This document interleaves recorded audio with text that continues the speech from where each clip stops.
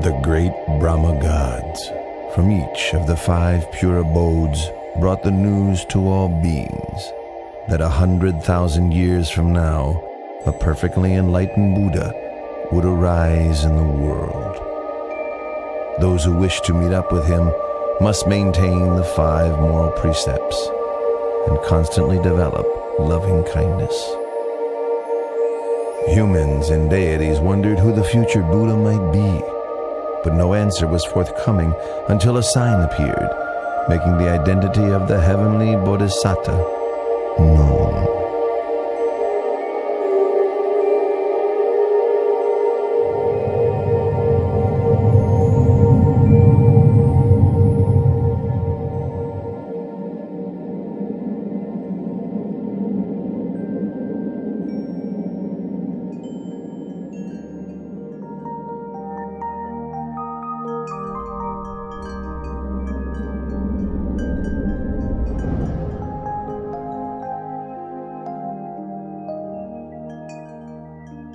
The deities and Brahmas met together for the sake of inquiring who the enlightened one would be.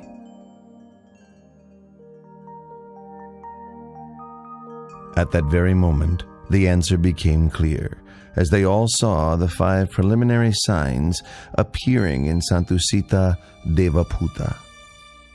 The 5 signs which appeared were withering of the decorative celestial flowers on his body, the divine raiment becoming discolored, sweat dripping from his armpits, his complexion becoming mottled, and a feeling of weariness with the heavenly world arising within him. Upon recognizing the 5 preliminary signs, the deities invited Santusita, the Buddha to depart from Dusita heaven and take birth in the human world. Santusita Devaputa then made the 5-fold survey of the earth to see if conditions were right for his birth. The first criterion was that the lifespan for human beings at the time must not be too short nor too long, suitable for attaining the Dhamma. The continent must be India and the country the middle country. He must be born either into the warrior caste or as a Brahmin, and his mother must be one pure in moral conduct with much accumulated spiritual virtue. Seeing that all of these conditions were fulfilled, the Buddha-to-be accepted the invitation to be born upon the earth.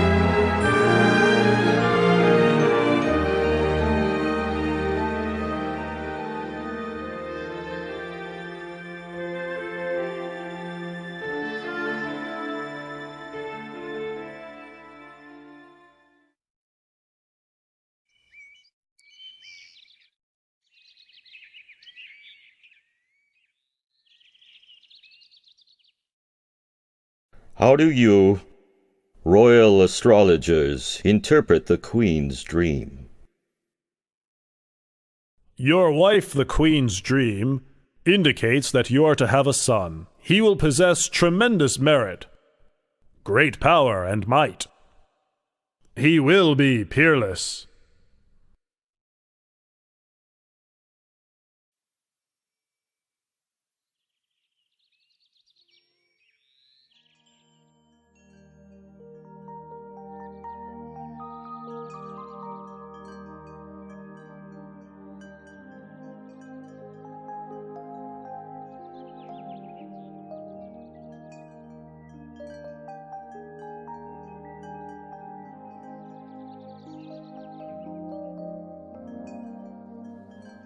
My lord, tradition calls for me to return to my family home at Dewataha to give birth. You have my permission.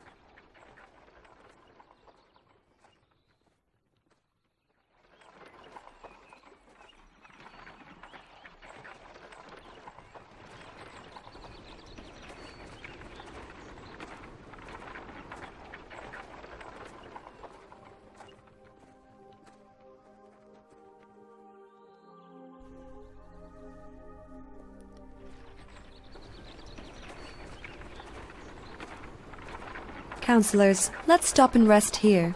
We have now completed half of our journey.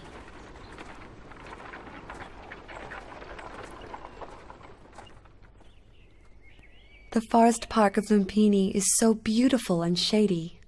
We've been traveling half the day. You must all be tired. Let's rest for a while. Your Highness, if that is your wish, then please rest beneath that solid tree over there.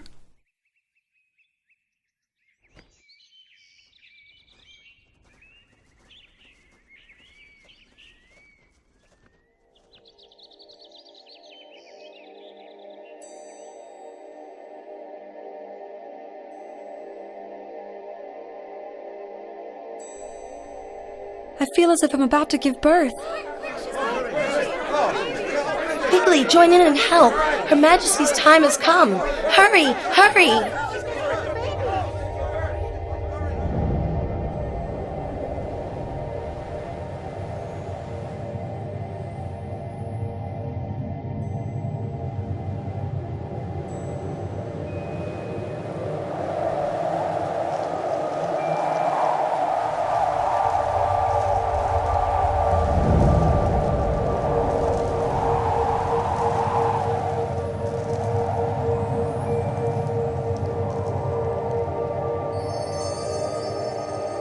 As soon as the Bodhisattva was delivered from his mother's womb, and before he could drop to the ground, 4 great Brahma gods from the 5 pure abodes spread a net of gold to receive his body.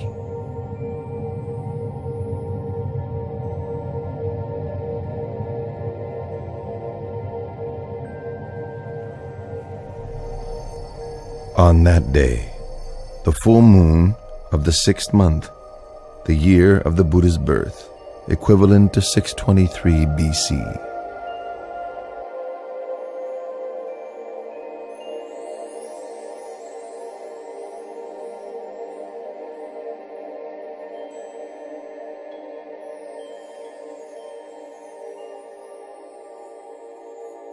I am supreme in the world, foremost in the world, most excellent in the world.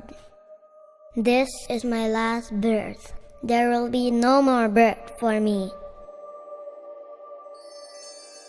Sadhu.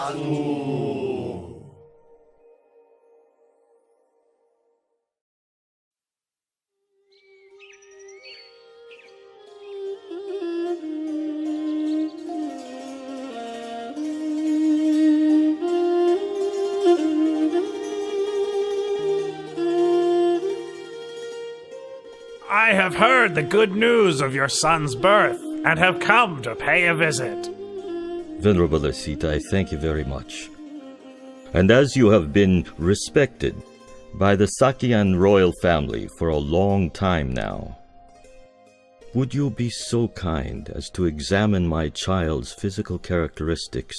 The whole family gathered here would be able to hear. Your Majesty, please place your child in the cradle first, so that I can see him well.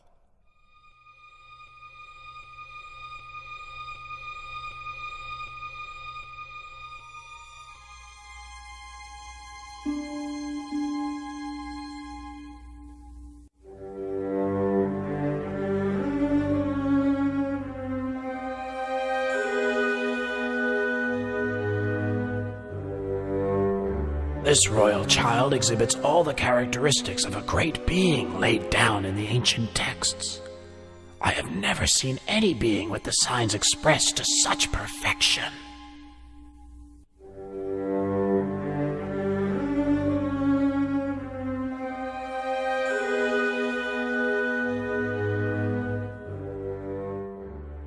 Huh? Venerable Asita!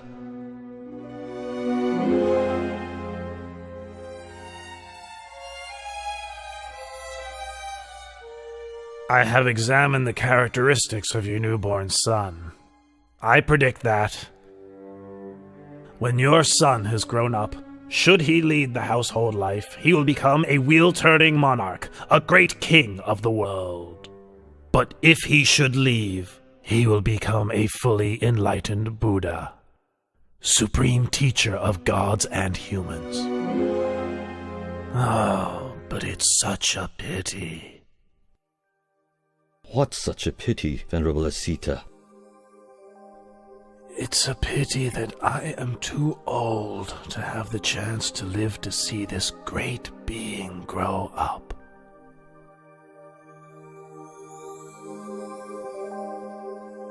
In the future, my son will be a great being with more power and might than any other in the world.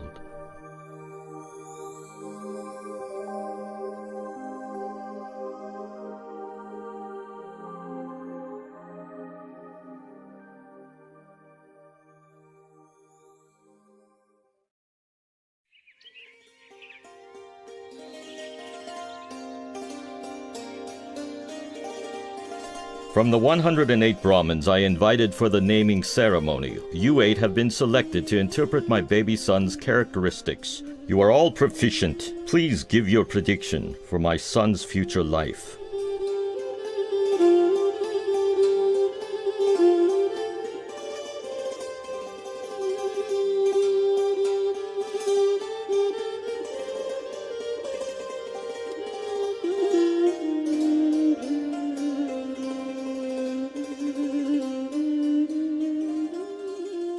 Your Majesty, having examined your son's characteristics, I predict that, should he inherit your throne, he will become a great wheel-turning monarch with an empire that spreads far in every direction. But should he go forth as a monk, he'll become the perfectly enlightened Buddha, the unequaled supreme teacher and guide to the world.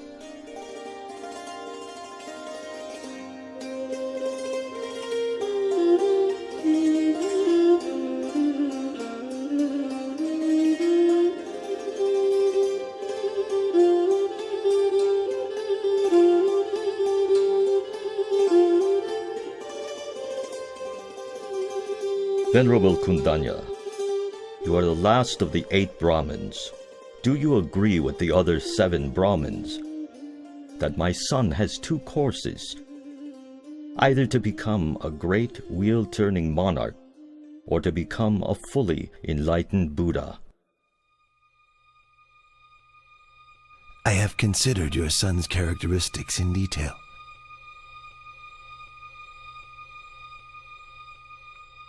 And can see only one path for him. He will certainly not live as a householder, but will go forth as a monk. Then he will become enlightened as the Lord Buddha. This is beyond doubt, Your Majesty. You predict my son will reject the household life. What would cause him to make such a decision? Your son will see 4 signs: an old man, a sick man, a dead man, and a monk. These signs will inspire him to give up the royal throne for the sake of the holy life, through which he will become enlightened as the Buddha. Well, I'd like my son to be a great wheel-turning monarch, ruling the 4 great continents, the greatest prestige for any king. From this point onwards, I will not allow my son to ever see an old, sick, or dead man, or a monk.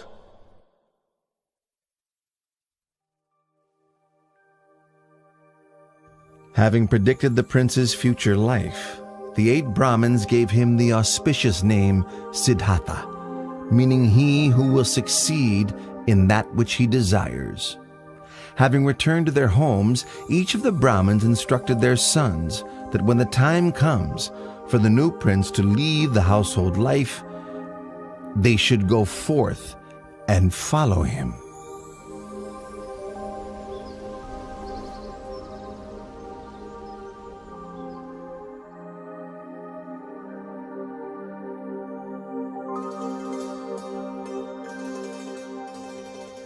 Seven days after Prince Siddhartha's birth, his mother, Queen Siri Mahamaya, passed away and became a god in the heaven of Tusida.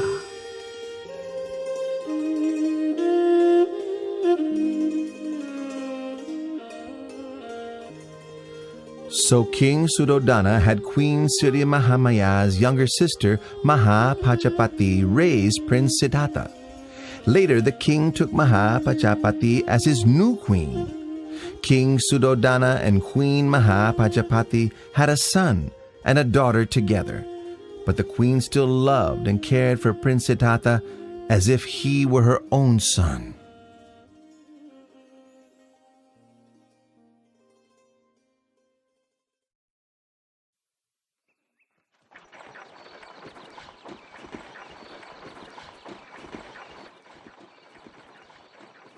Both of you would like to go and watch the plowing ceremony, wouldn't you?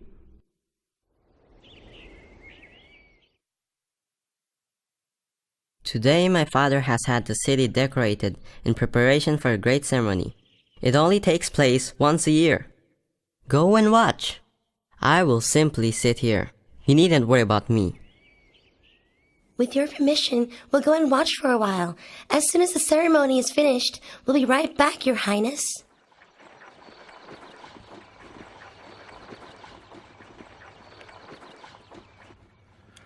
Left alone in a peaceful and shady glade, Prince Siddhartha began to sit in meditation, attaining the tranquility of the first jhana.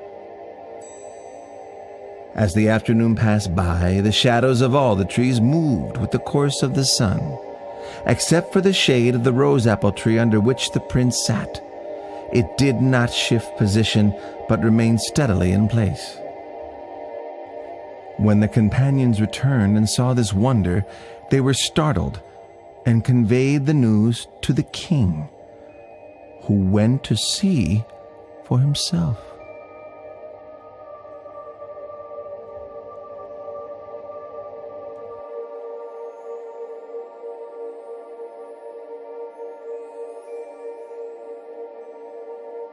When my son was newly born, Asita the hermit came to look at him, and to my surprise he bowed at my son's feet.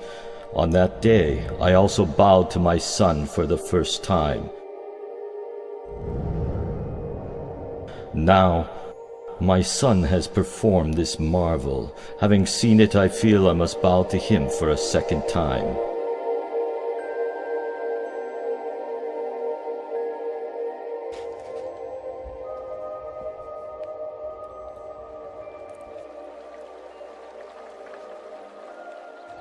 When Prince Siddhartha was 7 years old, King Suddhodana had 3 ponds dug in the grounds of the palace, so that the prince could enjoy himself playing with his friends.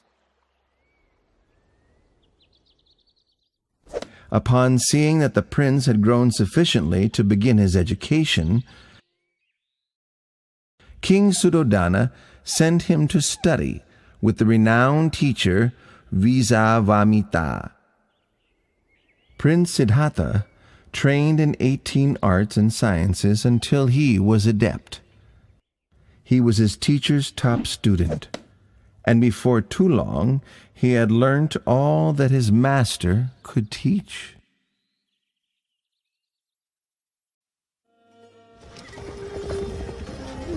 When Prince Siddhartha reached the age of 16, King Suddhodana had 3 palaces built for his son, one in which to reside during the hot season, one for the rainy season, and one for the cold season. The king, wishing to prevent his son from leaving the household life, consulted with his ministers and obtained the hand of Princess Yasodhara for him in marriage.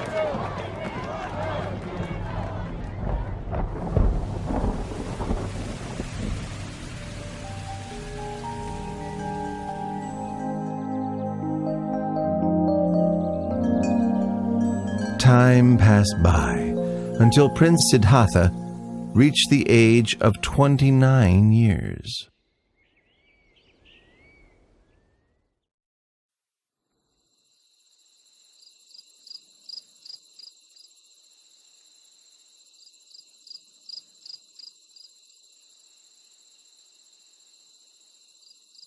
Siddhartha, there is nothing worth seeing outside of the royal palace.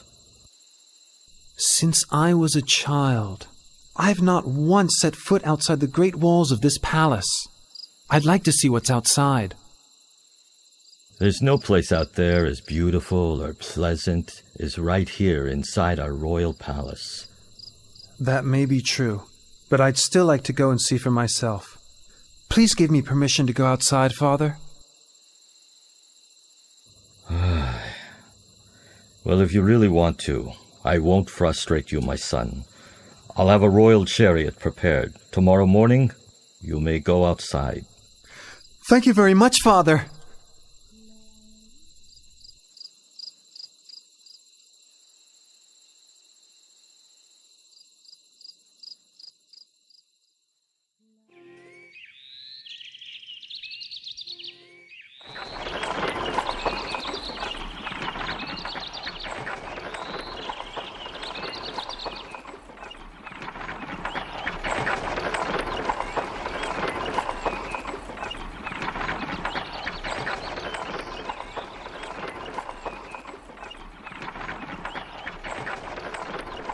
Oh, so this is what it's like outside the palace.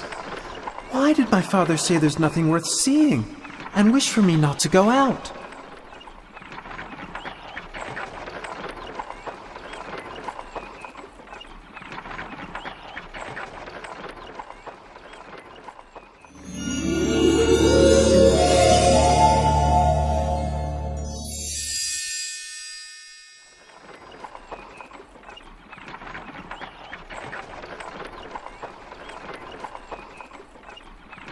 Channa, stop the chariot!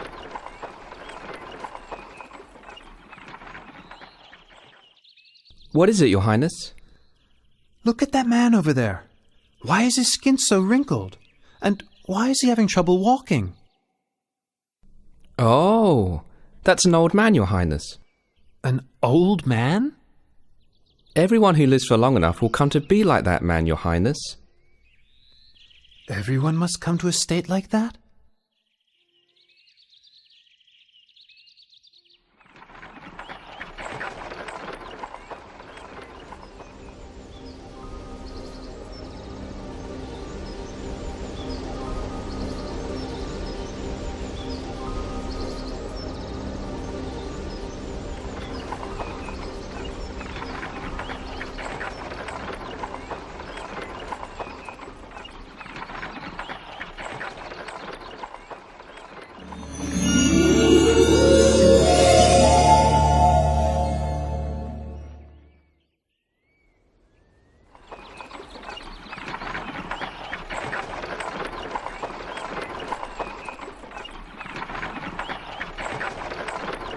Channa, stop the chariot.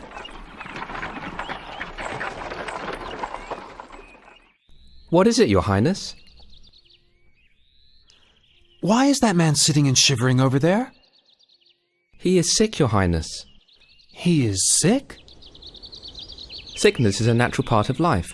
We must all experience sickness, every one of us.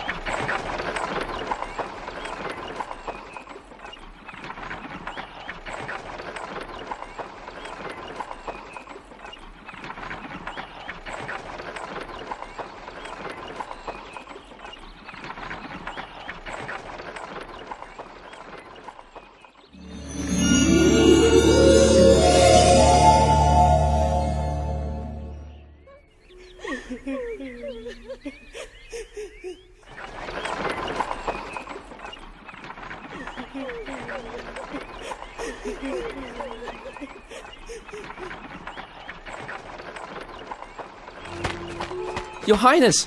Your Highness! Where are you going? Your Highness! Please come back!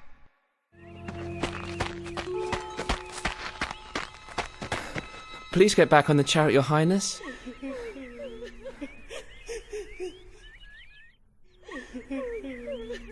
There's a man wrapped in that cloth, isn't there? Your Highness, that's a dead man. And must we all die? Yes, Your Highness. There isn't anyone that can escape death. Even me? Yes, Your Highness. Even you are subject to death.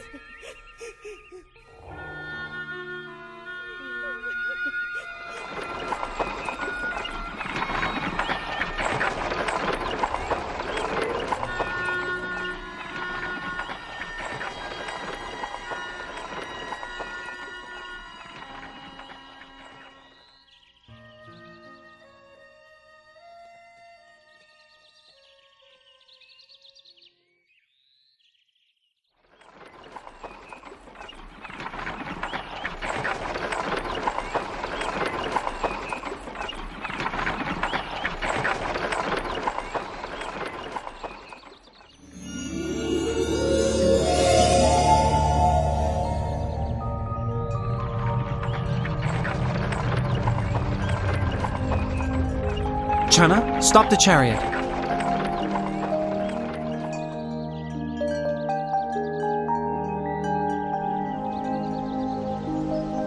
That is a monk, Your Highness.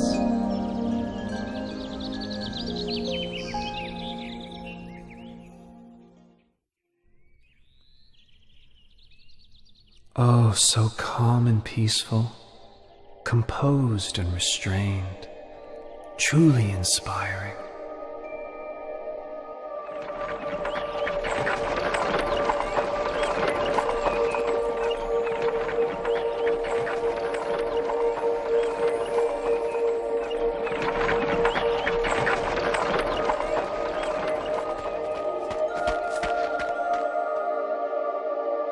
Your Highness, your wife has just given birth to a son.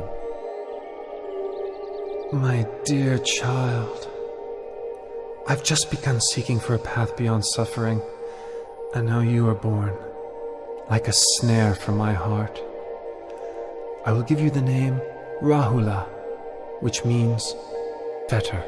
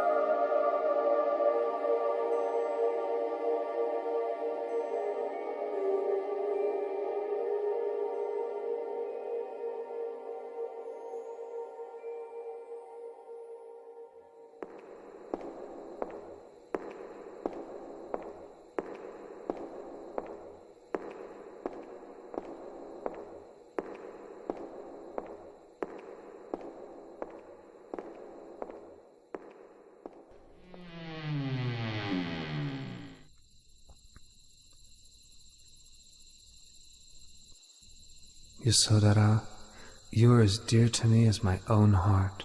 Rahula, you are everything to me. But not one of us can escape old age, sickness, and death. I must find a way for all of us to go beyond suffering, no matter how much trouble or turmoil there is in the search.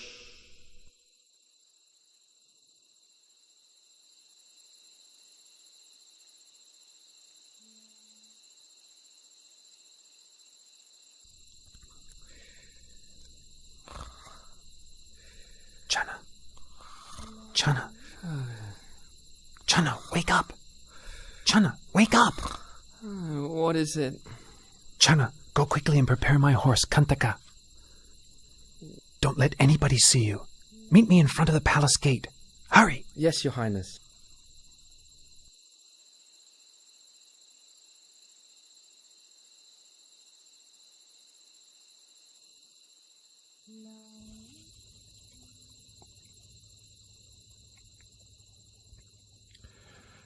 At the moment that Prince Siddhartha was leaving the palace gate, Vasavati Mara, the great deceiver, manifested. He was now worried that he could not use the prince's enjoyment of sensual pleasures to keep him under his control. Ha ha ha ha ha! Prince! Better go back into the royal palace. In there everything is lovely, pleasant, and comfortable. In just 7 days, you'll become a great wheel-turning monarch. Don't give all of this up. If you leave, you'll get nothing but trouble, torment, suffering, and sorrow. I don't want to become a great wheel-turning monarch. I don't wish for possessions or comfort and happiness, because such things are not likely to free me from suffering, nor are they likely to help me assist my loved ones and my subjects. Step aside and allow me to pass.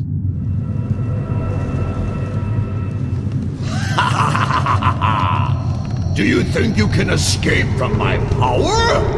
I'll be here waiting for you, you see, for a chance to overwhelm you with greed, hatred, and delusion. I'll follow you like your shadow. Let's see who will win this battle. Ha ha ha ha ha!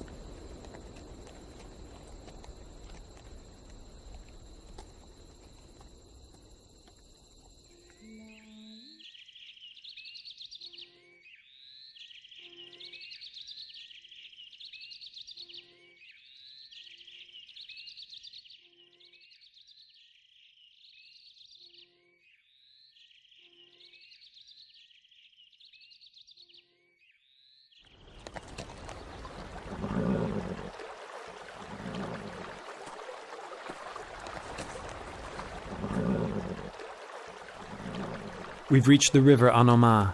Stop right here, Channa.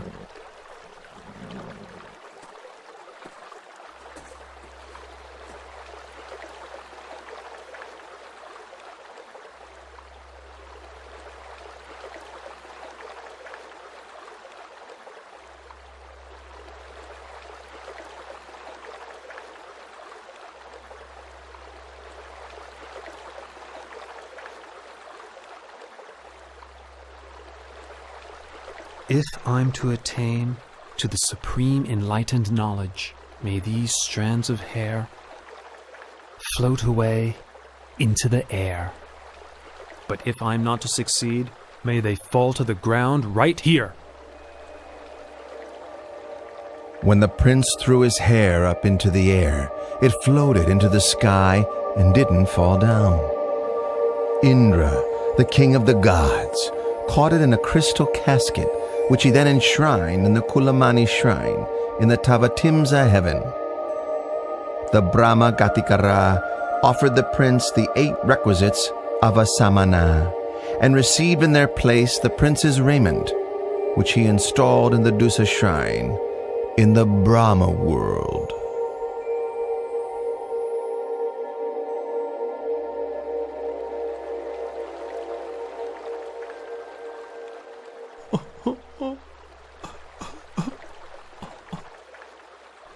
Don't be sad and upset, Channa. I'm doing this in order to seek the way out of suffering for all beings. You must go back and inform my father that I will not return to the royal palace until I have attained direct knowledge of the end of suffering.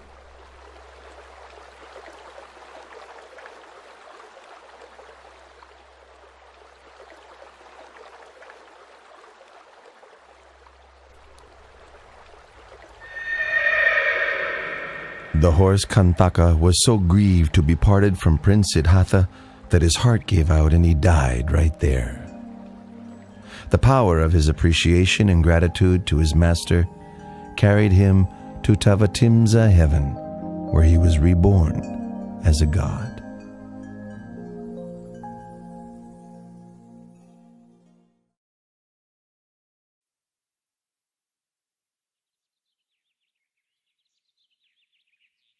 Having left Channa behind, the renunciant prince walked on to a mango grove, where he stopped and resided, eating no food for a period of 7 days.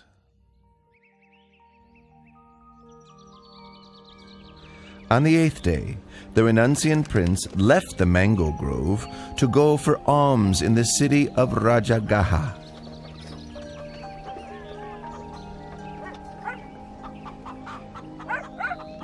All the townspeople could see that this monk was different from other renunciants because of his radiant complexion and an effably calm demeanor.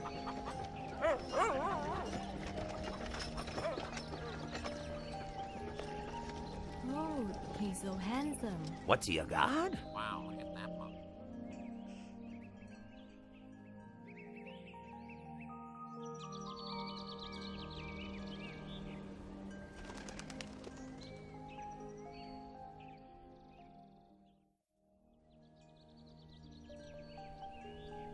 Wow, man, he's handsome, he's beautiful. That's amazing. Look at that guy right there. Wow, look at that. Look at him. Delighted, the people spoke to one another, praising the monk's splendor, saying that it was as if a god had descended from heaven for humans to see. Once the renunciant had received a suitable amount of alms food, he returned to his place of rest. Sitting, the prince contemplated the motley food offerings within his alms bowl, all mixed together. It was an unappetizing sight. In the past, I would partake of only the most refined and delicious foods. Now leading the holy life for the sake of seeking truth, can there be any point in being fussy over what I eat? This nourishment is merely a necessity for sustaining life. King Bimbisara of Rajagaha sent his men on the trail of this samana, whom the townspeople regarded as splendid, like a god. He then went to see the renunciant prince for himself. When King Bimbisara saw the dignified, peaceful demeanor of the young monk, he felt greatly inspired. Then, exchanging conversation with the samana, the delight in his heart increased all the more. Due to his suspicion that Prince Siddhartha had left the palace due to a dispute with his relatives over the throne, King Bimbisara offered the throne of Rajagaha to the prince. But the prince refused the king's offer, having renounced his own throne, not due to a dispute, but in order to seek the way beyond suffering.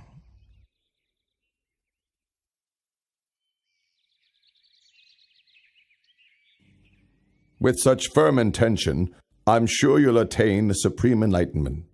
Once you have done so, May I request that you come and teach the Dhamma to myself and to the citizens of Rajagaha.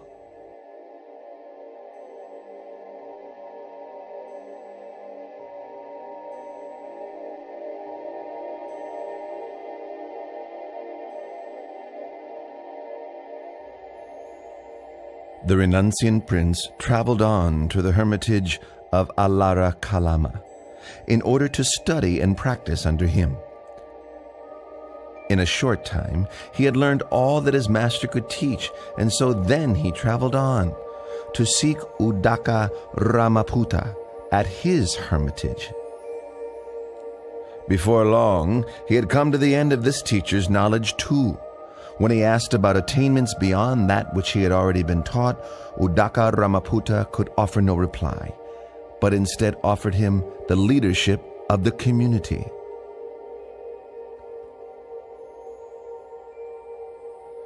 But when the Bodhisattva saw that what he had learned was not the way out of suffering he was seeking, he took his leave and moved on in order to continue his search for higher truth. The Bodhisattva came to Uruvela at Senanigama and considered the fresh coolness of its shady forest, with orderly rows of trees and a river running through, located nearby to the village. It seemed a suitable place for him to continue striving for liberation, so he ceased his traveling and settled in that spot.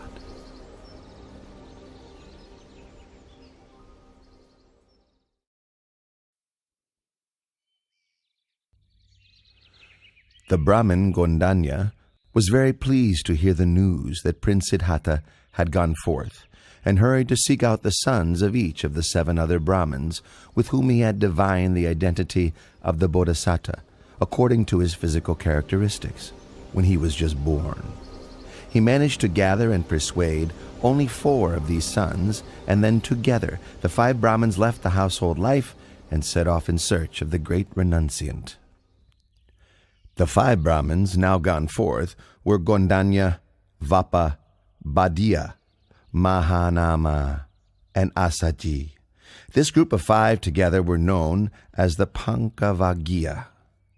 The Pankavagya followed after the Bodhisattva through various places until they found him practicing ardently in the place where he had settled. They settled there with him, attending to his needs, with the hope that when he attained enlightenment, he would teach the Dhamma to them.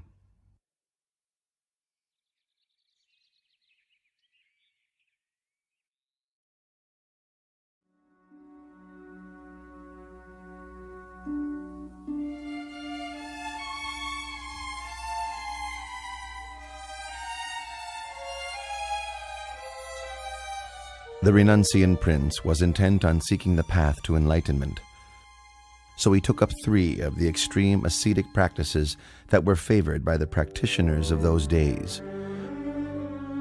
For the first period, he pressed his teeth against his teeth and his tongue against his palate, so firmly that sweat ran from his whole body. The pain was as severe as if someone were gripping his throat tightly, strangling him. When he saw that this was not the way to enlightenment, he gave up on the practice and changed to another method.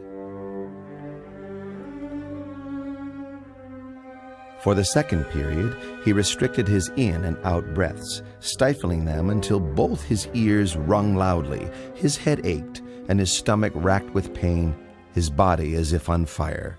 But no matter how great the distress, he did not give up his efforts until he saw that this was not the way to enlightenment.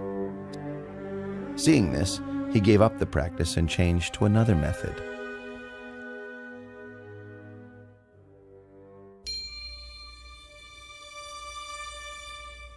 For the third period, he fasted until he was emaciated, wrinkled, his complexion discolored, his bones and sinews extruding.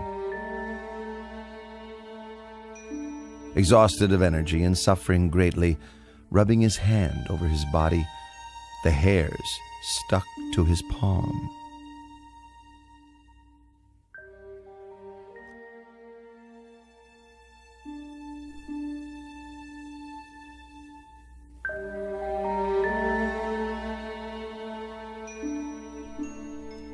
I've carried out the extreme ascetic practices, pushing the body to limits which no other could exceed. Why have I not yet attained enlightenment? Or perhaps this path is not the way to liberation.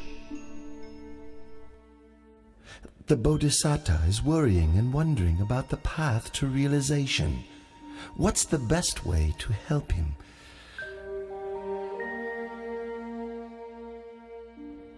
Aha! This is the way.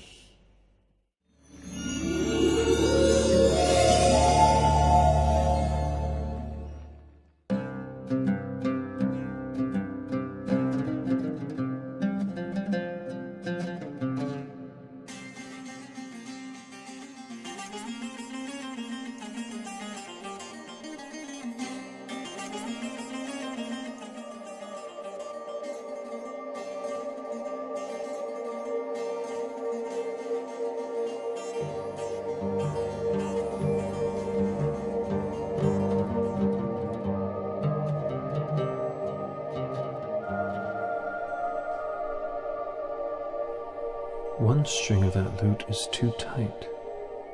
A little pluck and it snaps. One string is too loose. When plucked, the sound is barely heard. One string is just right, not too loose, not too tight. When plucked, the sound resonates far and wide, sweetly. Oh, it is the practice of the middle way that leads to enlightened knowledge. But the current state of my body surely can't support efforts in developing the mind along the middle path of practice.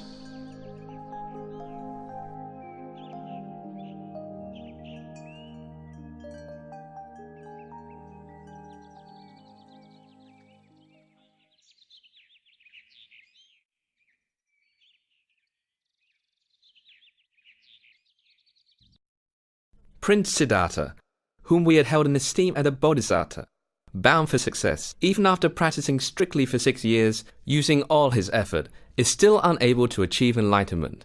Now he's relaxed his efforts. And eating proper food again.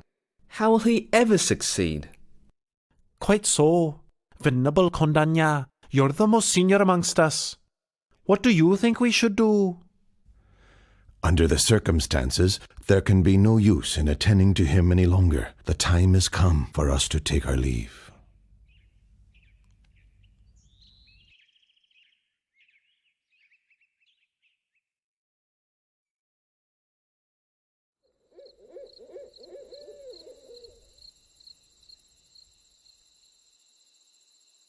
On the night of the 14th waxing moon of the 6th lunar month, as dawn was approaching, and the Bodhisattva close to waking, 5 auspicious signs appeared in his dreams.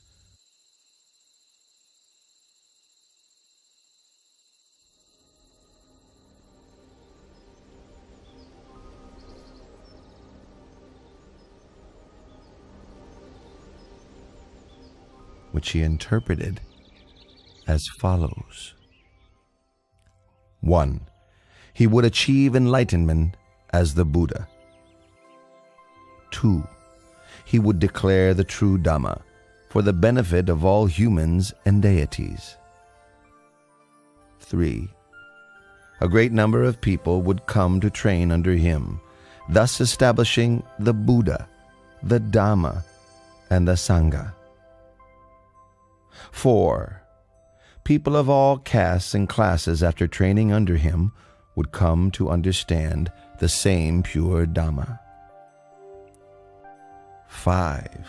People from all over the world would bring offerings to him to express their faith and trust, but his heart would remain unstained by even the slightest attachment to such wealth.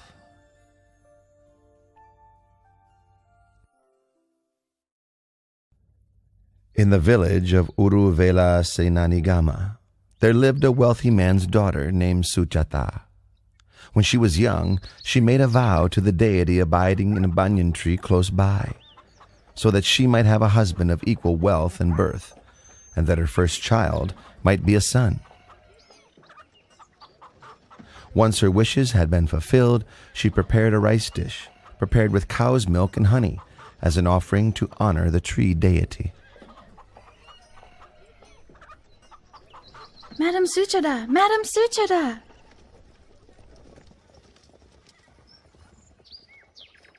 What's the matter, Puna? Why are you rushing in such an excited way? It seems that the tree god has come to receive your offering. I saw him at the banyan tree over there with my own eyes. He's glowing with a beautiful halo all around him. Ah, everyone, quickly help! Puna, go and fetch a golden tray for the honeyed milk rice. We'll take it out to offer to the tree god. Quickly, go, go!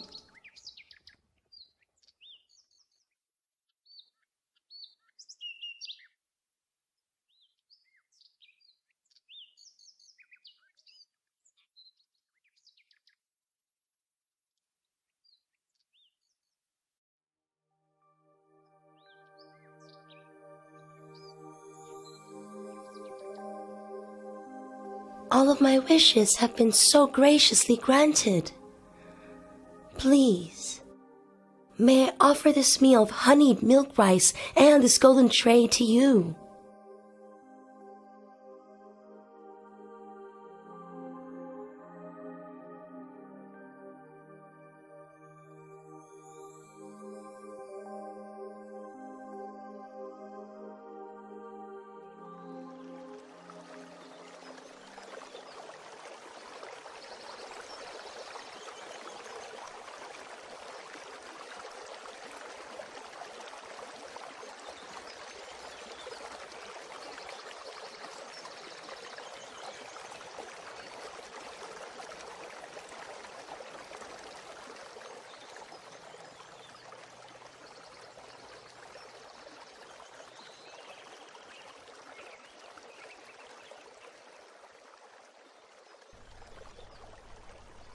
I offer this prayer. If I am to succeed in realizing perfectly enlightened knowledge, may this golden tray float up the river against the current. But if I am not to achieve my goal, may this tray float downstream with the current.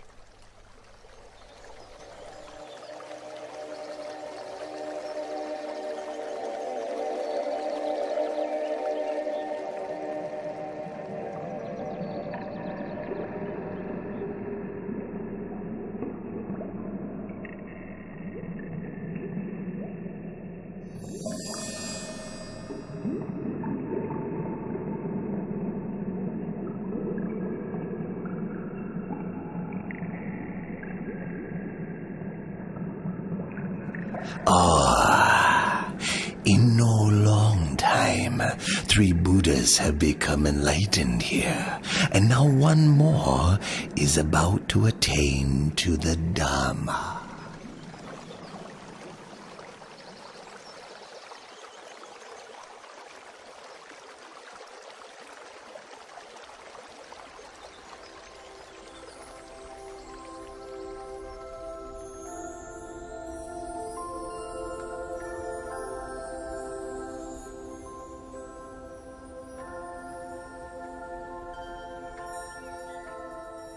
I'm a Brahmin called Sautya, sir.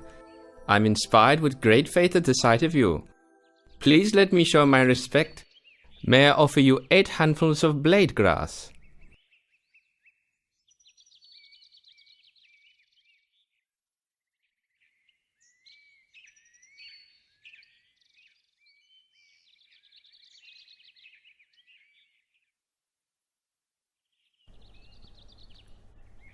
For as long as I have not yet attained to supreme enlightened knowledge, even if my blood and flesh should dry up with only skin, bone, and sinews remaining, I shall not rise from this seat.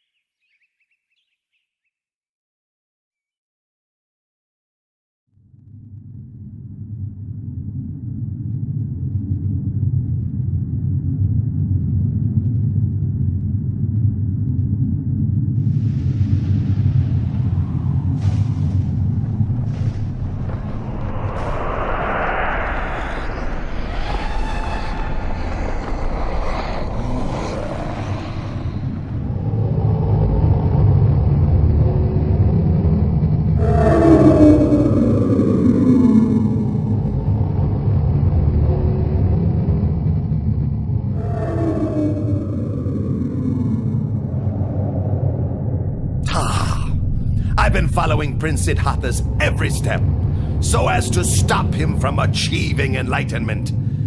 If I let him go ahead with this, he'll slip out of my grasp for sure. I must cut him off now. I must destroy him. Ha ha ha ha ha.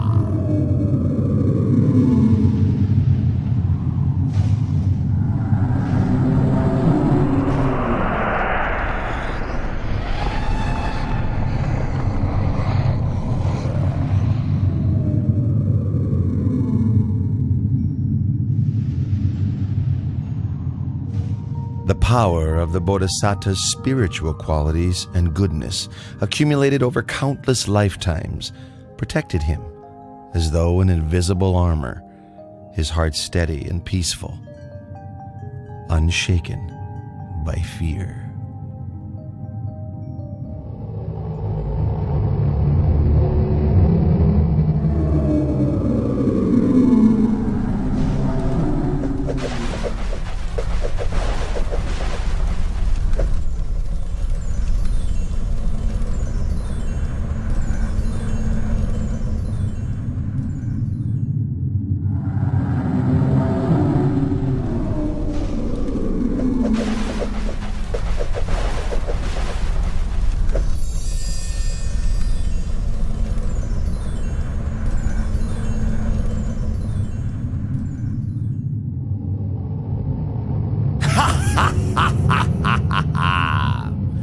Prince Siddhartha, do you think you can escape from Vasavati Mara's control?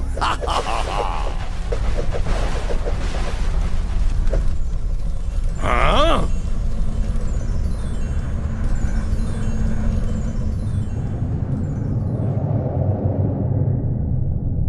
My powerful weapons cannot harm the prince.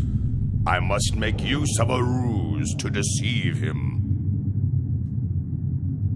Prince Siddhartha, the seat you sit on came to be because of my own spiritual powers. My troops are my witnesses. You must get up at once. Pay attention, King of Deceivers. This seat comes to me as the fruit of my good actions, accumulated through all of my efforts in the past. Then who will bear witness to your ownership of this seat? I will bear witness.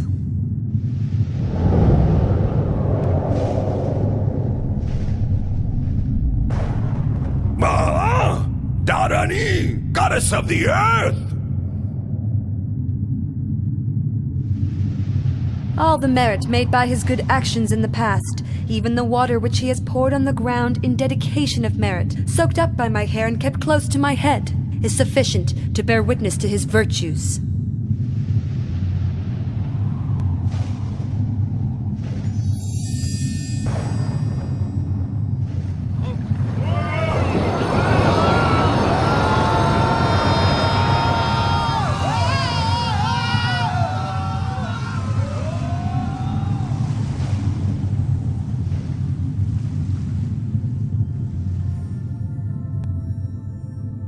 After his victory over Mara and his host of deceivers, the Bodhisattva's mind was firm, focused, and concentrated.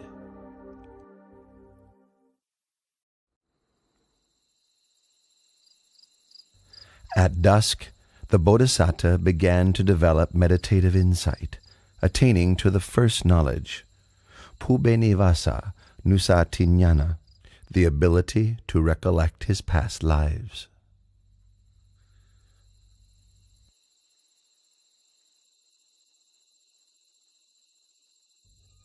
In the silence of the late night, he attained the second knowledge, Kutu Papa Tanyana, knowledge of the passing away and rebirth of beings according to the results of their actions. Close to dawn, the Bodhisattva attained to the third knowledge, Asavakayanana, knowledge of the destruction of mental defilements, complete liberation and freedom from suffering. He thus came to be the fully self-awakened Buddha.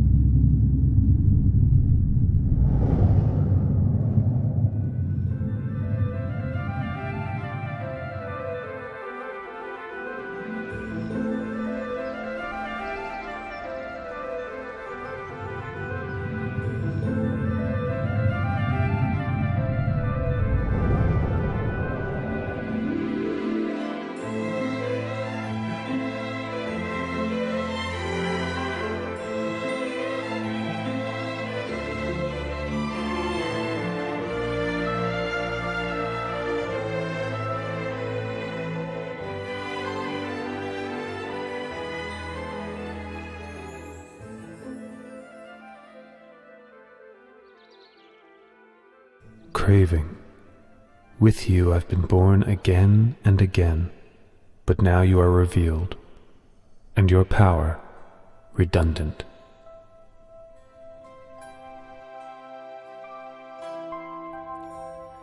After the Bodhisattva had attained to the Dhamma and become the Buddha, he sat under the Maha-Bodhi tree, enjoying the bliss of freedom for 7 days.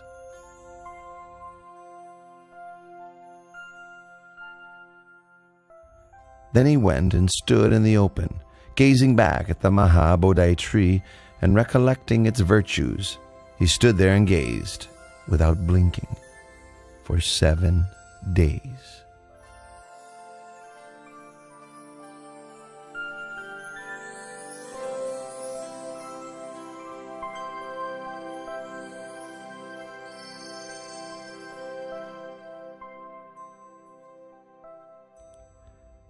After that, the new Buddha walked back and forth between the Maha-Bodhi tree and the place where he had stood for another 7 days.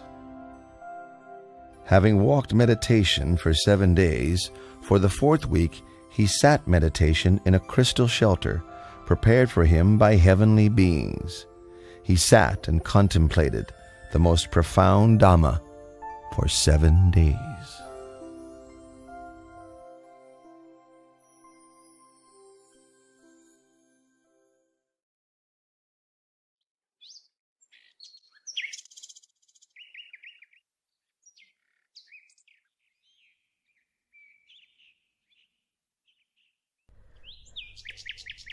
Sisters Raka, Arti, that's the recluse Gautama who attained the Dhamma. That's right, Sister Tanha. That's him for sure. Our father, Lord Mara, together with all his troops, could not defeat this one and was humiliated.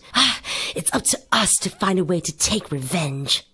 Tanha, Raka, in this world, I've never met a man whose heart could resist the 3 of us. We who embody infatuation and desire. Arti, you're right. We will use our femininity to ensnare the recluse Gautama in the bonds of sensuality and entangle him for countless time.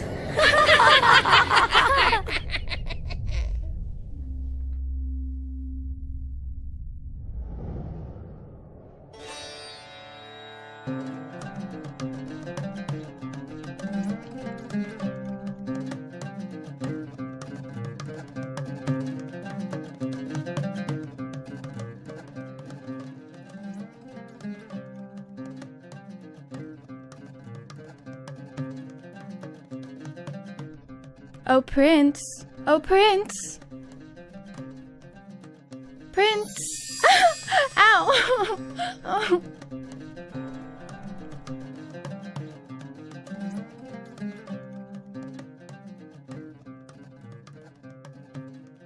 Daughters of Mara, go back. There is no way you can succeed in what you are trying to do. For I have utterly destroyed all kinds of satisfaction and infatuation.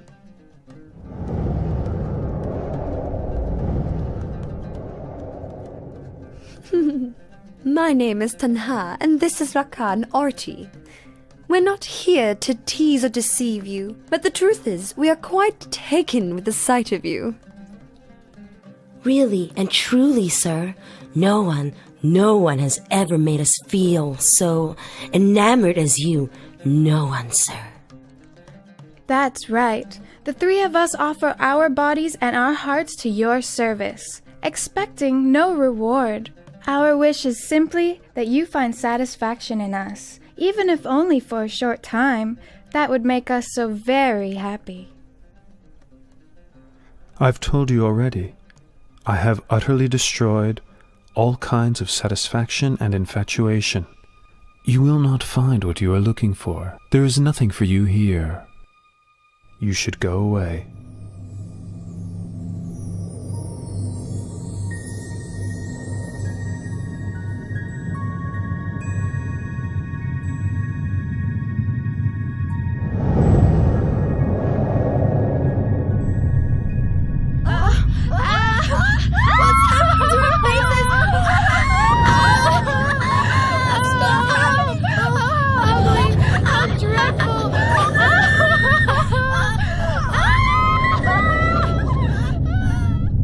From this moment on, no one will ever again be able to wield power over the Samana Gautama, the Enlightened One.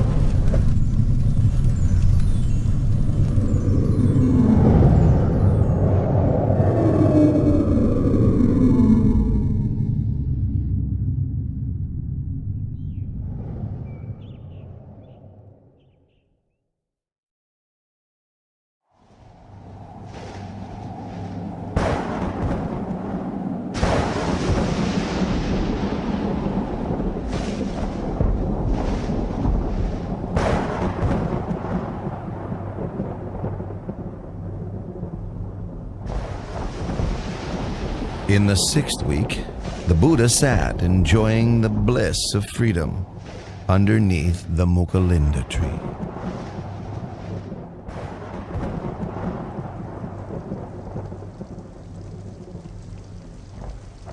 As he sat, the rain fell constantly.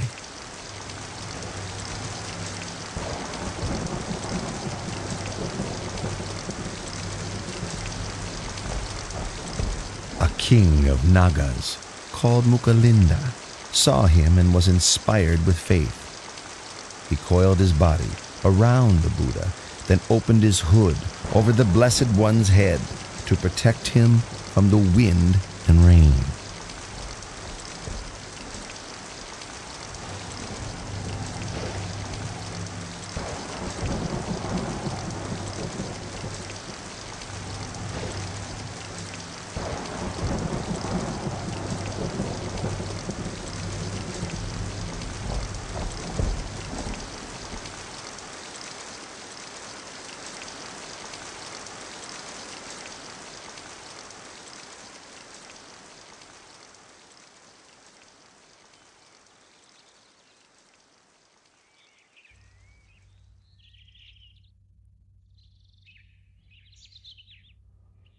When the wind and rain subsided, he uncoiled from the Buddha and changed his body into the form of a young man, bowing and paying respects to the Buddha.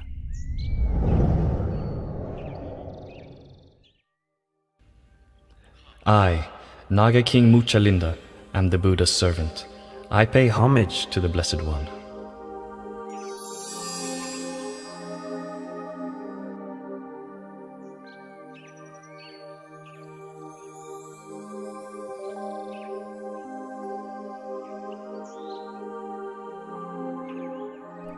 Silence is happiness for the one who has seen the Dhamma. Delight in the peace of seclusion, harmlessness to all beings, freedom from lust, and overcoming sensuality. These are the highest joys in the world. Eradication of conceit is the greatest happiness of all.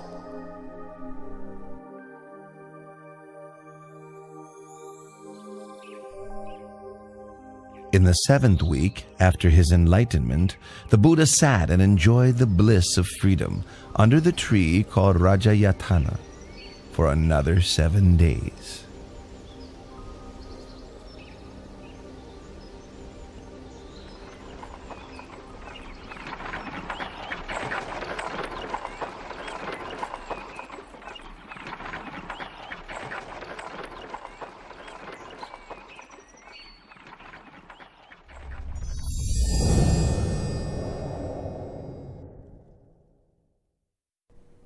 Lord Buddha, you have enjoyed the bliss of freedom for 7 weeks without taking any food to eat.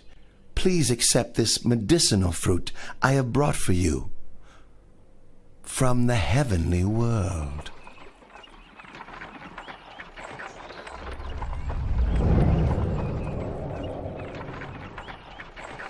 Those 2 merchant brothers made merit with me in the past. I should take this opportunity to help them meet the Buddha.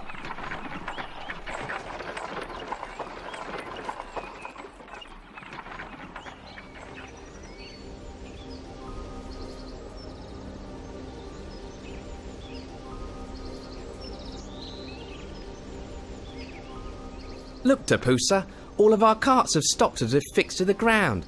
No matter how much our men work the bullocks to make them pull, the carts still won't budge. They just won't move. It's strange. Why would the...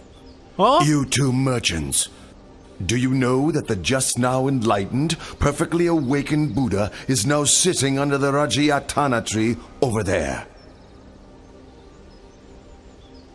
You'd better go and pay your respects to him, then offer him the baked and ground grain meal you're carrying with you.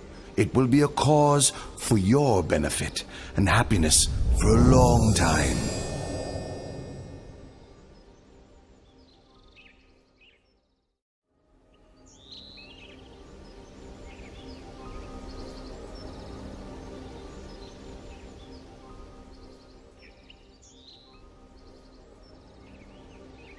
Your 2 humble servants bring baked and ground grain meal to offer. Please may the Lord Buddha accept our offering. I lost my alms bowl before my enlightenment. When I accepted the honeyed milk rice from Sujata, I floated the golden tray off in the stream. Now these 2 merchants are offering me a meal.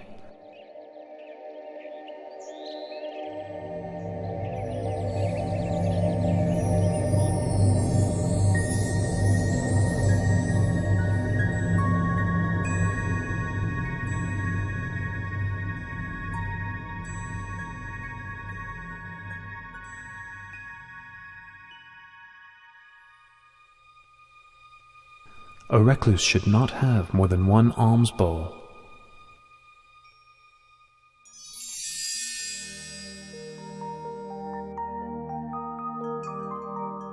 We, Tapusa and Balika, declare ourselves to be lay Buddhists. We take refuge in the Buddha and the Dharma for the rest of our lives. Your 2 humble servants, Balika and Tapusa, would like to ask you for some object that we may keep, to honour and revere.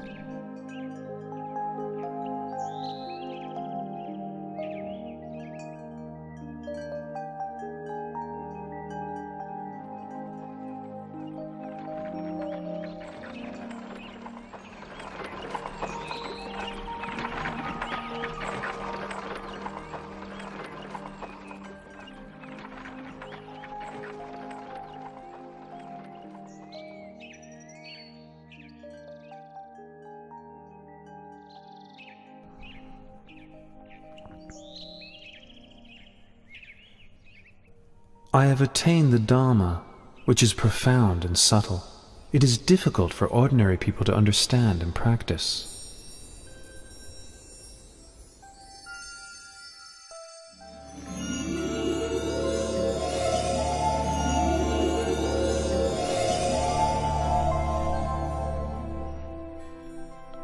There are several kinds of people in this world. The quick-witted, upon hearing my teachings, know and understand them quickly, just like a lotus flower above the surface of the water that blossoms as soon as it receives the sun's rays. Those of moderate intelligence, having heard my teachings and then receiving some further explanation and training, are able to know and understand within a short time, just like a lotus flower level with the surface of the water, ready to blossom the next day. The slow-witted, having heard the teachings, receiving further explanation and training, persevering with faith, are able to know and understand in the end, like a lotus flower below the water, which grows upwards before finally breaking through the surface and blossoming. The final kind of person, no matter how many times they hear the Dhamma, are unlikely to grasp the meaning or understand, although their listening may be a cause for realization in a future existence. This type may be compared to a lotus down in the muck and mire, falling prey to fish and turtles, not rising up and blossoming. This being the case, I'll preserve my life for the sake of spreading the Dhamma. I will teach humankind until the Dhamma becomes firmly established and widespread for the benefit and happiness of all for a long time. Sadhu.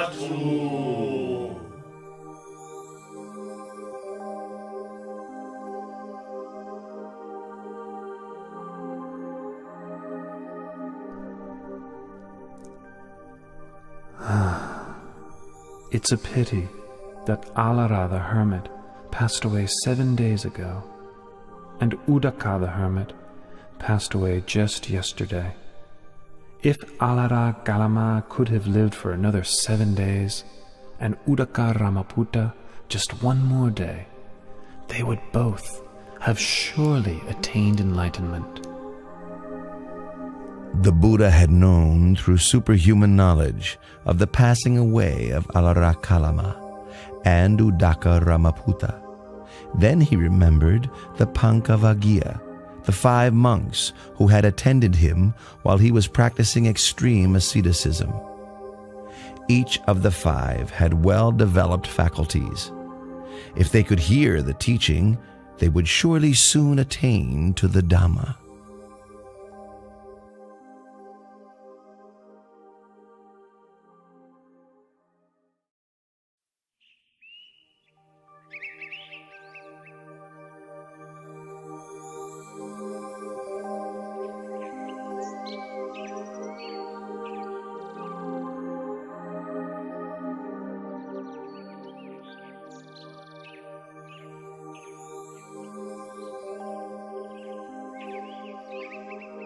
Ah, that's Gautama, the recluse, the one to whom we formerly attended.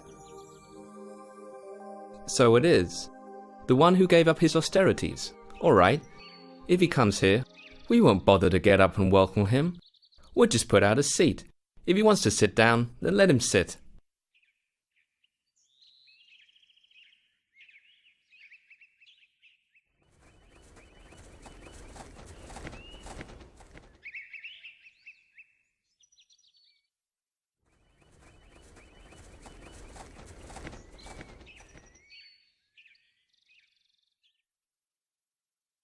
Look, we're so glad to meet with him again that we've forgotten our agreement to show no interest. Even I, myself, forgot it completely.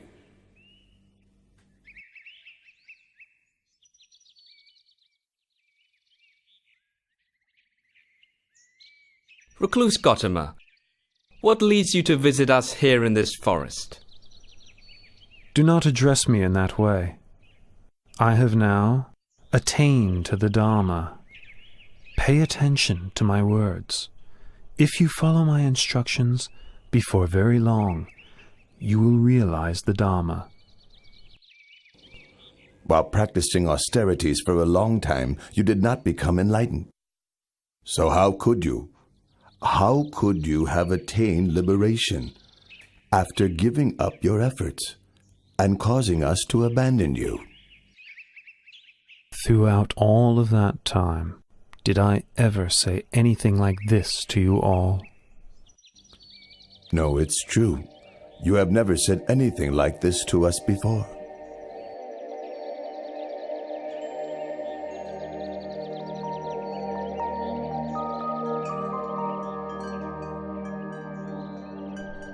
Entangling oneself in sensual indulgence, tormenting one's body with hardship and pain, These are ways a renunciant should not undertake, for they stray from the path of enlightenment. The middle way, that is, the noble eightfold path, is the practice that leads to Nibbana.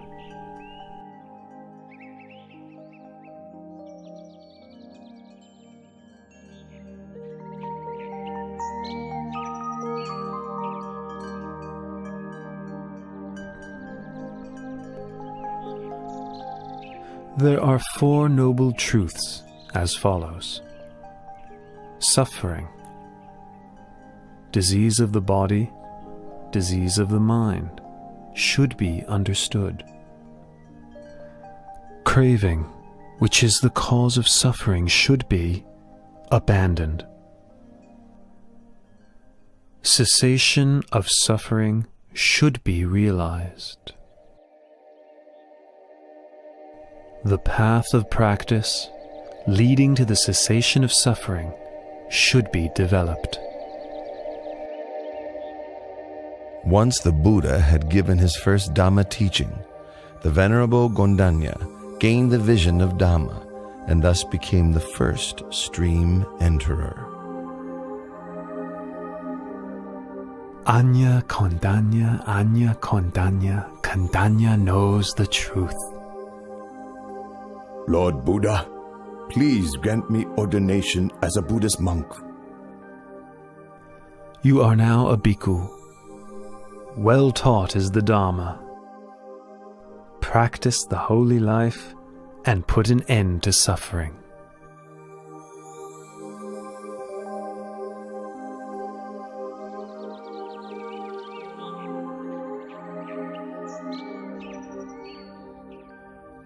The Buddha gave ordination to Venerable Vappa on the first day of the waning moon, Venerable Bhaddiya on the second day, Venerable Mahanama on the third, and Venerable Assaji on the fourth. On the 5th day of the waning moon of the 8th lunar month, the Buddha gave the teaching known as the Anattalakkhana Sutta. The 5 groups that we take as a self are as follows: body, feeling, pleasant, unpleasant, and neutral; perception and memory; mental formations; sense consciousness, awareness of mental impressions. These 5 aggregates are not me, not him or her, not mine, not his or hers, not myself, not his or herself. All these things are impermanent and insubstantial. It is their nature to arise, persist for a while, and then pass away. After listening to the teaching, each of the Pankavaggiya attained to arahantship.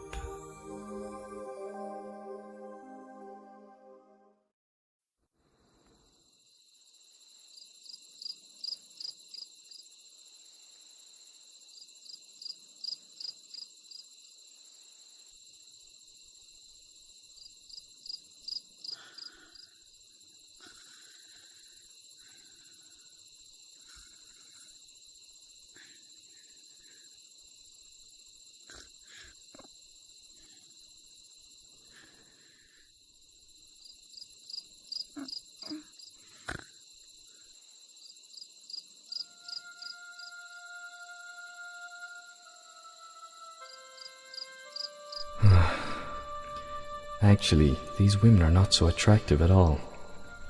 My father built me 3 mansions, one for each season of the year. He hired beautiful maidens to play music and entertain me. I thought I was living a happy life, but now I feel tired of this way of life. Is this all I came into this world for? Are these the only things that can give one happiness in life? Then why do I feel so bored and fed up?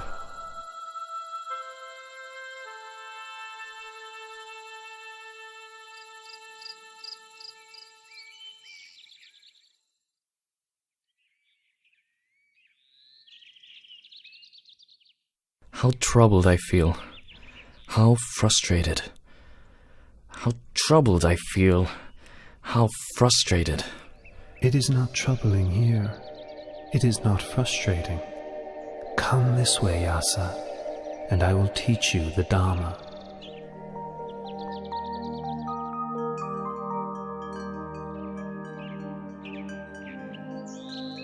Dana, or giving, means training one's heart to know generosity, to know sacrifice. Sila, or morality, means establishing one's heart within the full doctrine of goodness. Heaven is the reward for a wholesome heart. The harm of sense pleasures is the heat and worry that comes with attachment to the sense of a self.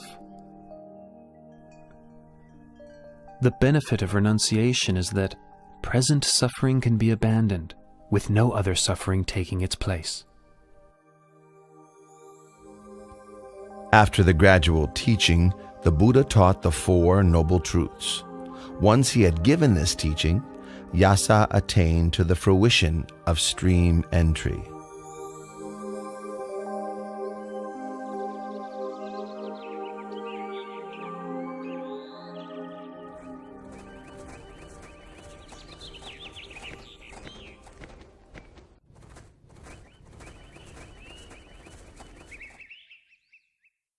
Hey, these are my son Yasa's shoes. Wait here, all of you. I'll go after him myself.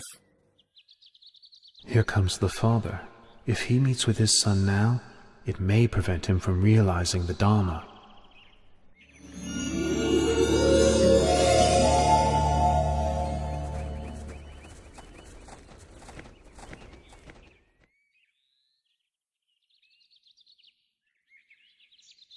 You sitting there, have you seen a young man named Yasa? He's my son. Please take a seat first, and I will teach you the Dharma. And after that, you will meet with your son. Then the Buddha gave the same Dhamma teachings that he had given to Yasa.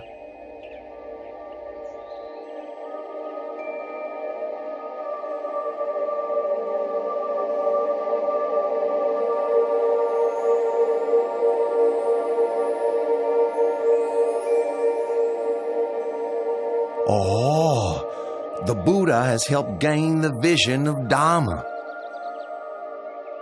I declare myself a Buddhist and take the Triple Gem as my refuge for the rest of my life.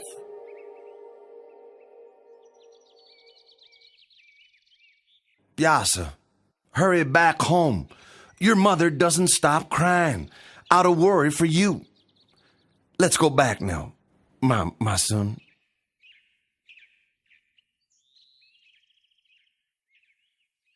Yasa has now heard my Dhamma teaching twice, and has fully penetrated it. He is now an Arahant, with no thoughts of returning to the household life. Yasa, now you've gained what is truly supreme. Please, may I invite the Lord Buddha to receive alms food at my house this morning.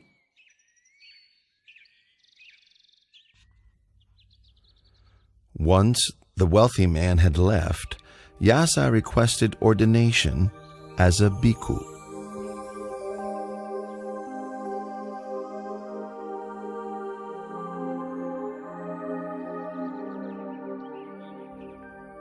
Once Yasa's mother and wife heard the Buddha's teachings, they both gained the vision of Dhamma, attaining the fruition of stream entry. They declared themselves as Buddhists and took refuge in the Triple Gem, becoming the first female followers of Buddhism.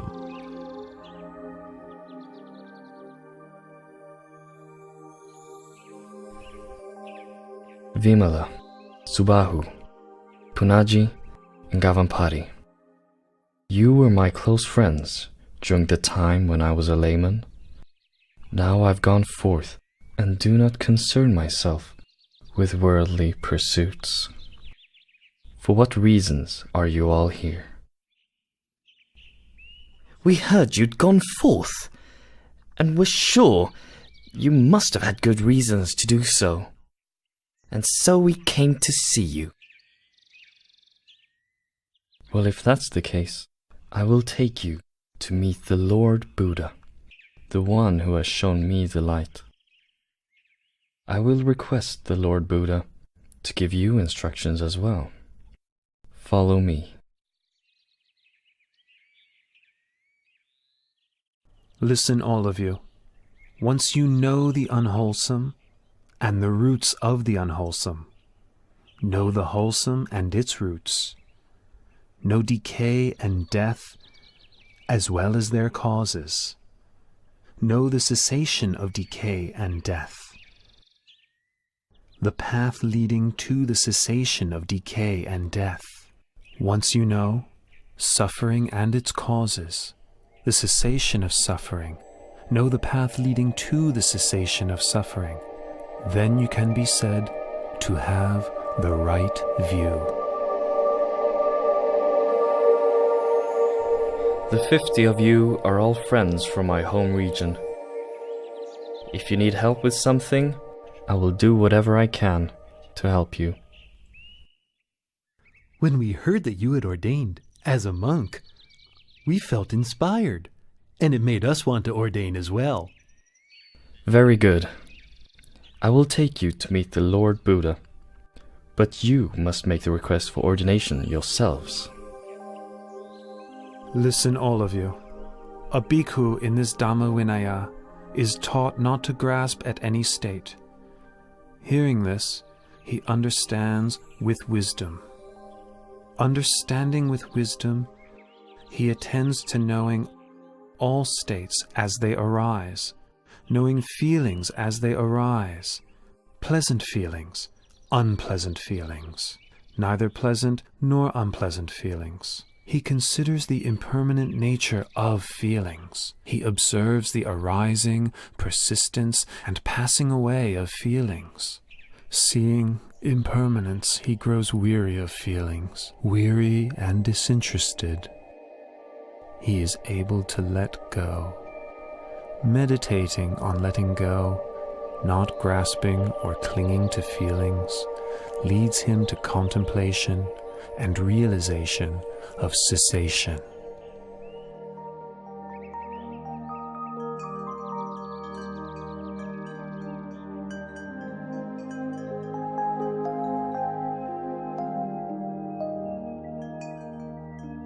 Bhikkhus, you have now attained the sublime Dhamma.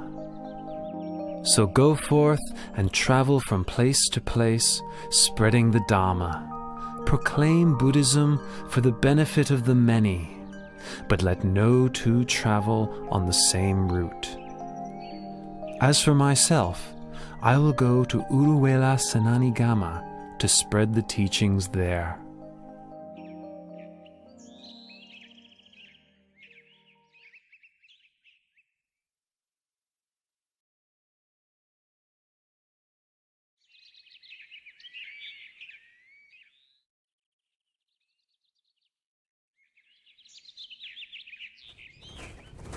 Because of that one courtesan, the 30 of us have had to go through all this trouble, forcing our way through the forest into this cotton plantation. That's right. She stole our clothes and our jewelry. If we catch up with her, then... Whoa, wait. Look, there's an ascetic sitting under that tree over there. Let's ask him if he saw her pass by.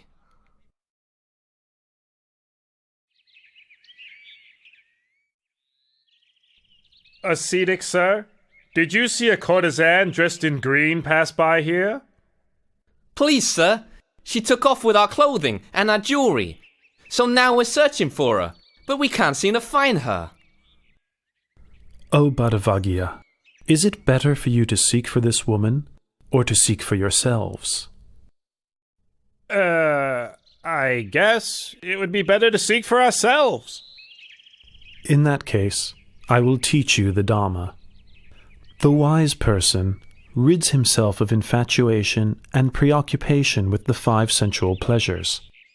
He sees that life is short, and to be distracted by such pleasures is like being snagged and bound up, just as a fish is caught by a hook. Having taken the bait, it's a cause for much suffering and struggle thereafter.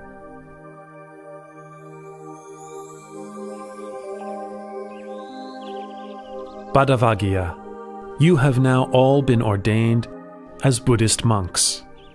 So go forth and proclaim Buddhism by spreading the Dhamma for the benefit and happiness of all.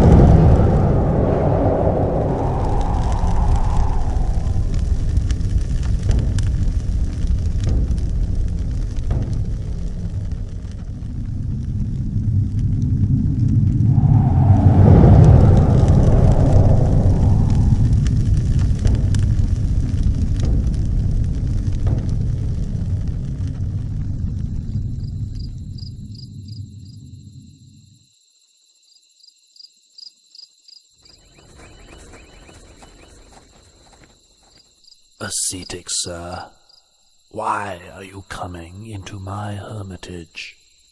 Venerable Uruvela Kassapa, I've come to ask permission to stay here.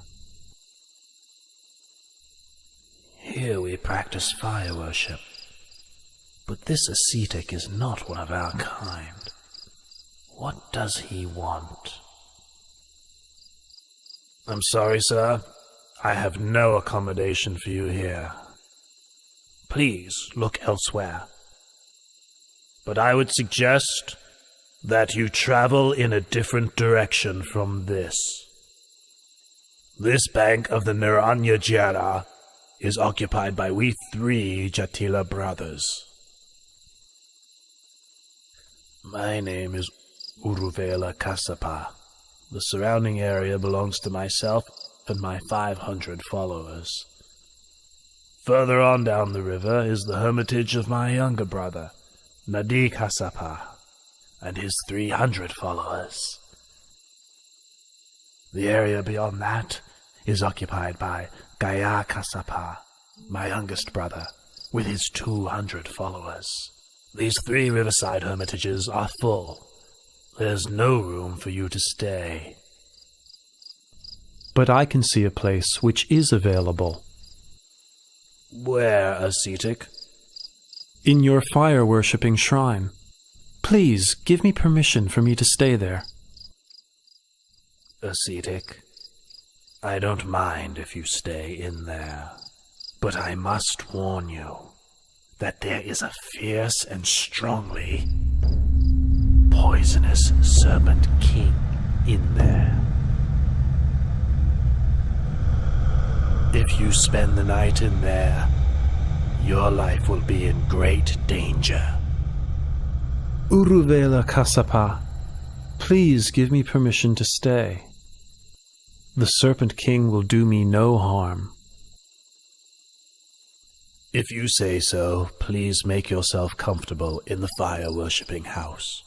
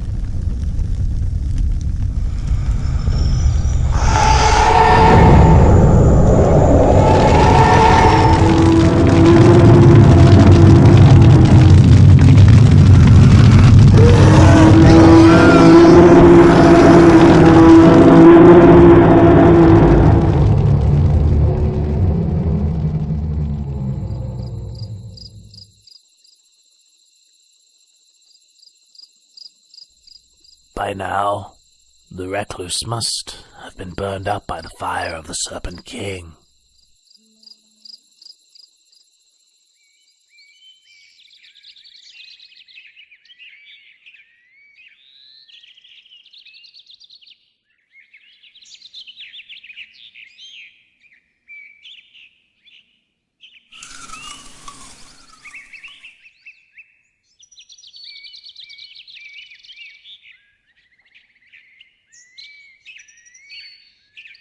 Ah, this recluse is of great might. But despite his power, he's still not yet an arahant like me.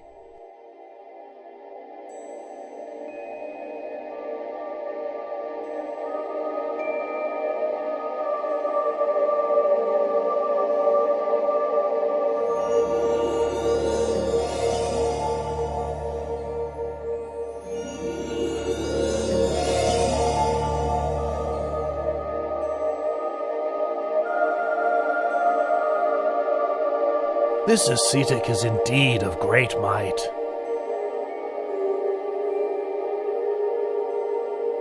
The gods of every heaven realm take turns to come each night to hear his teachings. But despite his power, he's still not yet an arahant as I am.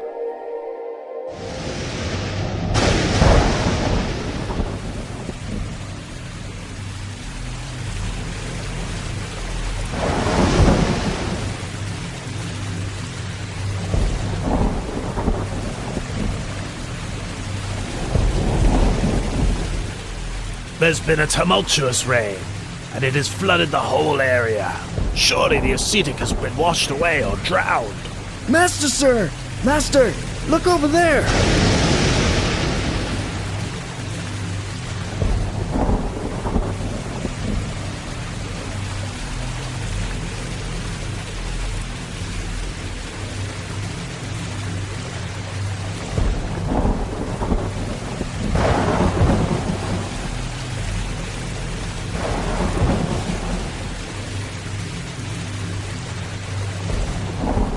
This ascetic has so much power. But despite all of this, he's still not yet an arahant as I am.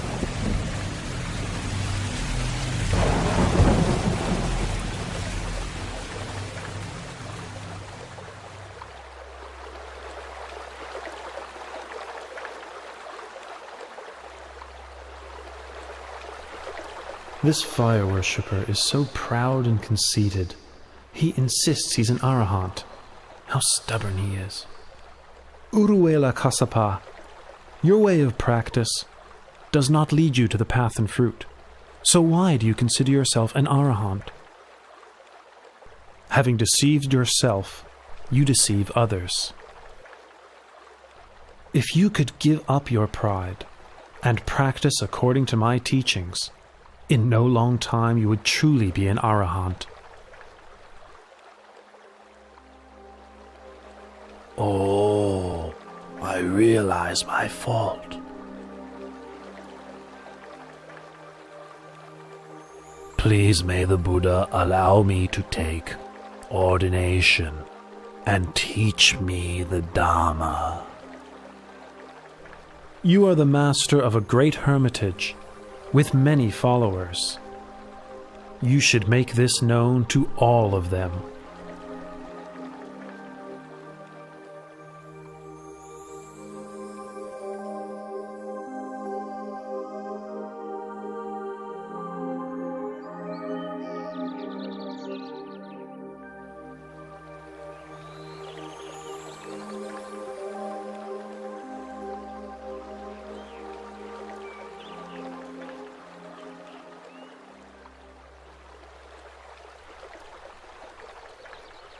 Hey, these robes and fire-worshipping implements must have washed down the river from where my two elder brothers live.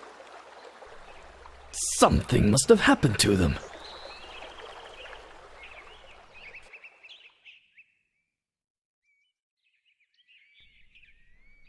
Brother Urvela! Brother Nati!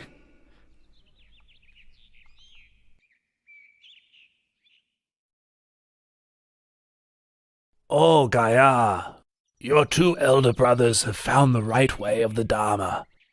Quickly bring your 200 followers to approach the Buddha, the one who illuminates the path.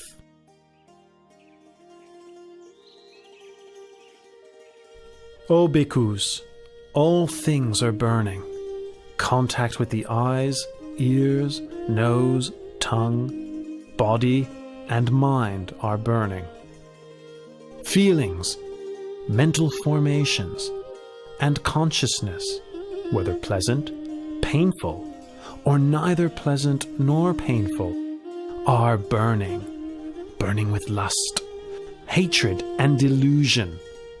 Burning with birth, aging, and death. Burning with sorrow, lamentation, pain, grief, and despair. The well-taught noble disciple, seeing this, becomes weary of thoughts and feelings. Being weary, he releases his clinging. Releasing his clinging, his heart is freed.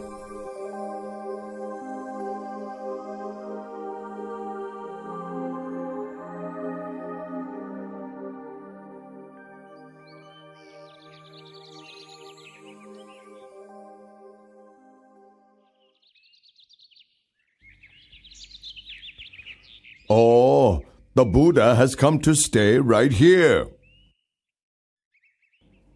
When I was a young prince, I made 5 wishes. 1. May I be crowned king of the Magadha state. 2. May the Buddha come to my land. 3.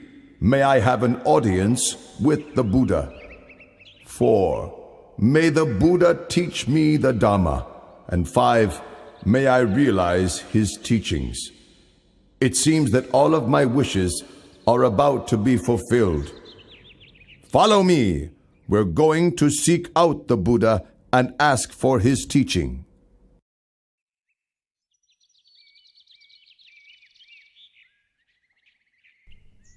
Dana, or giving, has forgiveness as its highest form. If one develops giving along with forgiveness, one becomes gentle and restrained, and one's heart becomes cool. This is because one has to let go of one's attachment to material things and to one's sense of self.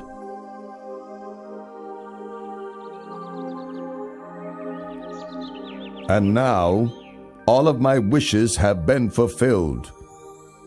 Oh yes, your teaching fills me with the greatest joy.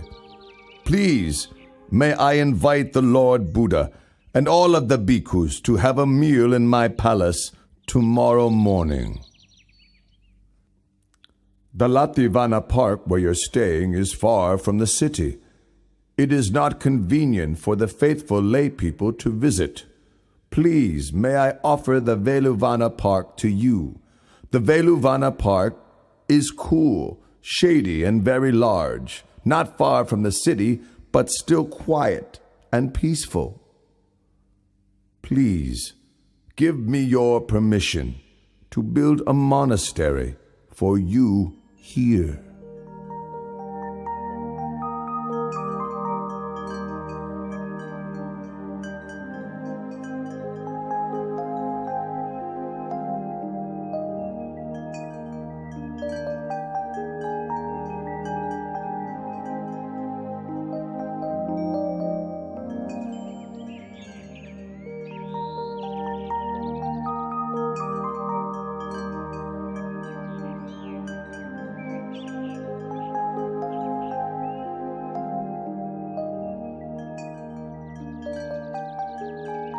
Oh, this is the great Velvana Monastery.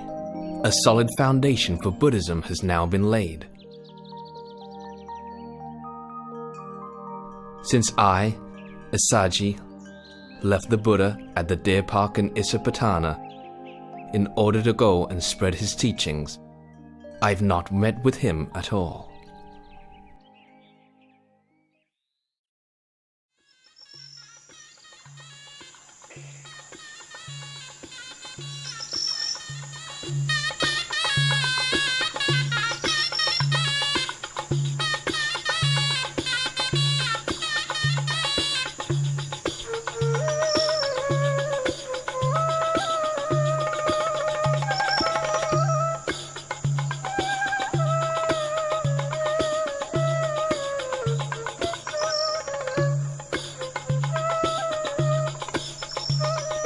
Upatissa, you're not enjoying the play, are you? You seem completely indifferent and uninterested. Ask yourself the same question, Kalita. You seem quite unimpressed yourself. Neither the actors nor the viewers will live for more than 100 years. In no long time we'll all be dead. We're absorbed in watching entertainments, seeking fun, but for what benefit? Surely it would be better to seek the path beyond all suffering. I've been thinking the same way as you. All right then. Let's seek out a teacher under whom we can live and practice. To which hermitage should we go? Which teacher should we seek out? These days, there's so many sects. But we should choose the school of Master Sanjaya. It's large and respected, with many followers, located right in the city of Rajagaha. Besides ourselves, we'll have to persuade our followers to go with us. All right, we'll leave tomorrow.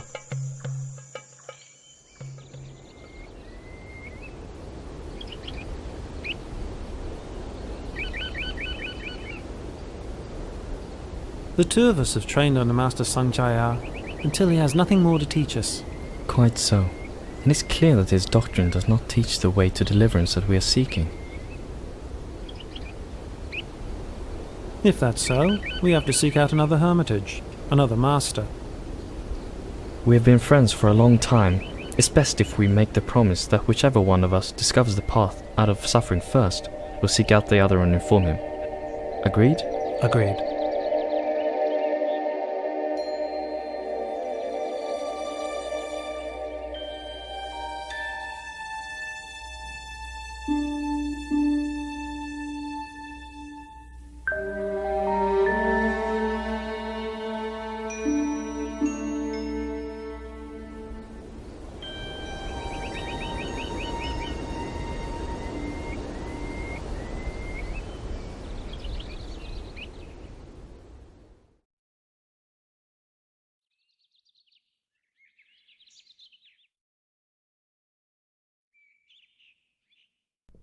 This renunciant walks with such inspiring mindfulness and composure. I've never seen any recluse like him before. I must take this opportunity to prepare him a seat and attend to his needs. Then, when he has eaten, I will politely ask him where he comes from. Venerable Sir, my name is Upatissa, but some people call me Sariputta after my mother's name, Sari. Please, may I be permitted to ask you, where did you ordain? Who's your teacher? Whose teachings or words do you follow? My name is Venerable Asaji. My master is the Lord Buddha, from the Sakyan clan. I'm his disciple and follow his teachings. And what exactly did your master teach you? I've just been ordained, and thus cannot give you all of the profound teachings, but I can give you a brief version. Whatever dharmas arise due to causes, the great teacher explains those causes and the ending of those dharmas.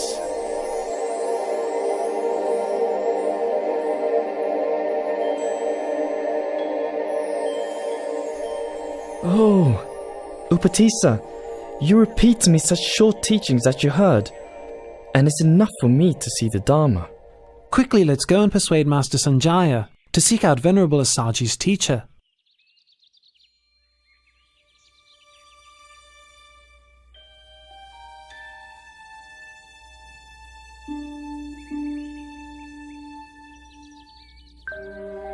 In this world, of which do you think there is more, intelligent people or foolish people?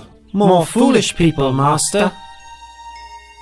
Such being the case, let those intelligent people go to study under Samana Gautama. I'll stay here for the sake of the foolish.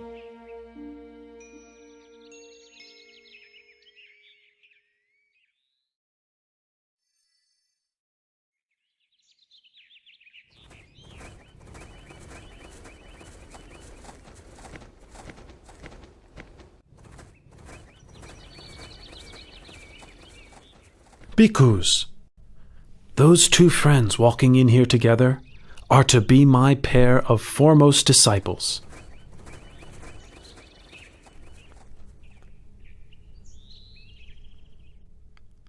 The one well established in morality develops ever-present awareness of objects as they arise in the mind. Seeing such objects arising and ceasing continually, he begins to grow weary of them. Becoming weary, he lets go of his grasping and clinging. Letting go of grasping and clinging, his heart is released. Having heard the Buddha's teaching, all of the two friends' followers attained arahantship. But Upatissa and Kolita themselves, with their great accumulation of spiritual qualities and wisdom, were disposed to a slower but more profound realization of the Dhamma, and therefore did not yet become fully enlightened. The two of you are now ordained as monks. I give you the names which will be an honor to your mothers as follows: Venerable Sariputta and Venerable Moggallana.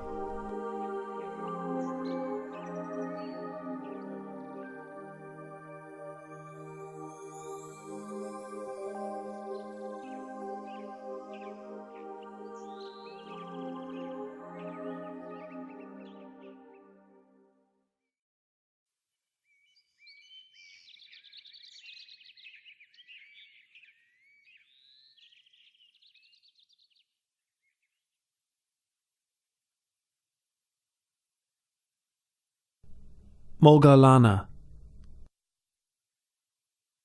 Employ the methods for overcoming drowsiness that I taught you. Moggallana. Feeling, whether pleasant, unpleasant, or neutral, is impermanent. It is of the nature to arise and cease. Being impermanent, it makes for suffering. Being impermanent, it is transitory and insubstantial, unreal, aniccham, dukkam, anatta.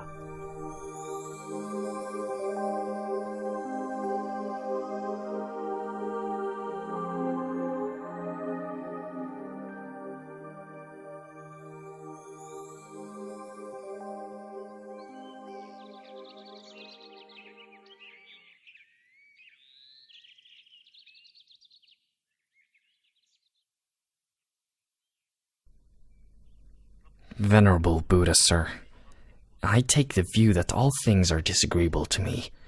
I do not delight in anything. That being the case, you should not delight in your view, should you?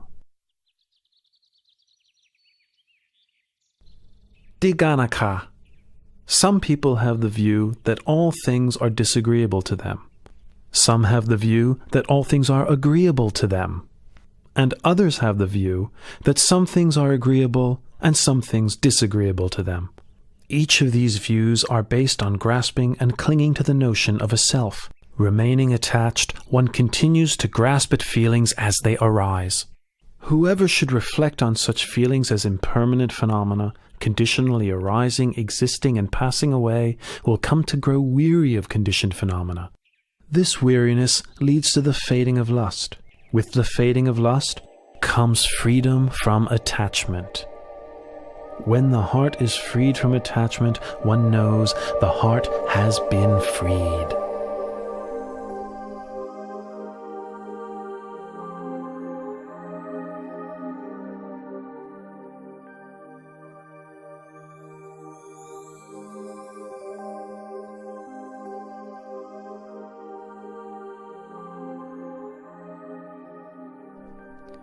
Hearing the Buddha's teaching uprights that which was overturned, reveals that which was hidden, shows the way to one who was lost, shines a light in the darkness. I take the Buddha, Dhamma, and Sangha as refuge for the rest of my life.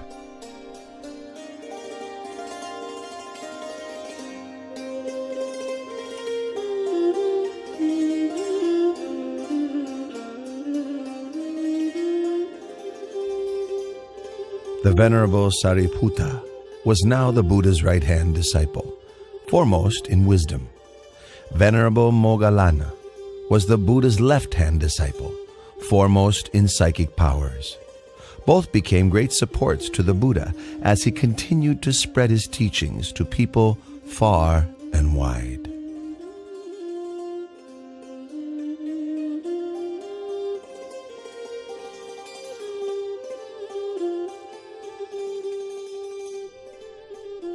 Oh, Venerable Asaji, today has brought such a wonder. Yes, indeed. Many of the Buddha's faithful disciples, hearing that the Lord Buddha was staying at Velvovana Monastery, traveled separately to meet him and pay their respects. This one great meeting was the occasion for 4 great marvels.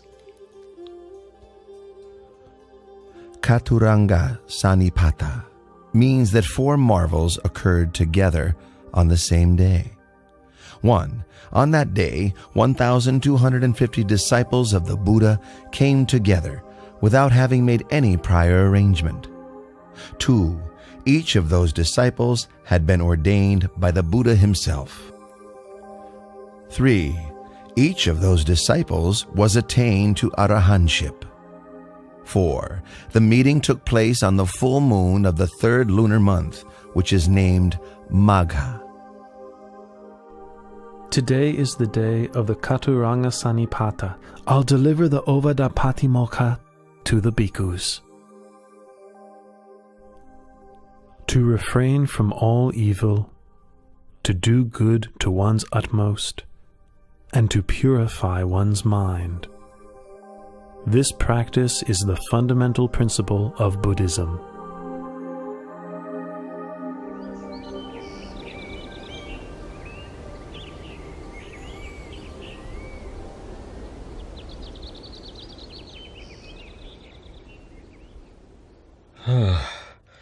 Kalodaihi, my senior counselor, ever since I first heard that my son had attained enlightenment and become the Buddha, I've been wishing to meet him. 9 times I've sent a counselor, each time accompanied with a retinue of 999 subjects, to invite the Buddha to come to Kapilavatthu. Each time, the party of 1,000 has disappeared without a trace. That's 9,000 subjects I've sent and heard nothing in return. Well, Kaludai, since you are my senior counselor and have been close friends with my son since childhood, I must send you with your retinue to seek out the Buddha at Vulavanu Monastery and invite him one more time. Surely you will succeed in this. Yes, Your Majesty. I will do my best to bring the Lord Buddha back to the city of Kapilavatthu.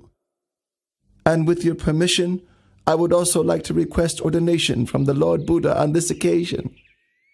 I give you my permission, Counselor Kalodai.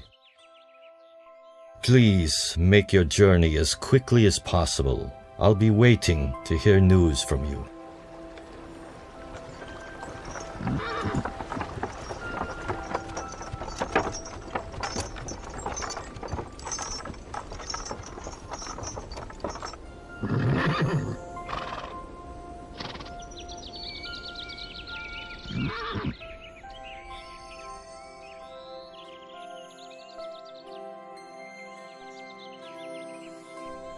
Each of you should diligently train yourselves thus. I will not grasp at the internal sense fields of the eyes, ears, nose, tongue, body, and mind.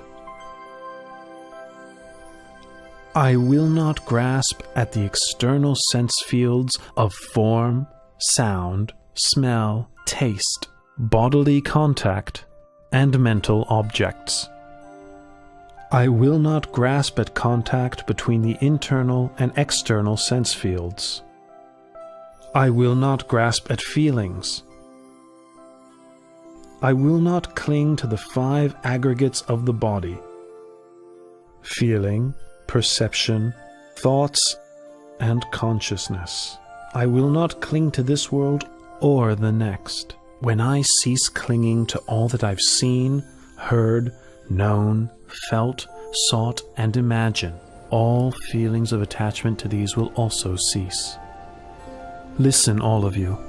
A person's heart may be purified through consistently applied efforts in practice, through wisdom, through Dharma, and through morality, not by means of one's class, family, or property. Lord Buddha, summer begins tomorrow. All the farmers have harvested their crops. The path to the city of Kapilavatthu is open and suitable for travel. Your father has a strong wish to meet with you and your disciples.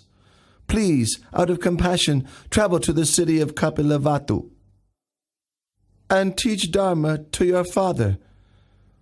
Please teach Dharma to your relatives there. I accept your invitation. Kalu Dai. Please inform the bhikkhus so that they can prepare themselves for travel. The road from Rajagaha to Kapilavatthu is 60 leagues. The Lord Buddha, along with 20,000 disciples, will travel 1 league per day. In 60 days, they will arrive at Kapilavatthu city.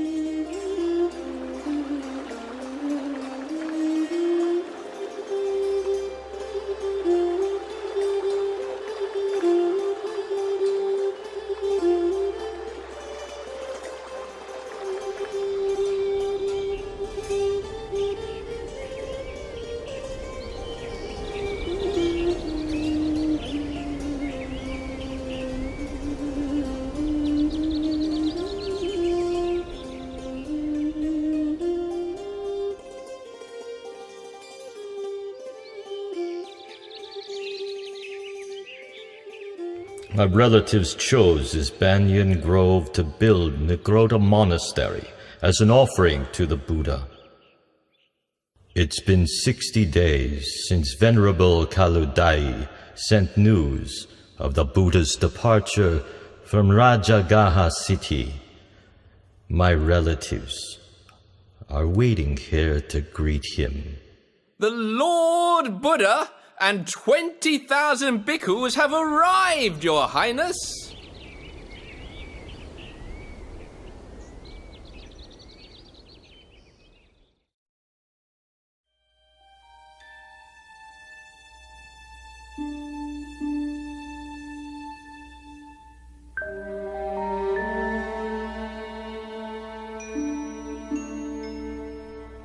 The Lord Buddha's relatives are clinging to the view that the Buddha is junior to them because he is younger in age.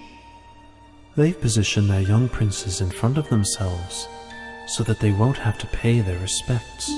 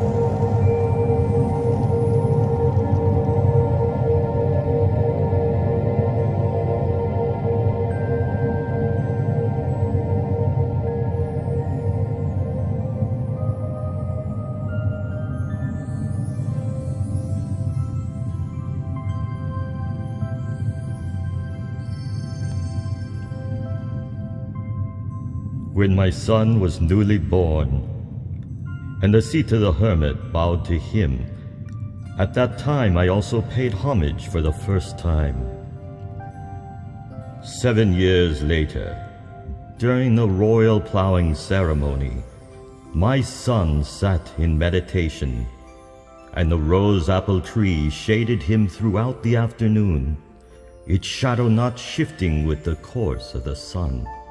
Witnessing this, I paid respects to my son for the second time. Now on this occasion, a truly wonderful marvel has appeared.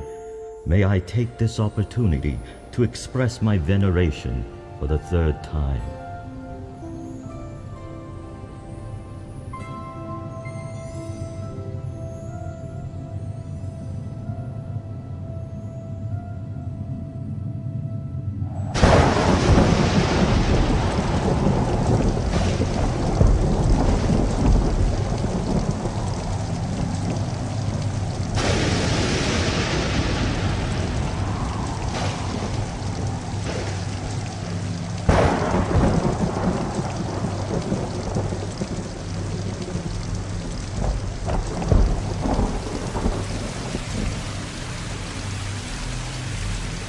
This is Pokaravasa, the red rain. Unlike ordinary rain, it soaks only those who wish to be soaked by it. For those who wish to remain dry, every drop will roll right off, just like water drops roll off of a lotus leaf.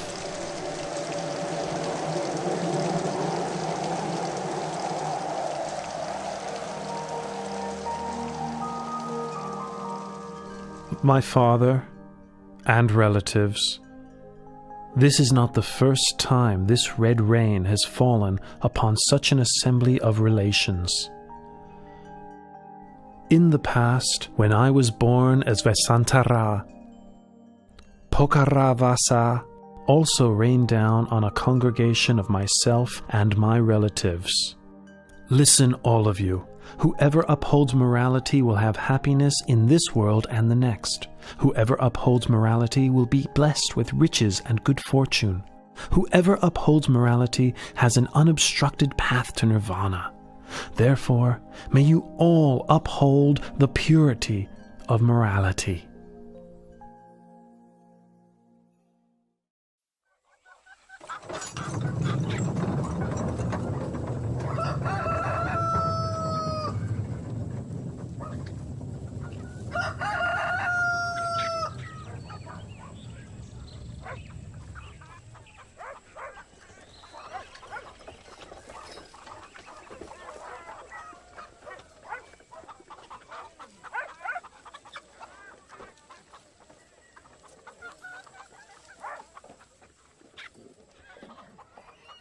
My son, why do you bring shame to me by going around collecting alms of rice and food in this manner?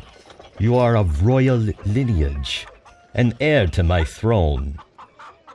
Or are you of the opinion that I cannot afford to provide you or your disciples with enough food myself?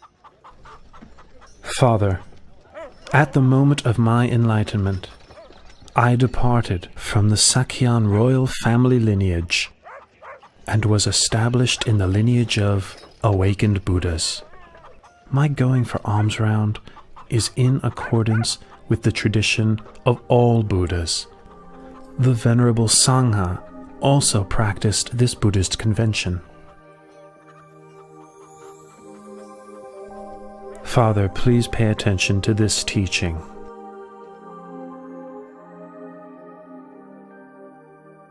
When a person clings to and indulges in form, feeling, perception, mental formations, and sense consciousness, that person is bound by the snare of Mara and burdened with the whole mass of suffering.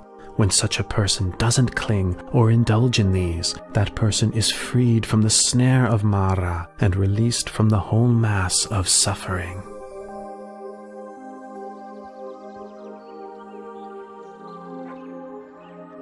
Please, may I invite you and all your disciples to receive alms food in the royal palace tomorrow morning.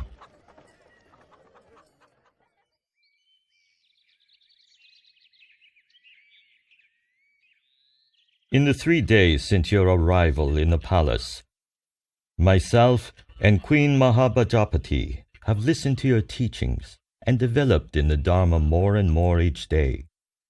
However, Bimba, who was your wife, has not yet emerged from her room to approach you. She has stayed right there the whole time, immersed in misery.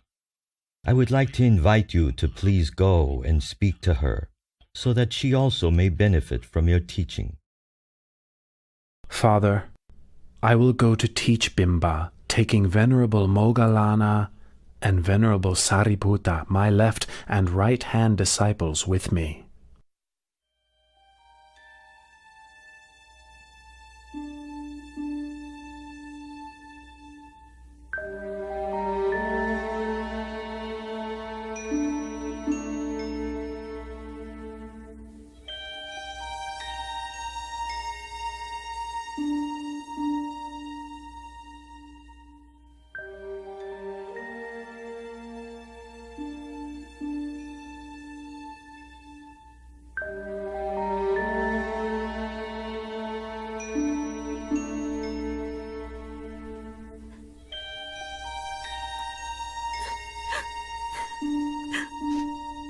Why have you been so unkind to me, your wife? When you left for the holy life, you left in silence. Did I do something wrong to make you leave that way? If I did something wrong, then what was the fault of Rahula, born that very day, that you had to leave him bereft of a father? Bimba, don't be so melancholy. What I did was to help you and all beings, that you might have a chance to know the way out of suffering. Bimba, we were born in this world for making merit together, as we have for many lifetimes. Now is the time to reflect on those births and lifetimes according to the truth as follows. I am of the nature to age. I have not gone beyond aging. I am of the nature to sicken. I have not gone beyond sickness. I am of the nature to die. I have not gone beyond dying. All that is mine, beloved and pleasing, will become otherwise, will become separated from me. I am the owner of my karma, heir to my karma, born of my karma, abide supported by my karma. Whatever karma I shall do, for good or for ill, of that I will be the heir.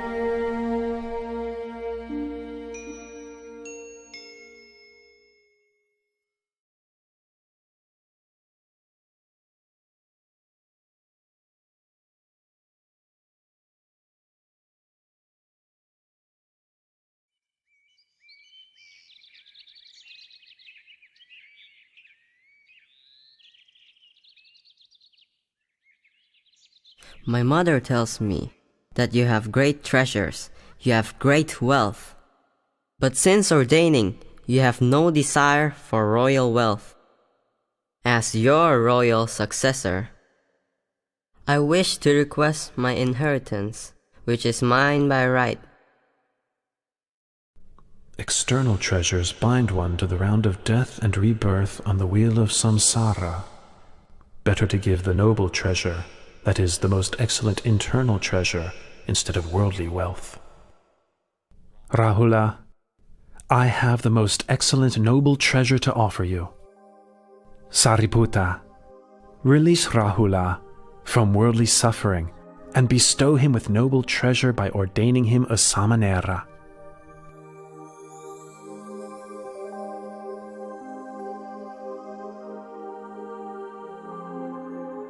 Rahula, from this point on, you are a Samanera Rahula.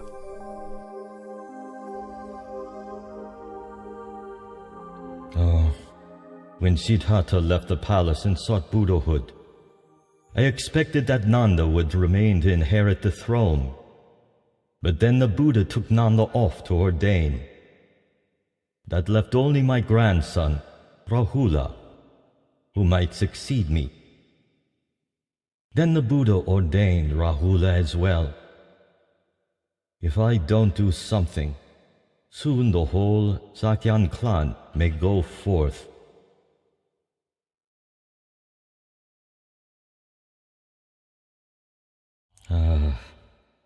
I must quickly go to the Nigrota monastery and plead with the Buddha.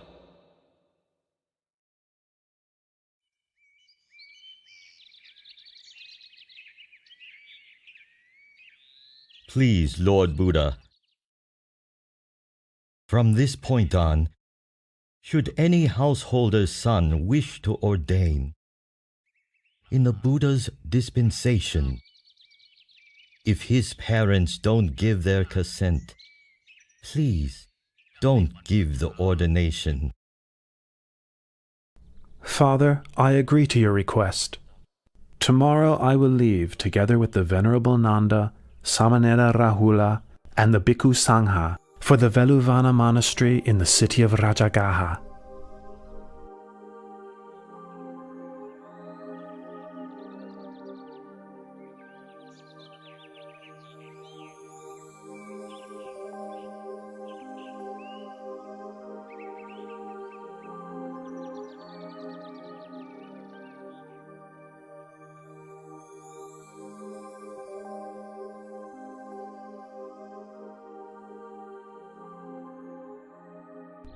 Nanda.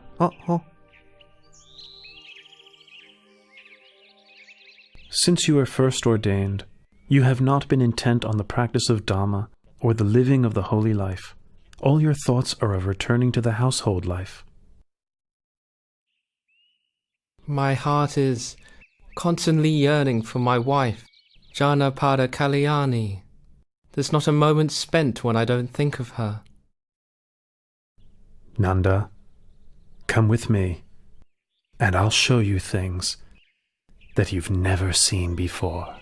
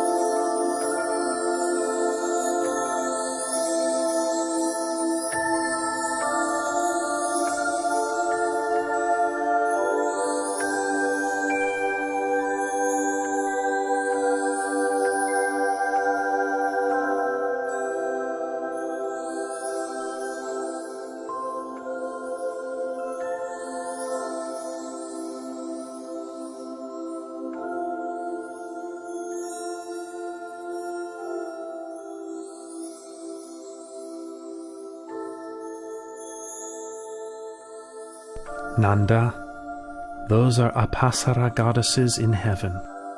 What do you think about them? Every one of those Apsara goddesses is beautiful in face and form. I can think of nothing to compare them with. Even my wife, Janapada Kalyani, has not half their beauty. Nanda, can you see that what you thought before to be exceedingly beautiful now pales in comparison to greater beauty? Yes, Lord Buddha, I can see.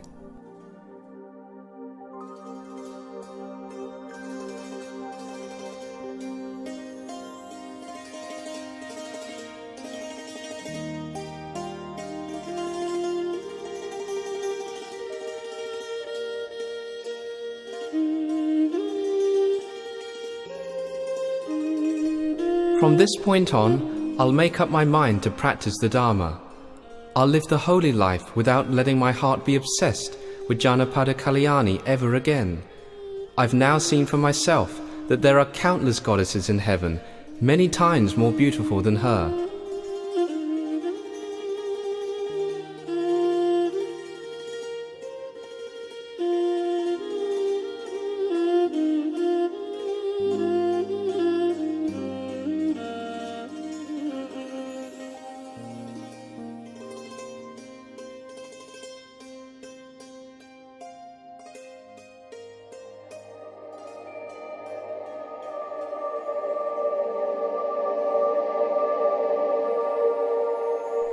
Nothing can ensnare a man's heart more tightly than a woman.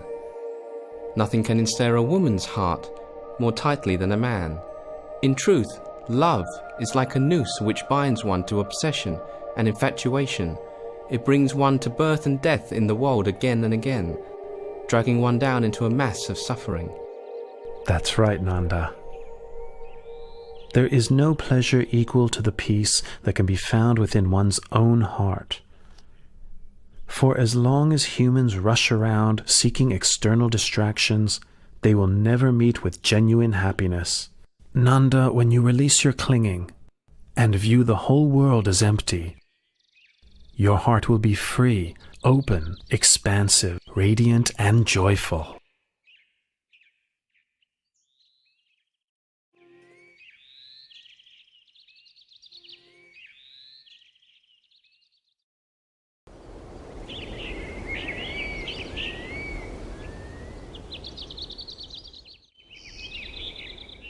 Uttara, why did you send someone to ask for such a large sum of money from your father? I am your husband. I would have given it to you myself. There was no need to bother your father. Dear husband, since our marriage, I have had little opportunity to make merit. I wanted the money to buy food to offer to the Lord Buddha and his disciples. I asked my father for the money because he shares my faith in the Lord Buddha. It's not, you see, that I have no wish to accept your money, good husband. In that case, let it be as you wish. My intention is to prepare the food myself and invite the Lord Buddha and his disciples to receive food in our house for 15 days. In that case, let it be as you wish.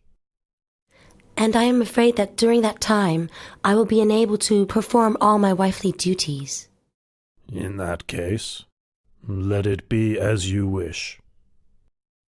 I've heard that here in Rajgir, there is a courtesan called Sirima, whose beauty is renowned throughout the city, although few men get to enjoy her charms because her fee is so high. For these 15 days, I am going to hire Sirima to take my place as your wife. In that case, let it be, as you wish.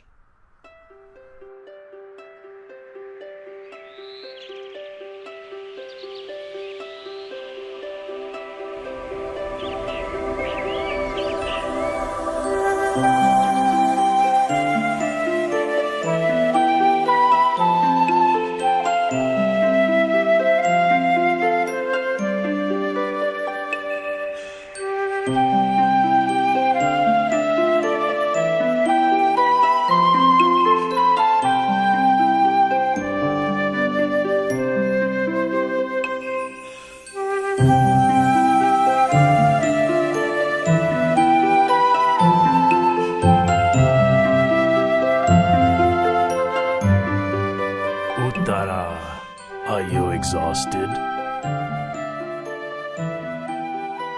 Oh, dear husband, Miss Sirima. Look at her. Instead of letting others do the work, she's doing it all herself. Her face is dirty, her clothes are all soiled. She should be relaxing in a way fitting of her station, and instead she's finding ways of tiring herself out. Look at him, how heedless and indulgent he is. He thinks he's so rich that he has no need to make merit? Ah, how very foolish he is.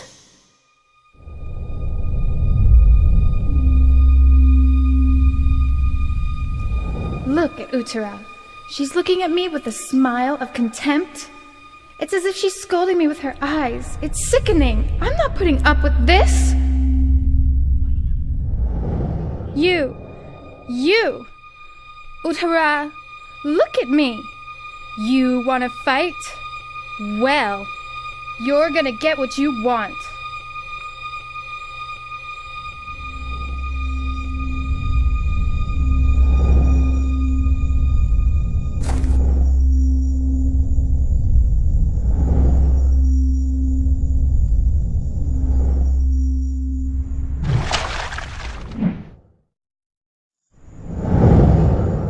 Sirima, I owe you a debt of gratitude because you agreed to take over my place as wife temporarily, allowing me to fulfill my wish to make merit.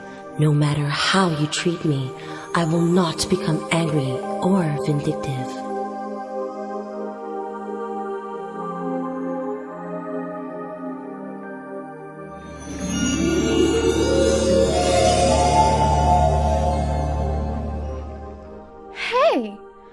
Why is this boiling water unable to hurt her? Hey! This prostitute is dared to attack our employer! Come on! Let's get her! Yeah, let's get her! Come on, guys, let's go! All of you, don't hurt her.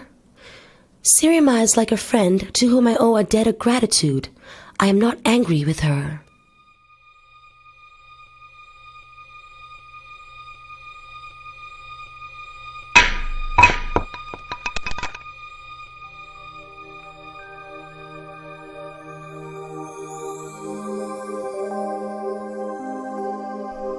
Uttara, I am a courtesan who you employed.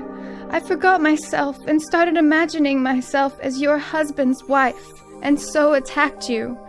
But your heart is so noble.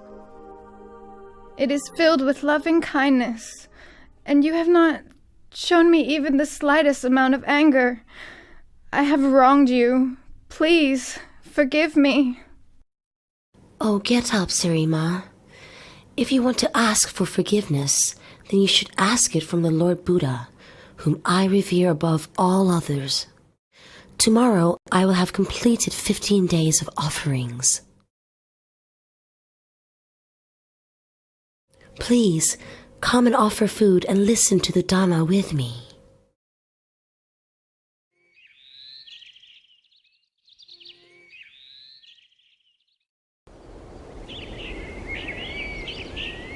A person should overcome anger with non-anger, overcome evil with goodness, overcome stinginess with generosity, overcome careless speech with words of truth. Those engrossed in worldly enjoyments, indulging in sense pleasures, intoxicated by wealth, social standing, extravagance, praise, rank, prestige, and power, cannot see the noble beauty of truth.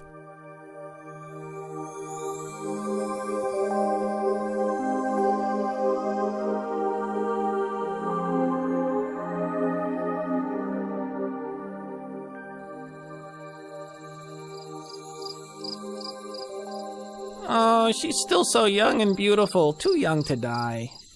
The day this woman listened to a talk from the Buddha, she gave up her life as a courtesan and turned to making merit every day. But life is uncertain, and now, not much later on, she's dead. Let's get down to work. It's already time to cremate the body. Hey, wait a minute. We can't cremate her yet. Well, why not? The Buddha has requested King Bimbisara to order us to keep the body for 3 days. For 3 days! Oh, whatever for?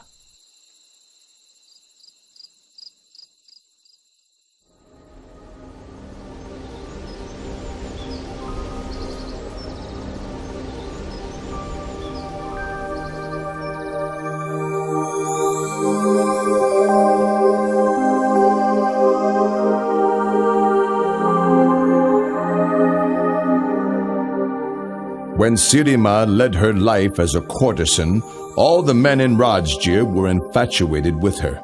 Everyone wanted to sleep with her. Now she is dead. I would like to sell her to the highest price. I will start at the price she charged for her body during her lifetime, 1,000 kahapanas. Who wants to start the bidding? Sirima's been dead for 3 days. Her corpse is starting to decay. Fluids are flowing out of her body. The smell of the corpse fills the whole cemetery. Somebody would have to be crazy to buy the body. Hey, King Bimbisara is reducing the price to 900 kahapanas.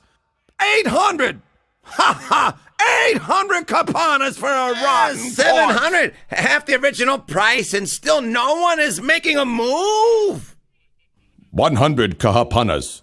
If nobody is going to buy this corpse, then I will give it away for free.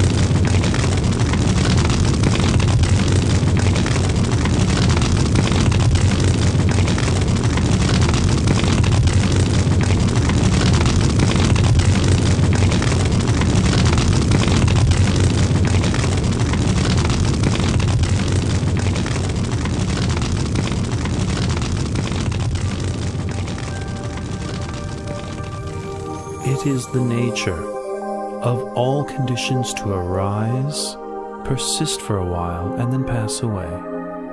Investigate the impermanence of all conditioned phenomena. The tears of beings wandering through samsara are beyond measure. The bones which are laid down upon this earth cover it without gaps. This is something that is truly sobering to know. One who is still attached to forms, sounds, tastes, odors, and physical sensations cannot find liberation from this world.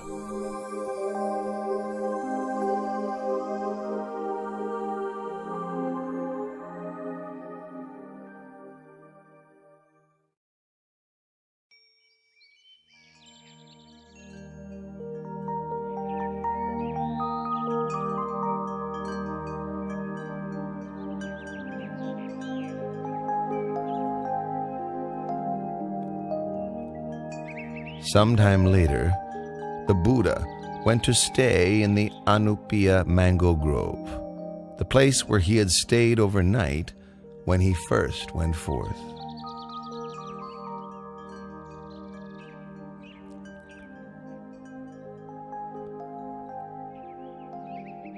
Five Sakayan princes, Prince Badiya, Prince Anuradha, Prince Ananda, Prince Bagu, and Prince Kimbila, along with Kolian Prince Devadatta, and a barber named Upali, approached the Buddha and asked for ordination. The Buddha ordained Upali the barber first, followed by each of the 6 princes respectively.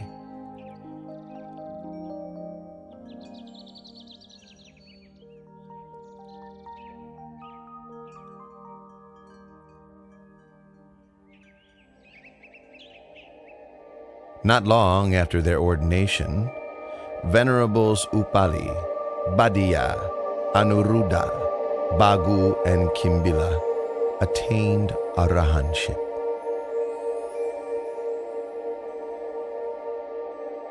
Venerable Ananda, receiving instruction from Venerable Punamantaniputta, attained the fruition of stream entry.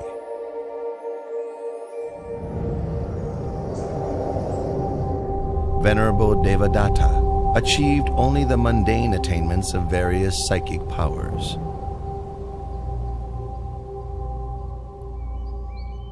Later, The Sangha requested of Venerable Ananda that he act as the Buddha's personal attendant.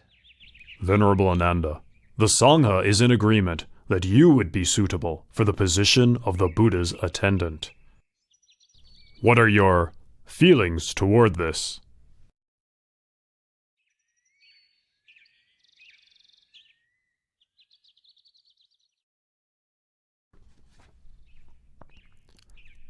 O Lord and great teacher, I am ready to serve and attend to you. But please, may I make 8 requests of you?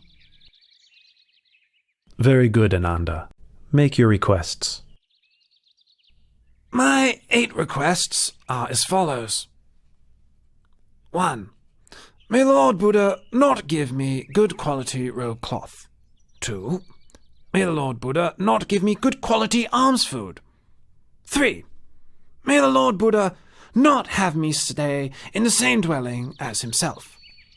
4. May the Lord Buddha not have me accompany him on meal invitations. 5. May the Lord Buddha attend all invitations that I accept on his behalf. 6. When visitors come a long way to seek an invitation, may I have permission to take them to see the Buddha straight away. 7.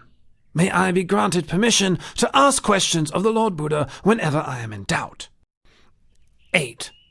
On whatever occasion the Buddha gives a teaching of the Dharma, with myself not present, may he repeat it to me afterwards. Very good, Ananda. I consent to your requests.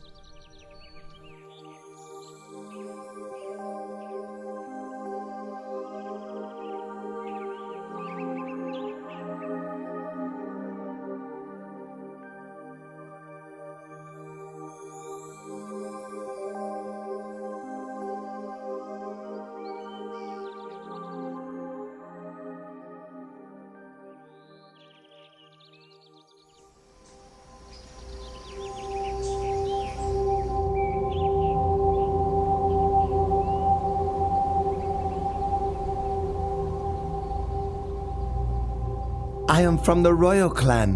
Why are the laity respectful and devoted to other monks, and not to me?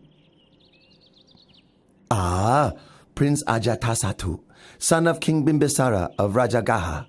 He is still young, doesn't yet know right from wrong. I'll display my supernatural powers and gain the devotion of the young prince. Then whatever I may wish for, he'll find a way to get it for me. Ha ha ha ha ha!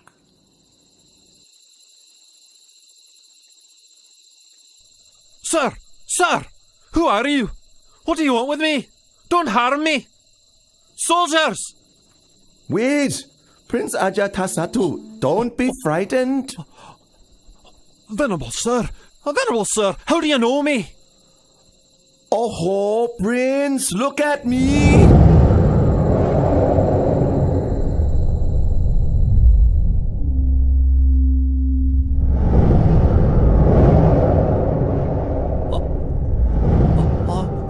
Venerable sir!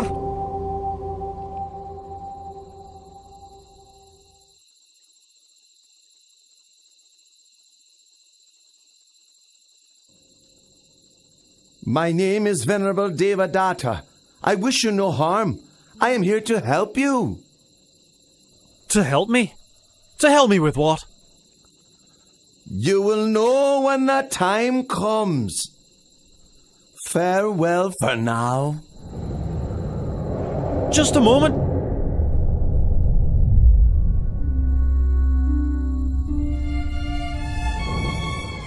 I displayed my supernatural powers, and Prince Ajatasattu gained great faith in me. Now, whatever I may wish for, he gives to me. What a suitable leader I would be for the Sangha.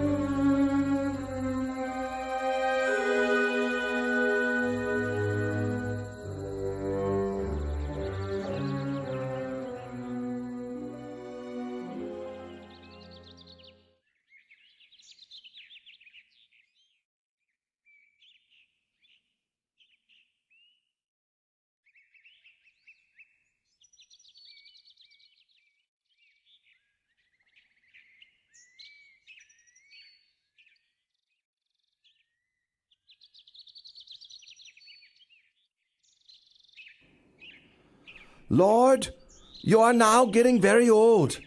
It's time for you to lay your duties down. I request the burden of leading the Sangha. Please make the matter known to all the bhikkhus. From now on, I'll take over your teaching responsibilities.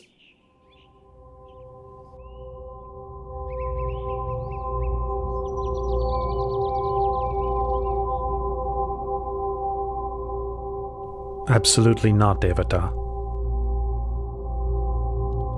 But Lord!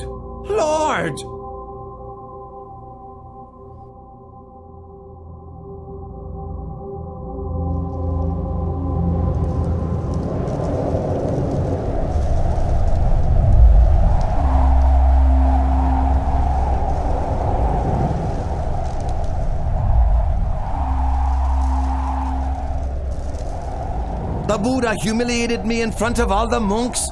Then he enacted the Pakasaniya Kama, preventing the other monks from speaking to me or meeting with me. From this point on, I'll set my mind on bringing him to destruction. He can't do this. He can't do this to me. Your Royal Highness, please think it over. Even though you have now inherited the throne as you've wished, you must still execute your royal father. Should he change his mind and wish to take his throne back, he would be sure to kill you. Therefore, you must act first without warning.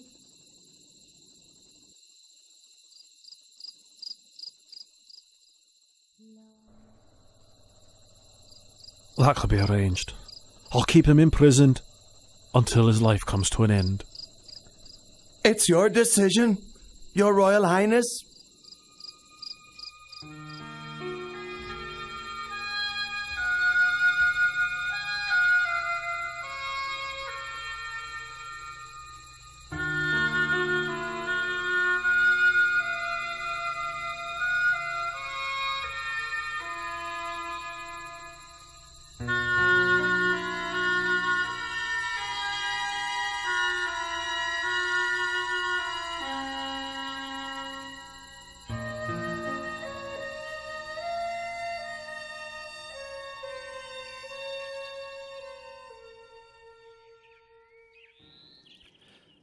I've tried to take his life 3 times, but in vain. It's time to try my last resort. I have to pretend to be strict in Dhamma Vinaya, so that all the bhikkhus will become my disciples.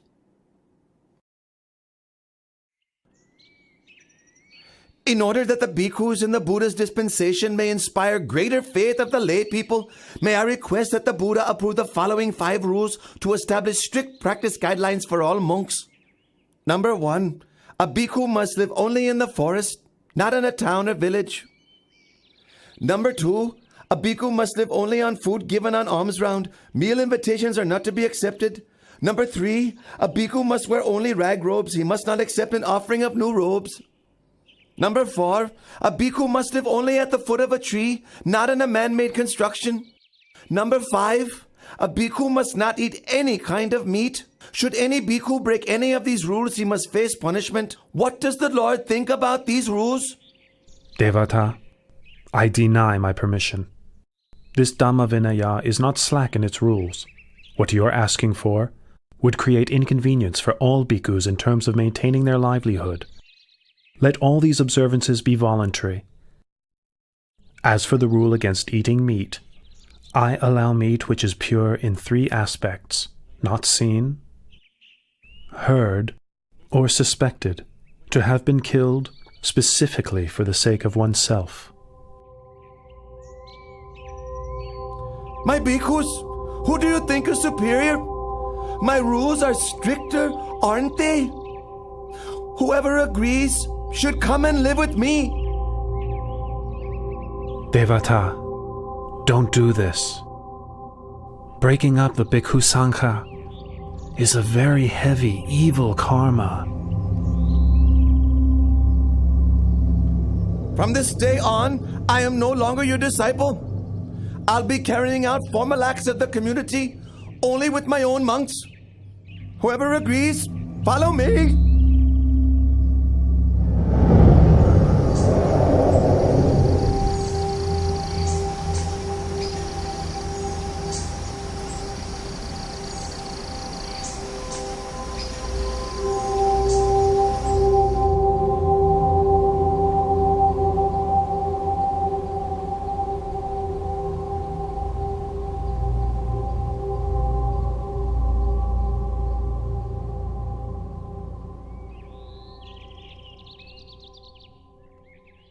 Devadatta, can't you see that you're not a suitable leader for the Bhikkhu Sangha?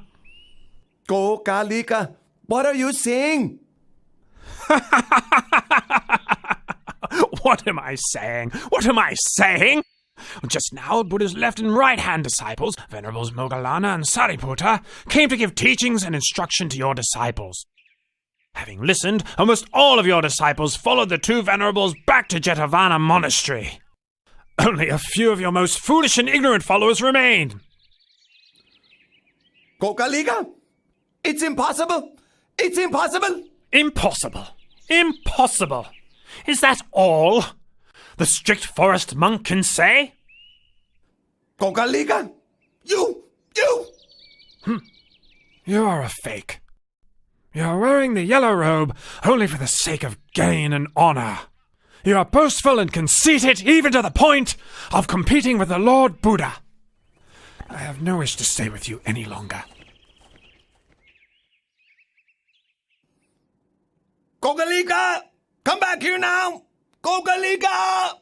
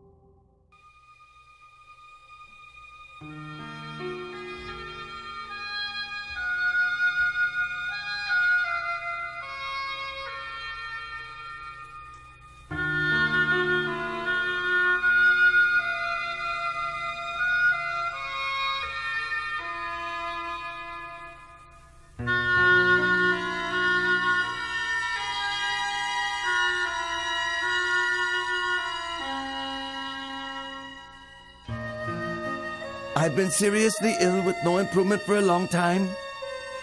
It must be because of my offensive and injurious behavior towards the Buddha.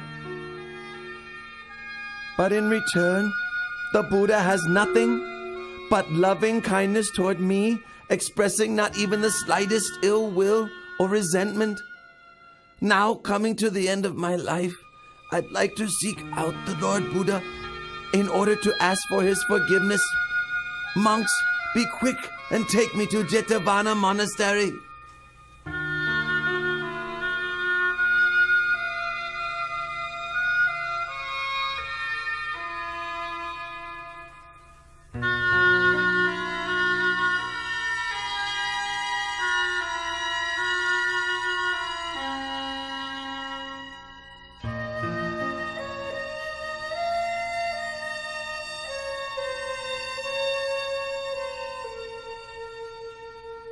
We're getting close to Jetavana Monastery. Stop for a while so that I can bathe myself before entering into the presence of the Lord Buddha.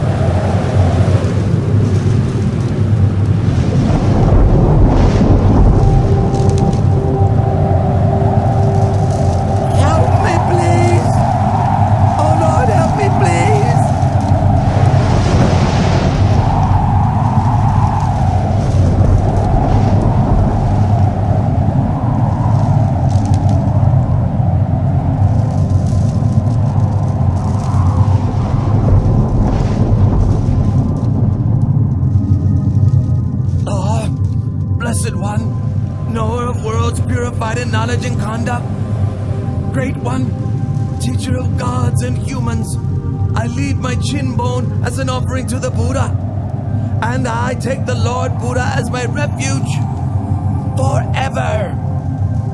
I take the Lord Buddha as my refuge forever.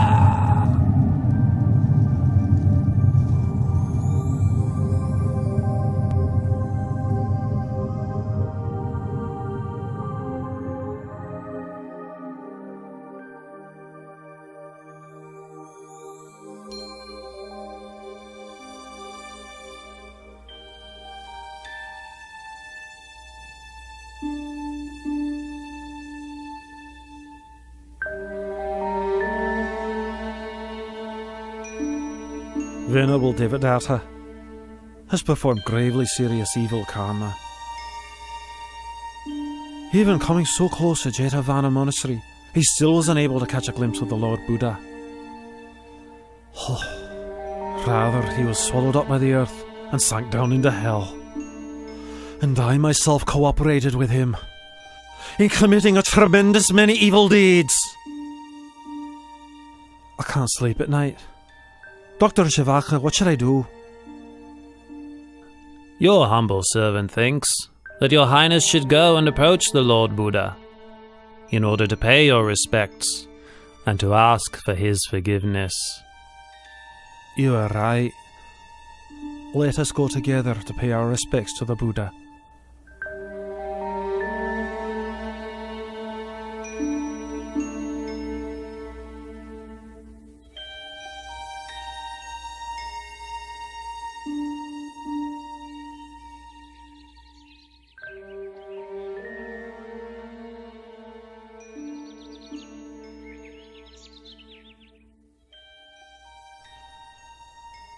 O Lord, I was duped into believing what Venerable Devadatta said. I thereby committed gravely serious wrong actions which affected the Buddha. I now realize my mistake. Please, may I beg your pardon? Please forgive me. I promise I will never do unwholesome deeds like that again. Your Majesty, it is a timeless law that in this world, hatred can only ever be appeased by non-hatred. One who associates with fools is doomed to sorrow for a long time. One who is perfect in morality shines like a bright flame.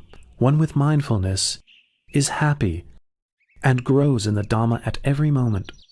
If a king rules with Dhamma, all his citizens will be happy. Bhikkhus, all conditioned things are of the nature to arise, persist for a while, and then pass away. Therefore, we should consider such things as impermanent, uncertain, unreliable. The tears of beings who wander from birth to death on the wheel of samsara are countless. Their corpses pile up to cover every inch of the earth. It's such an enormous pity, and worthy of sadness. Those who cling to attachment to the forms, sounds, smells, tastes, and touches of this world have not the slightest chance of ever going beyond it. I declare myself as a Buddhist lay practitioner and take the Triple Gem as my refuge for the rest of my life.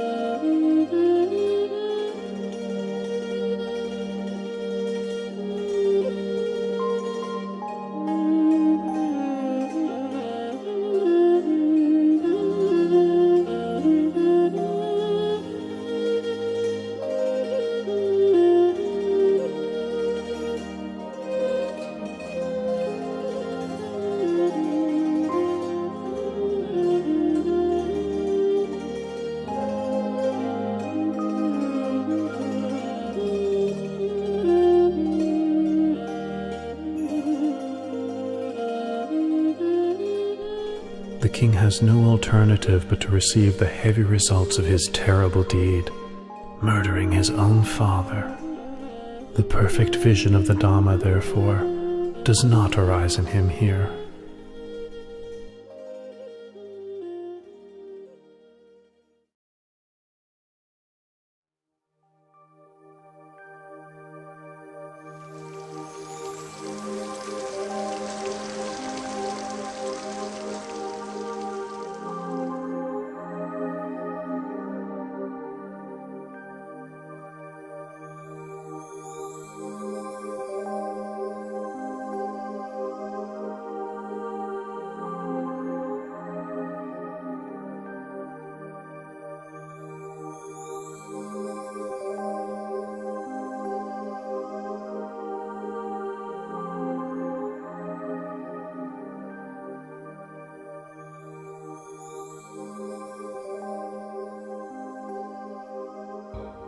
birth, aging, sickness, death. Oh, greatness, striving, struggle, conceit, suffering. Your Majesty, the Lord Buddha has arrived at the royal palace.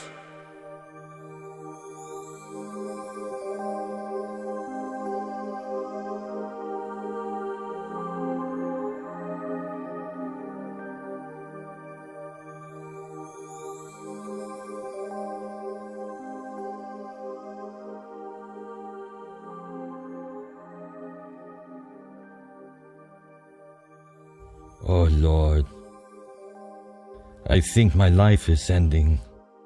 I can't bear this suffering very much longer. O Father, please do not worry. All conditioned things arise according to their nature. Having come into being, they persist for a while. Having persisted, it is their nature to pass away. It is only suffering arising, existing, and ceasing, nothing other than suffering. There is no woman, no man, no us, no them.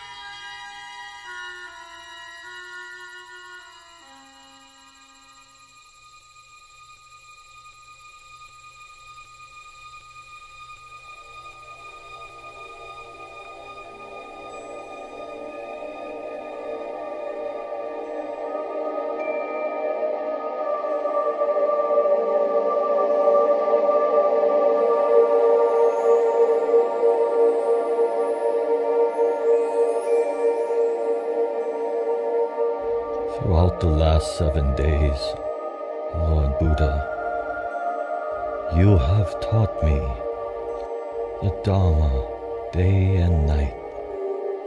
I have been liberated from the round of rebirth and attained to Nibbana. I have very little time remaining. I wish to express my veneration and then enter Nibbana for whatever faults I have committed through body, speech, or mind. Please, through your great compassion, forgive me. Now, I ask your permission to take my final leave and let me pass into Nibbana.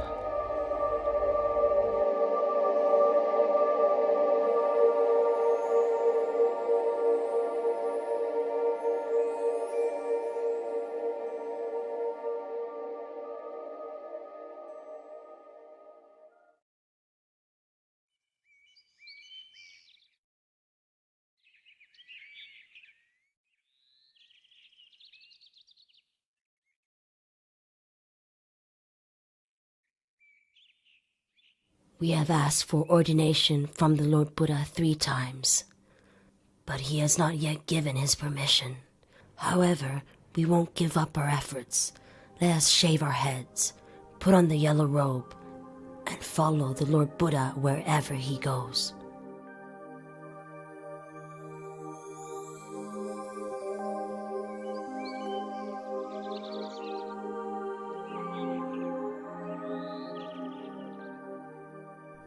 O Lord, if women were allowed to ordain in the Buddha's dispensation, could they attain to the level of arahantship? Ananda, if women were ordained in the Buddha's dispensation, they could attain to arahantship exactly the same as men can.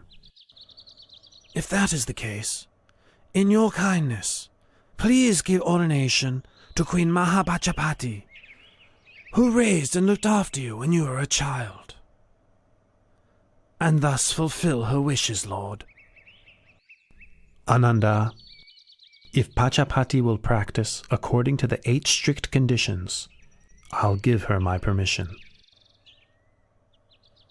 The 8 strict conditions are: 1. A bhikkhuni who has been ordained for even 100 years must bow to a bhikkhu ordained that very day. 2. A bhikkhuni may not spend the rains retreat in a monastery where there are no bhikkhus in residence.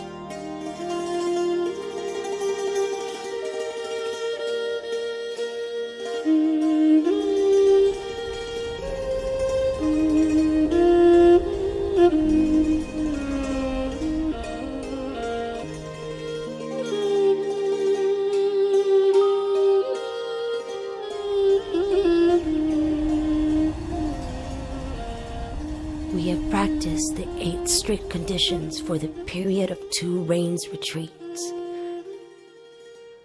Please, may the Buddha consider our ordination. I permit your ordination.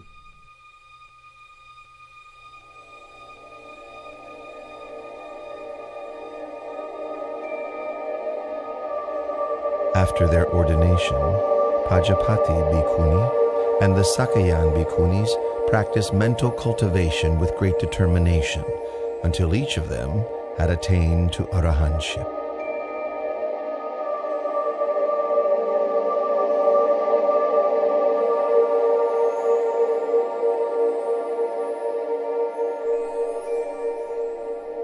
Now King Mahanama of the Sakyan clan has inherited the throne of Kapilavatthu.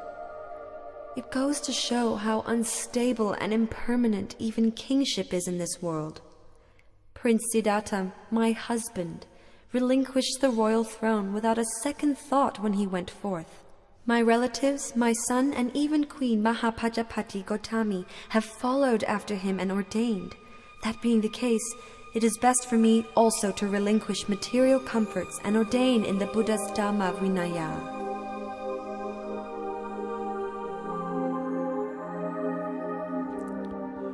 Princess Yasodhara and a great number of her ladies of the court traveled to Jetavana Monastery in Savatthi. After practicing the 8 strict conditions for 2 rains retreats, Princess Yasodhara was ordained as a bhikkhuni. She practiced mental cultivation with great dedication and attained arahantship. Her ordained name was Venerable Badakacha Nateri.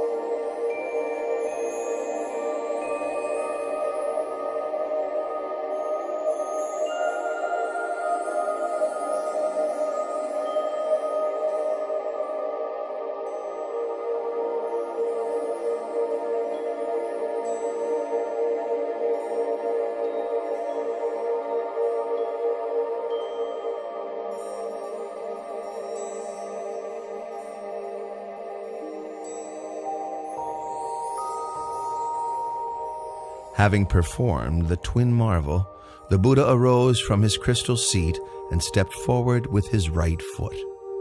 He placed it on the summit of Mount Yugandhara. Then he stepped forward with his left foot, placing it on the summit of Mount Sumeru, upon which Tavatimsa heaven is located.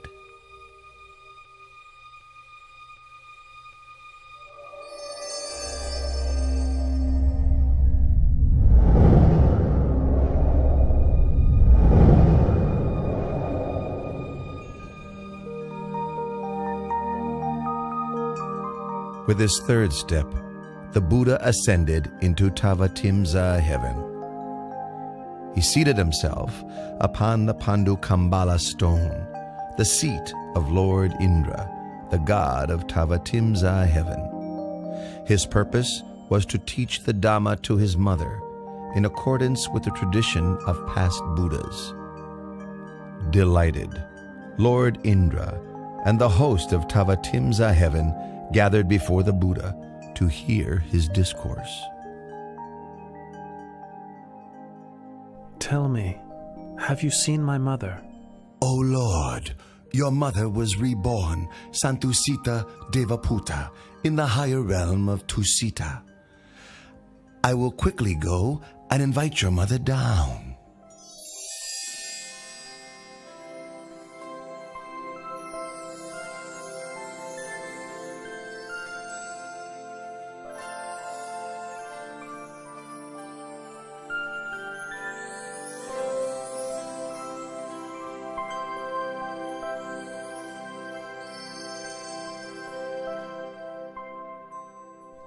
Mother, please come and sit close by.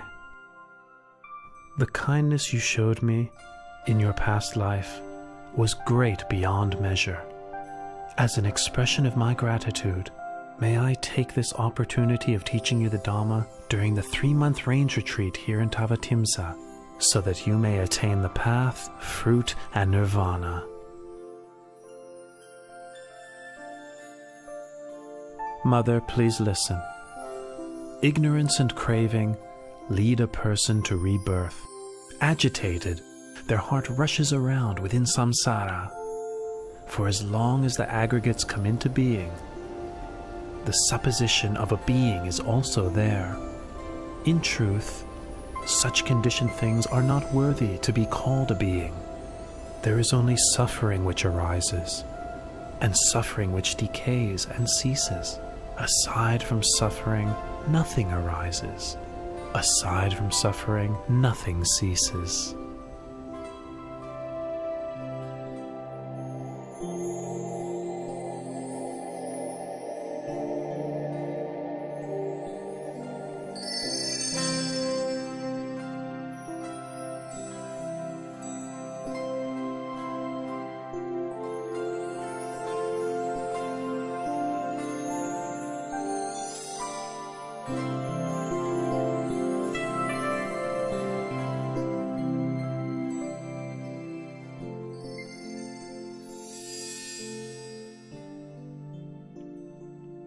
Lord Buddha, you have ascended to Tavatimsa heaven, and taught the Abhidhamma to your mother, for the full 3 months' duration of the rain's retreat.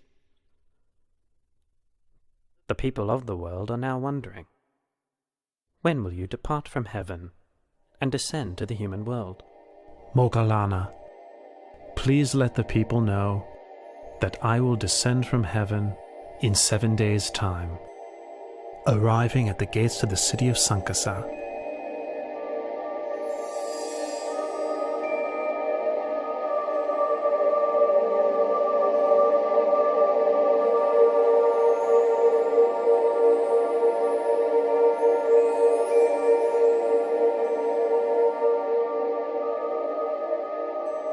This is the last day of the rains retreat. I will create 3 heavenly staircases for the Lord Buddha's descent from the heavenly world.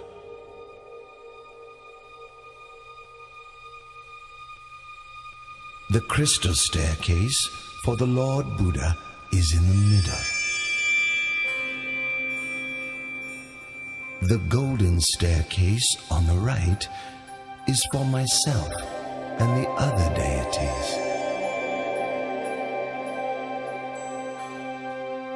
The silver staircase on the left is for Sahampati Brahma and his host of Brahmas.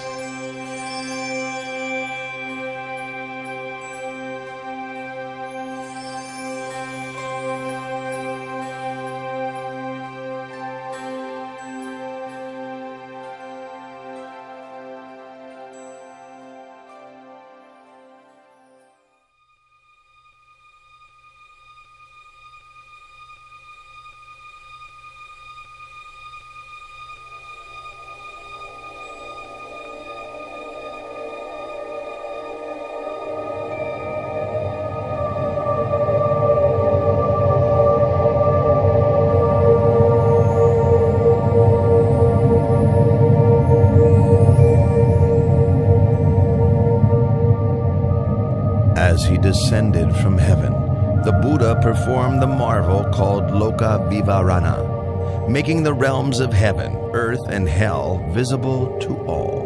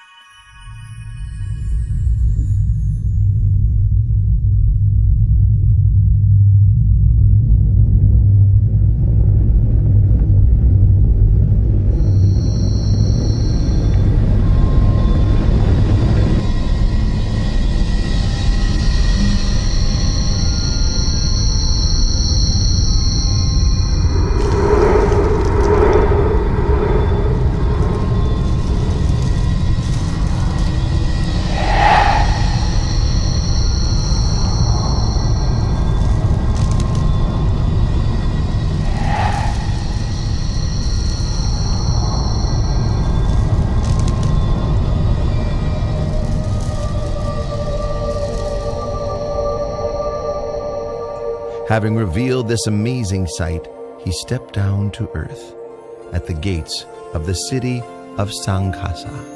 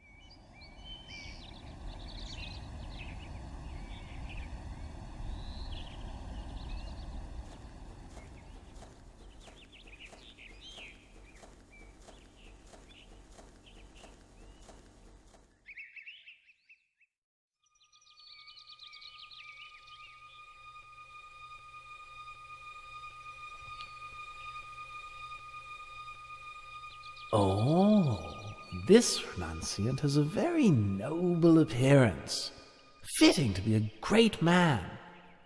Here in Kuru, it's very hard to find a husband suitable for my daughter, Magandia, but today I found one.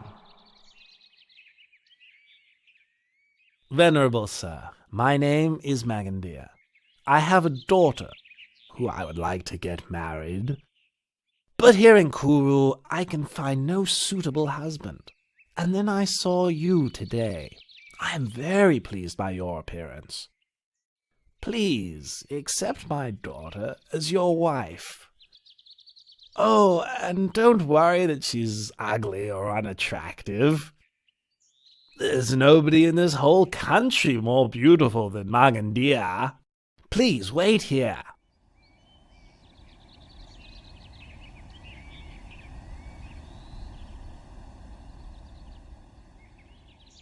Oh, my dear child, Magandia. Oh, I'm exhausted. Hurry up. Make yourself as attractive as you can. Now, right now. Quickly, my daughter. If you're tired, then sit down and take a rest, husband.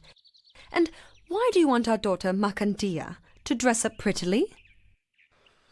Come on, please. Sit down and rest? No. Magandia, are you ready yet? Hurry up. I'm ready, Father. Right. Go quickly. I've met him. Met who? I met him. Hey, where's he gone? What's this all about? You brought me all this way and I still don't know what you're talking about. I've met our daughter's future husband. That's what I'm talking about. I told him to wait for me here, but he's disappeared. Ah, there, you see? His footprints are still there. You're knowledgeable in the texts dealing with the interpretation of footprints. Have a look at them.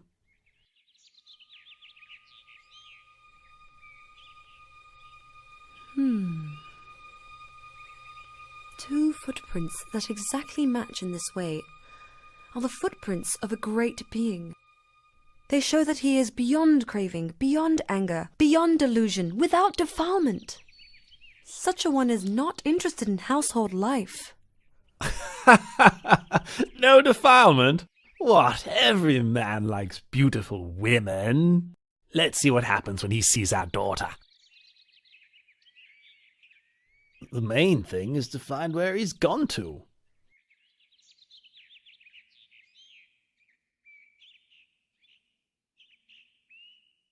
Oh, over there! I found him! Quickly, wife! Magandia, hurry! Follow your father! Venerable sir! Venerable sir! Venerable sir, this is my wife, and this is my daughter Magandia, who I'm going to offer to you. Brahmins, I rejected sensual pleasure on the day of my enlightenment. I've seen the root cause of your existence, karma. You arise from sensual thoughts. Those thoughts arise in me no longer. Your karma will appear no more. Brahmins, listen to this teaching. The wise person must put effort into raising his mind out of attachment to sensuality, freeing himself from Mara's snare, steadying himself with the hook of mindfulness. He is able to master himself. He is able to have victory over himself.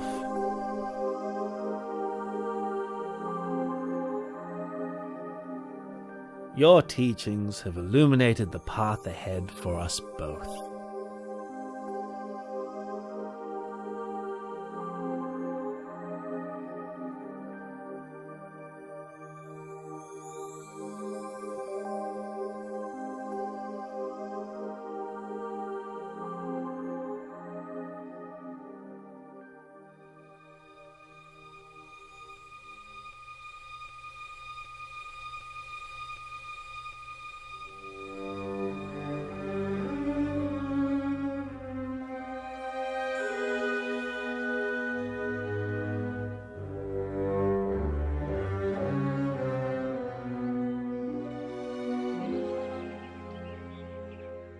Lord, do not hold it against our daughter. Magandia is still very young. We ask permission to go to my younger brother to give him all my wealth and ask him to take over as guardian of our daughter. As for my wife and me, we will ask permission to join the monastic order, so that we may, in time, realize enlightenment.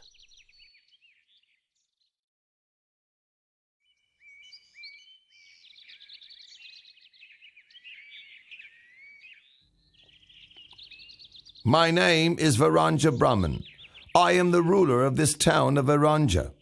Hearing of your reputation as a perfectly enlightened Buddha, I wish to have a Dhamma discussion with you.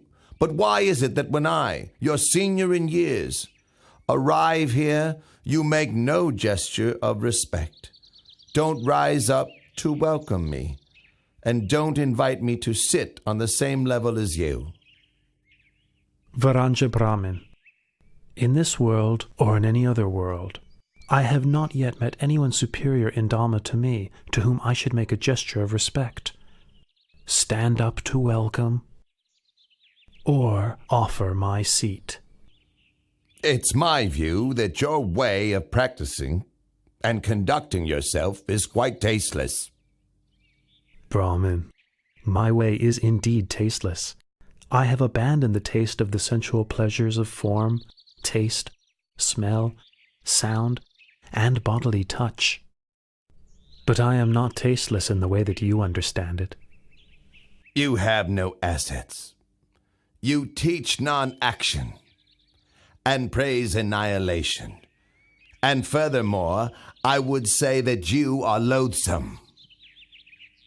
Brahmin, I have no assets or wealth, because such things consist of forms, tastes, smells, sounds, and touches. Venerable Brahmin, I teach non-wrong action, non-evil action by body, speech, and mind.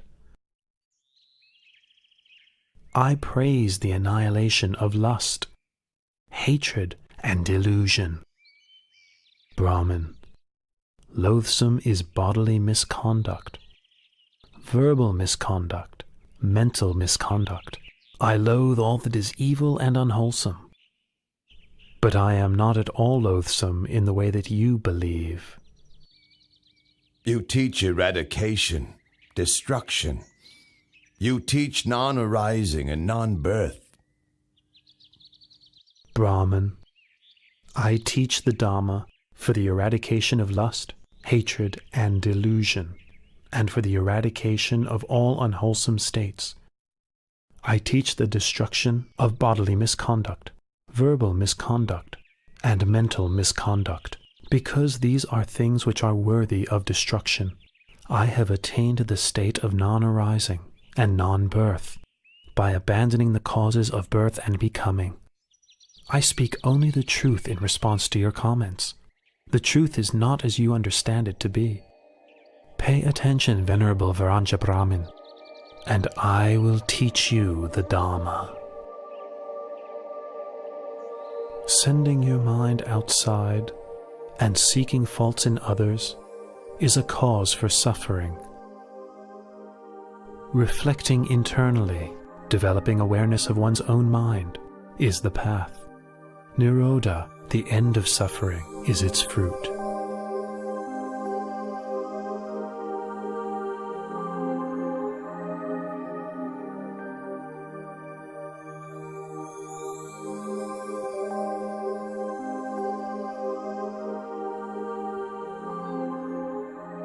The Dhamma teaching you have given has illuminated the way for me. For the rest of my life, I take the triple gem as my refuge, and please may I invite you to spend the rains retreat here in order to teach the Dhamma to the citizens of Varanja.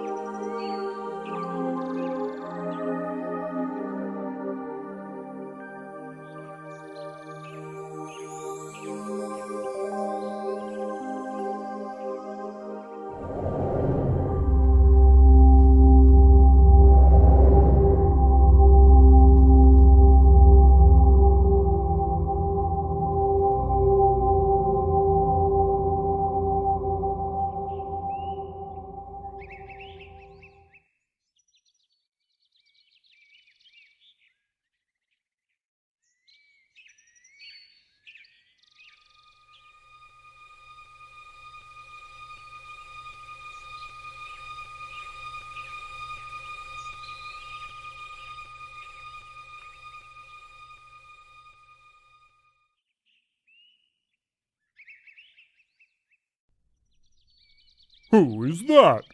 Come out where I could see you right now. Otherwise... Otherwise, you'll do what? Who are you? What are you doing here? I should be the one asking you the same question. I am the Lord of Monkeys, and I have been living in Rocky Tavana Forest for a long time. And you, what are you doing here? I am Palilayaka, the Lord of the Elephants. I got fed up with all the busyness and problems of my entourage and left to spend some time alone. Yes, your entourage sounds just every bit as irritating as mine. You say you are the Lord of the Elephants, but then why are you wandering around spying on a human? This one is not like other human beings. He bears the marks of the great man. From the moment I saw his bearing and the graceful, peaceful way he moves, I felt full of faith and inspiration.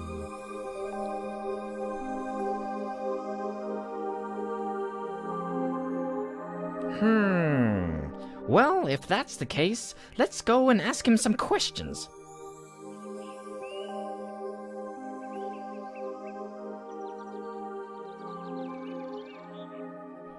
Did you know that the Lord Buddha has left the Gositarama monastery? Well, he has probably gone to give teachings in another city. Not at all. I have heard that one of the senior monk expert in the monastic discipline has had a falling out with a senior monk expert in Dhamma teaching over some small matter of the discipline. Not only that, but students of the two senior monks have sided with the teachers so that the quarrel has spread, and now there is a major conflict. It got so bad that even when Lord Buddha himself admonished the monks and urged them to give up their conflict, they wouldn't listen, and so he left the monastery alone. That's terrible. Those monks are really stubborn and intractable. How long will it be before we will be able to hear the teachings from the Lord Buddha again? That's the point. The monks' dispute means that all the rest of us aren't able to listen to the Lord Buddha teach. The Lord Buddha must be fed up with the disobedient monks. From now on, we shouldn't make any more food offerings to them. Oh, good idea. Let's encourage all the other lay supporters to do the same.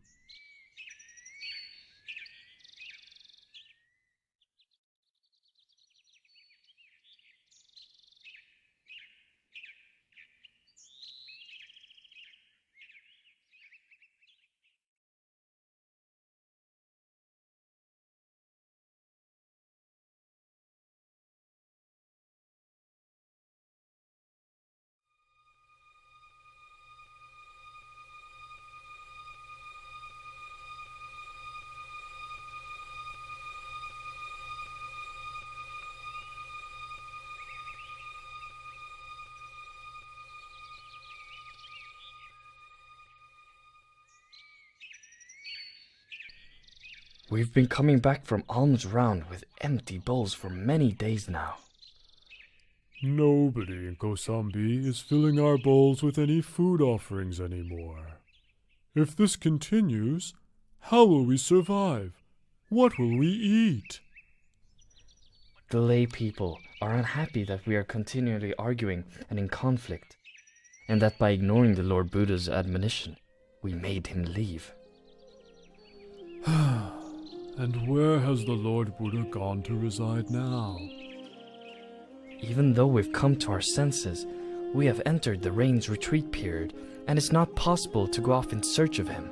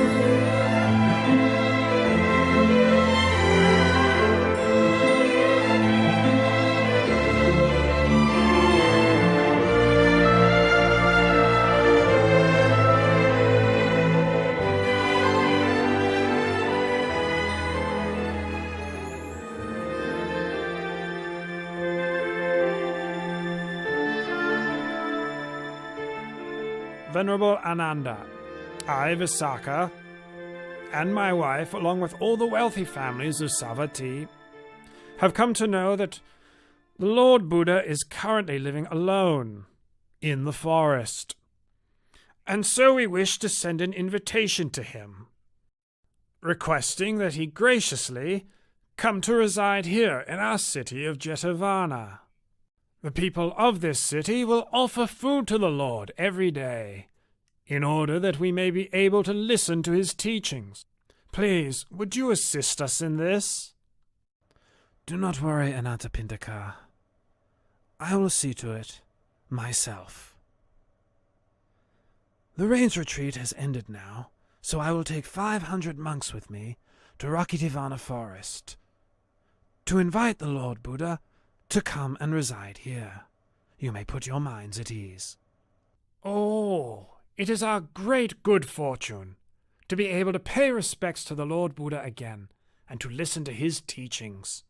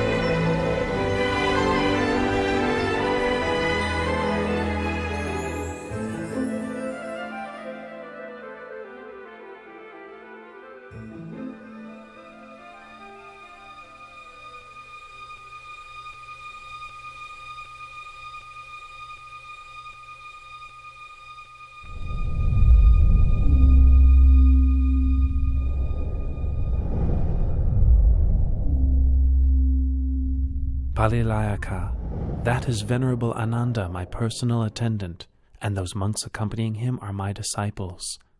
Allow them to approach.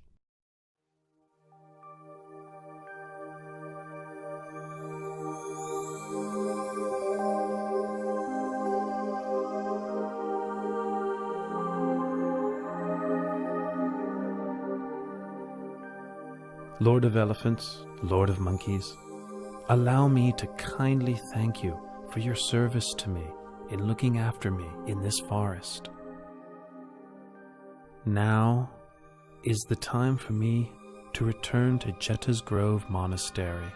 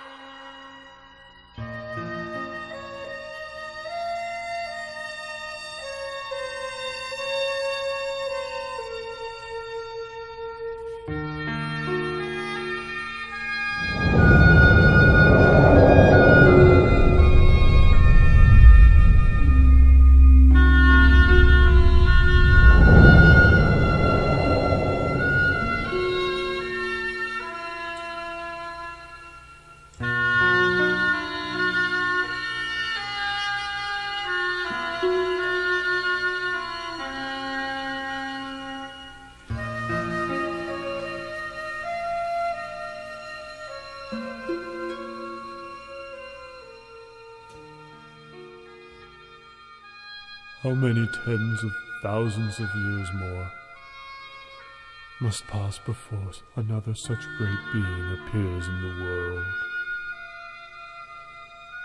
It has been our great fortune to have had the opportunity to serve the Lord at such close quarters. What a great shame that the Lord has to leave after such a short time. It will be very unlikely that we will have such an opportunity again. We will probably never see the Lord again.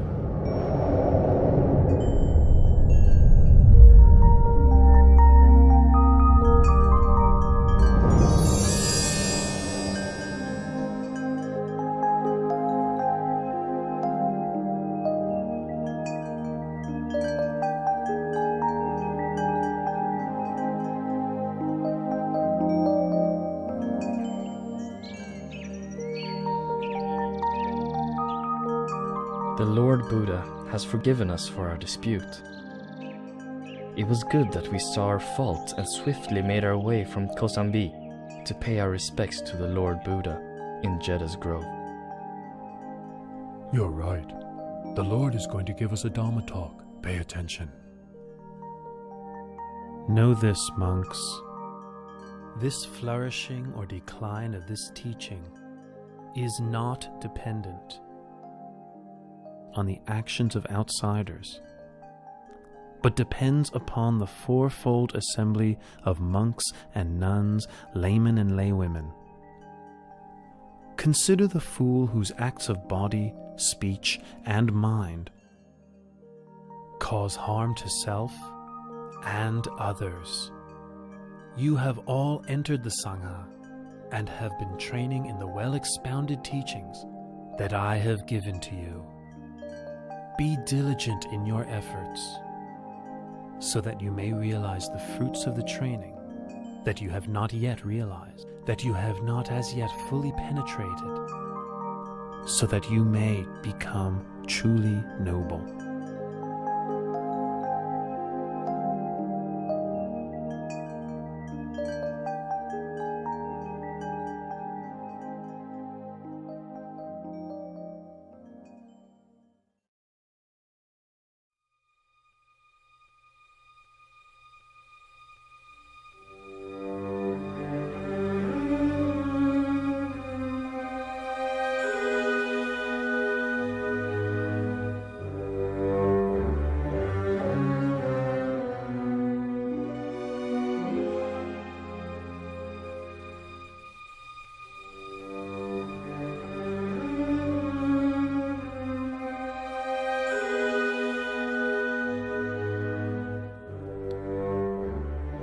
In a short time, Angulimala will commit matricide. He will kill his own mother. This is a very heavy karma, which prevents one from attaining to the path, fruit, and nibbana. But this outlaw does not kill with malicious intent. He does so out of ignorance. This being the case, he should still be able to attain to the Dharma. I'll help him to escape from the deadly snare of his own foolish mistake.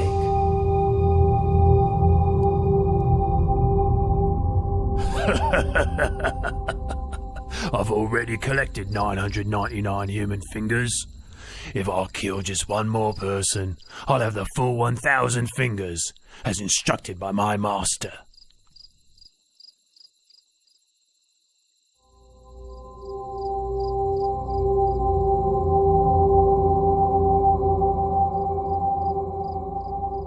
There is a recluse walking alone. He's about to meet his doom.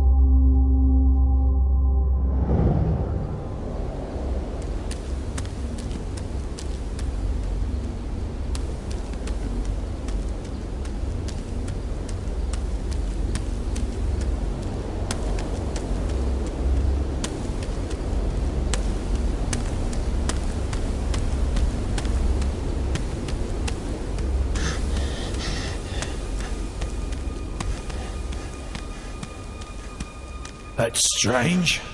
The summoner ahead just keeps on walking. But I'm running to exhaustion and still can't catch him.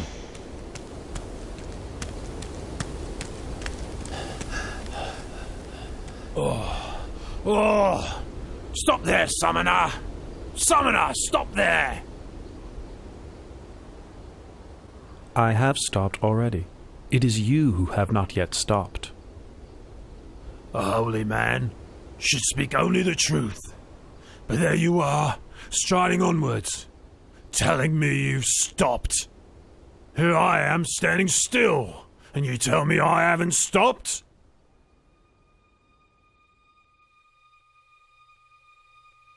Ahimsaka, I have stopped. Stopped killing, stopped harming, stopped pursuing wrong livelihood, stopped all kinds of misconduct. It is you who have not yet stopped. Not stopped killing, not stopped harming, not stopped pursuing wrong livelihood, not given up misconduct. You're still grasping your sword. How can you say you've already stopped?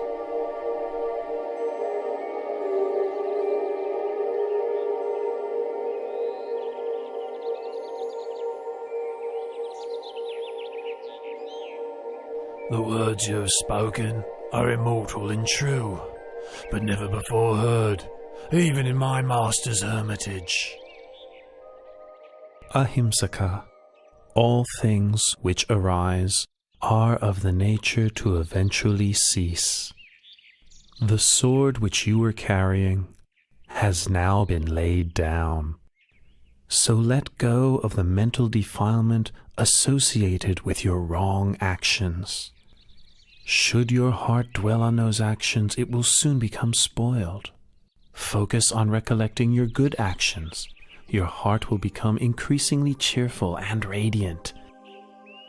Be industrious in making merit, maintaining morality, and brightening your mind in every single moment.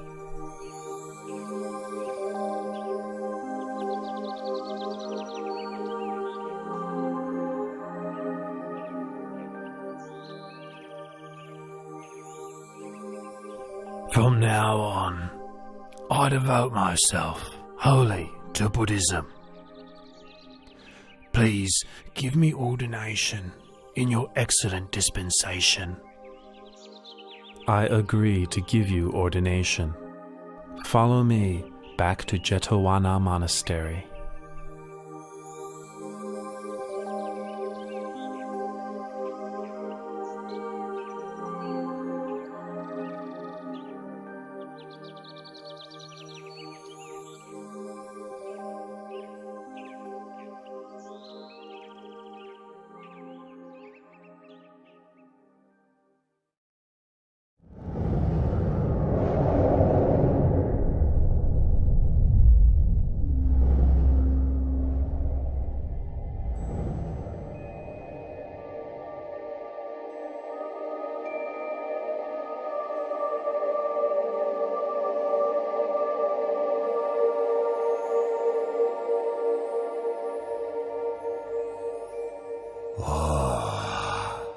These poor human beings, thinking their good and evil deeds make any difference, when in fact all things are already fixed, dependent on my will.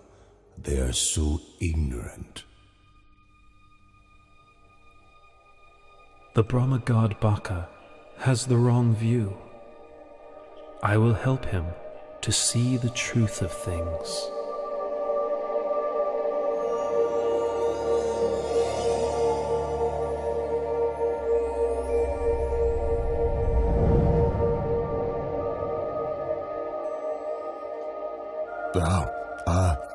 Lord Buddha, please sit down. Has the Lord Buddha some important reason for coming to see me? Or would this be more of a social call? Baka, I am aware of your thoughts and beliefs. Knows my thoughts and my beliefs. Well, never mind. I've never concealed them. They are the truth, on heaven and in the human realm. Everything that exists in this universe is all fixed and eternal, all created by me. There is nothing on earth or in the sky, in the sun, in the moon, and the stars, of which I do not have omniscient knowledge. Nothing is hidden from me. Baka, are you sure that you are the creator and master of all things? Are you sure that you alone know all things, and that nothing is hidden from you? Absolutely. In that case, why don't you use your powers to create a magic body and hide in a place you believe nobody else can find? Then I will look for you. Ha ha ha ha! Yes, sure. I can do that. Try to find me if you can.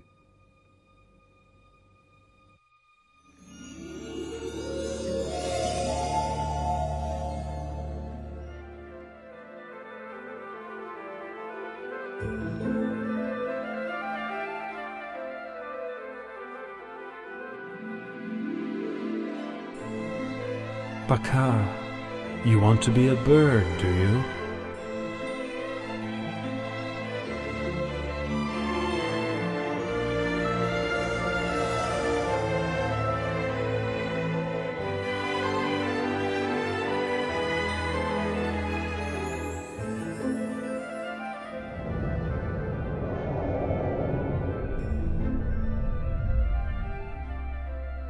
Baka, so you want to be a bee.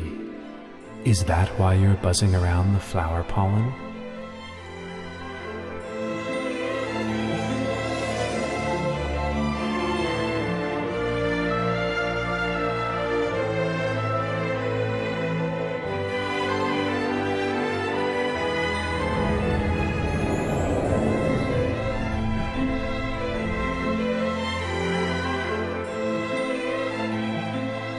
Baka, do you not want to enjoy the happiness of the Brahma realm any longer?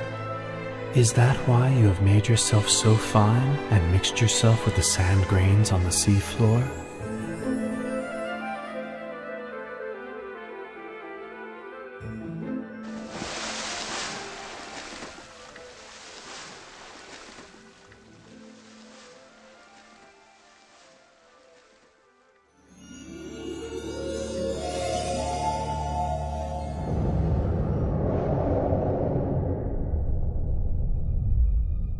Lord Buddha, I grant that you are capable of finding me.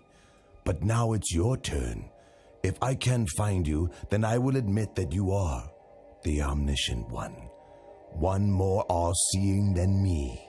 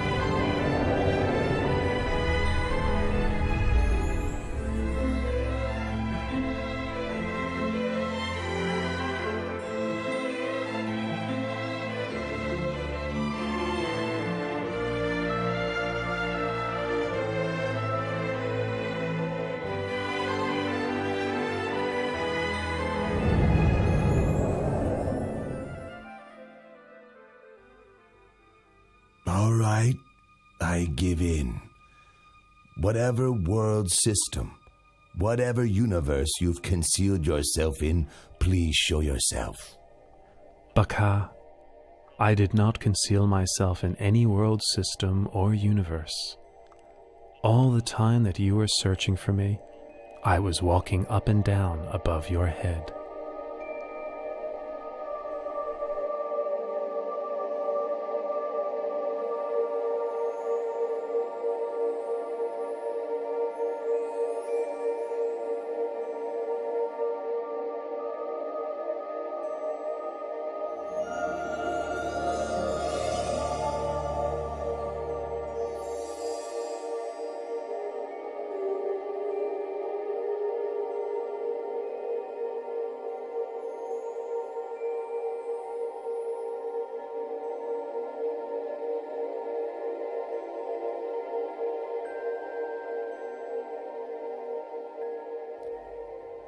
Lord Buddha, I offer my obeisance.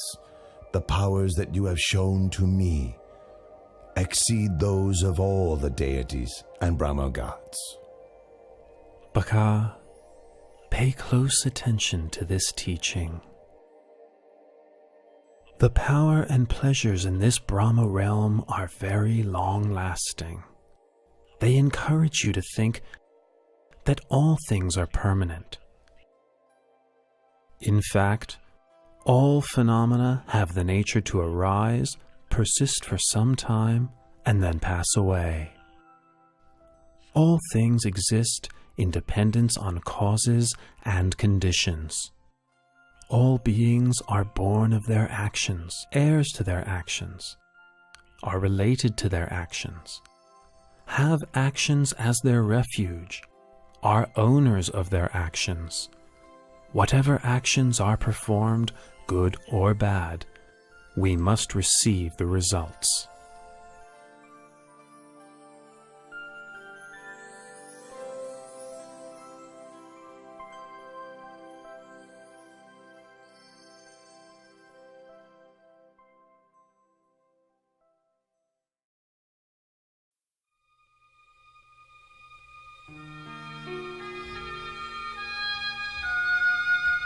Lord Buddha, you are seriously ill. You are in tremendous pain. Yet, you maintain great composure. You withstand your discomfort with great patience, and tolerate your illness with determination. It fills me with great faith that the Lord Buddha will live a long life, with disciples and followers forever. Ananda, at this moment I have reached 80 years of age. My body is growing weak, like a dilapidated old wagon, held together with pieces of bamboo. It is not strong enough to last forever. But I am focusing my will to keep my body going and make this travel possible. You should be mindful to take care of yourself. In this universe, there is nothing that is more important than yourself.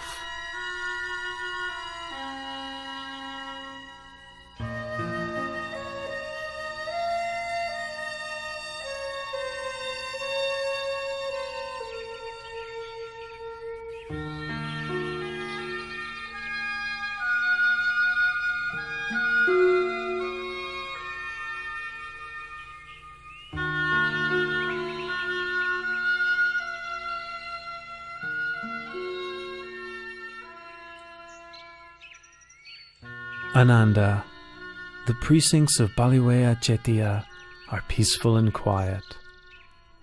Should anyone develop the 4 methods for success and have the wish to extend his life for a very long period, he will surely succeed in what he wishes.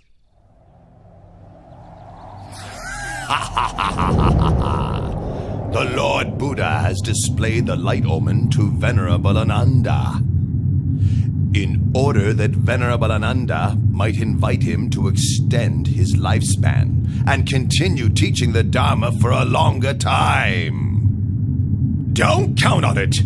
I must obstruct Venerable Ananda's heart and prevent him from understanding so that he will remain silent and appear indifferent to the light omen. Ha ha ha ha ha!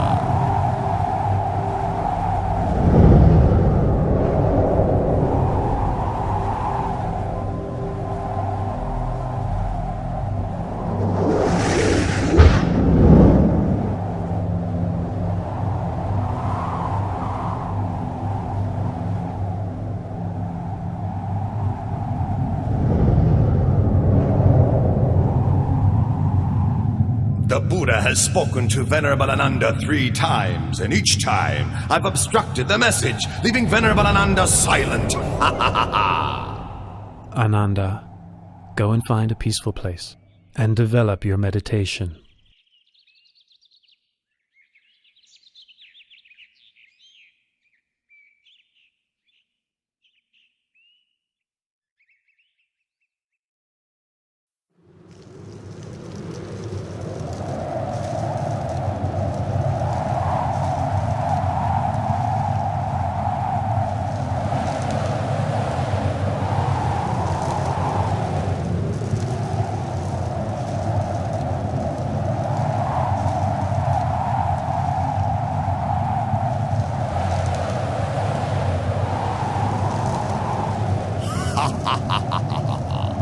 Do you remember that after you had attained enlightenment, you said that for so long as the assembly of ordained and unordained Buddhist men and women had not yet become established in Dhamma, humans and gods had not yet attained to the path and fruit, and Buddhism had not yet spread widely in all directions, you would not yet pass into Parinibbana. Well, now all your goals have been achieved. You may as well pass away this very day. Why trouble yourself further with benefiting sentient beings?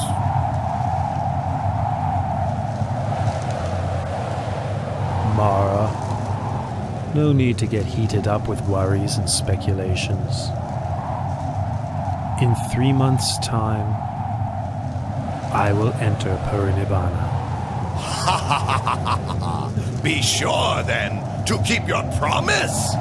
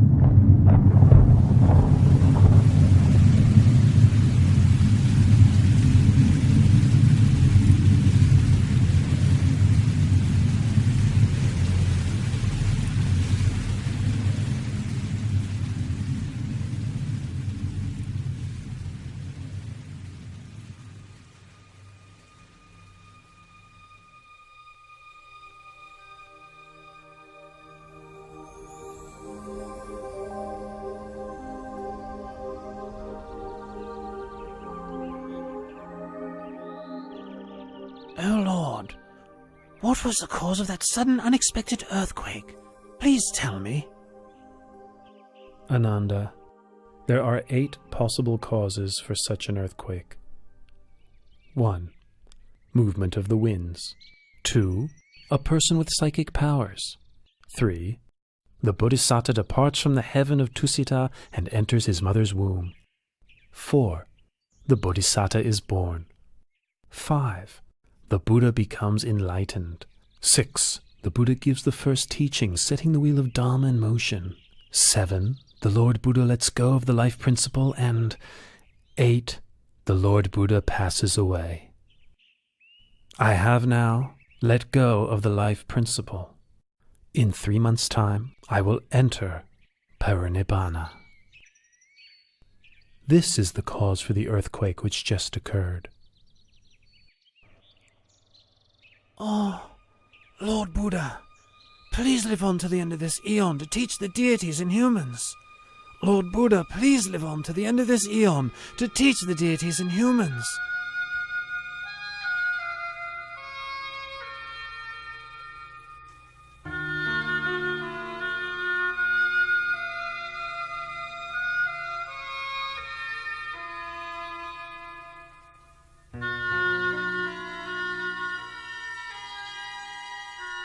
Ananda, why do you make this request of me 3 times? Oh Lord, you said that whoever develops the 4 methods for success, should he desire to extend his life for a long period of time, he would be able to do so. That's why I have just now pleaded with you 3 times. Ananda, I have displayed the light omen, giving you the chance to invite me to extend my life 16 times already. 10 times in the city of Ratchagaha, and 6 times in the city of Vesali. The 16th time was just now, in the precincts of Pawala Jettiya. After which, I let go of the life principle. Had you made your invitation on any of these occasions, I would have turned it down only twice, and accepted the 3rd invitation. But now I have met with Mara, and resigned to dying, That which the Tathagata has let go of, has undone, abandoned. It is not suitable to ask that he take up such a thing again. Ananda, all conditioned things have impermanence as their very nature. Having arisen, they must eventually cease. Complete cessation is the fulfillment of happiness. Nothing can be compared with it.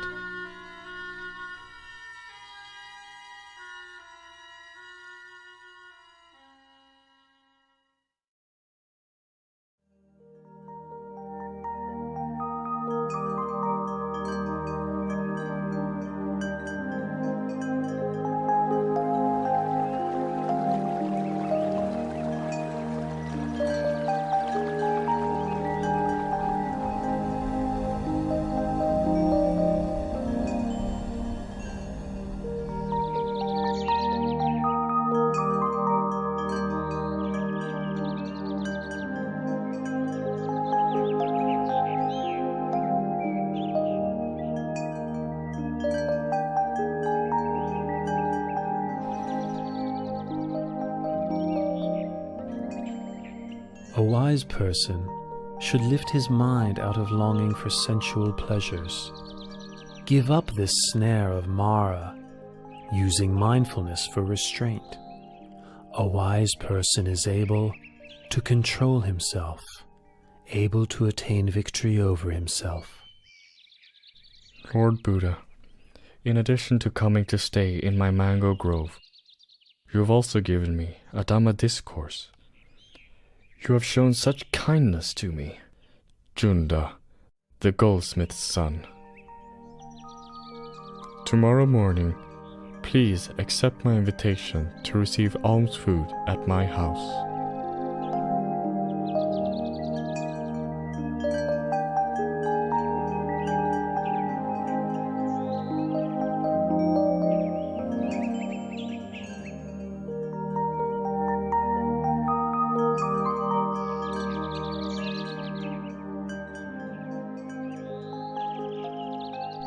This dish is called sukaramatava.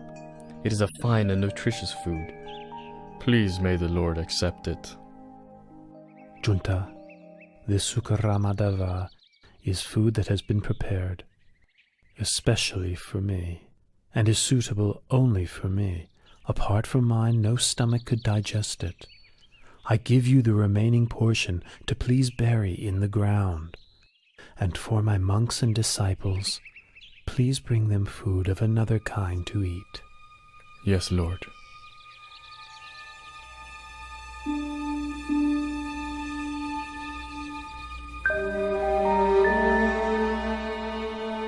Ananda, my disease is now getting worse again.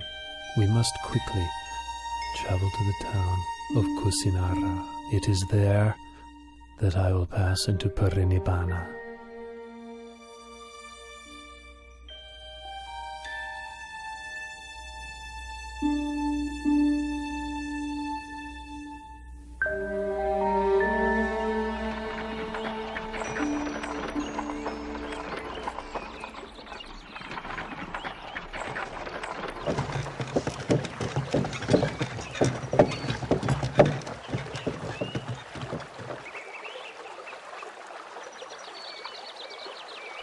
Ananda, let us stop and rest under this tree. And please fetch me a little water to drink, will you? This river is drying up, and a caravan of carts has just crossed. The water is muddy and unsuitable for drinking. The river Kakuda is not far from here.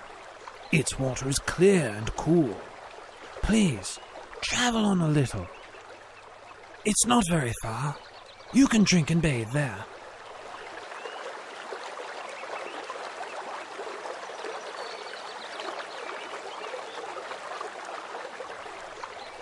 Even though I advised the Buddha that the water is muddy and murky, he still says he will drink it. Well, the Buddha must have his reasons. This is the first time the Buddha has stopped for a drink mid-journey. Previously, he has never requested water before reaching his destination.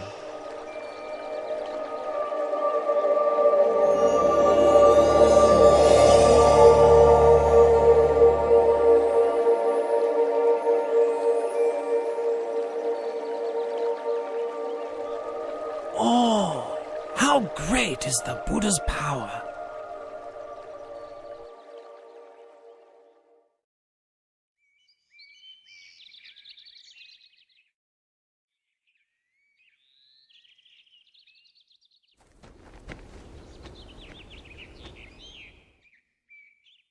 Lord Buddha, my name is Pukusa. I am a son of the king of the Mala dynasty and a disciple of the late Alara the Hermit. I am traveling from the city of Kusinara to Pava. What great fortune it is to meet you. I had made the determination in my heart that I may have the opportunity, just once, to hear the Buddha's teaching. Listen, Pukusa. This heart is luminous, but it is obscured by incoming defilements. The uninstructed worldling isn't aware of this truth, and so doesn't train his mind. But the well-instructed noble disciple is clearly aware of this truth, and so trains his mind. Pukusa, I know of nothing which can change as rapidly as the mind. You should therefore maintain your focus on the mind. Recollect the virtues of the Buddha, Dhamma, and Sangha. Recollect your own well-practiced morality. And recall to mind those sacrifices that you have made for others. Reflect on the heavenly beings. Come to various happy states through cultivating generosity, morality, and mental development. When reflecting on these things, your heart will be free from lust, hatred, and delusion. You will therefore experience an understanding of Dhamma and the delight that comes with understanding Dhamma. The experience of delight gives rise to rapture. With the experience of rapture, the body becomes tranquil. The tranquility of the body gives rise to happiness. With happiness, the mind becomes firm and stable. This is called peace, non-suffering. The mind is ready to enter the stream of Dhamma.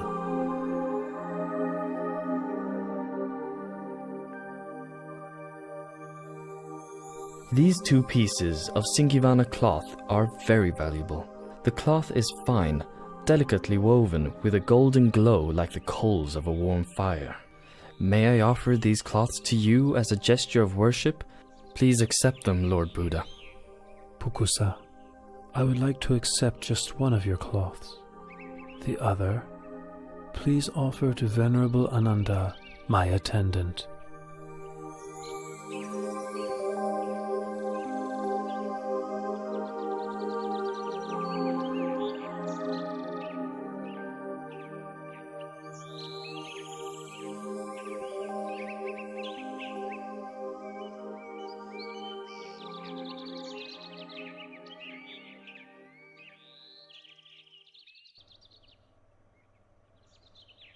Lord, these Singivana cloths are of great value. Please accept them both, and wear one as a lower robe and one as an upper robe.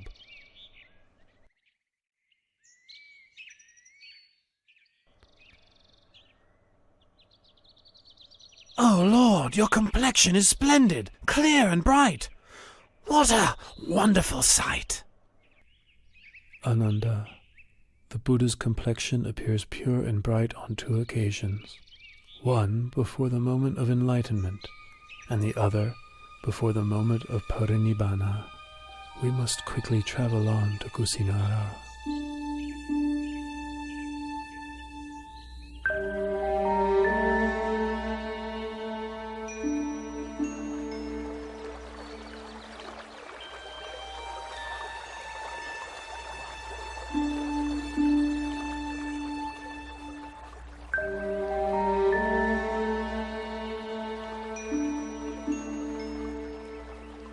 Junta gave me my last meal, but unless I make the matter clear, people may think that his alms food was the cause for my passing away.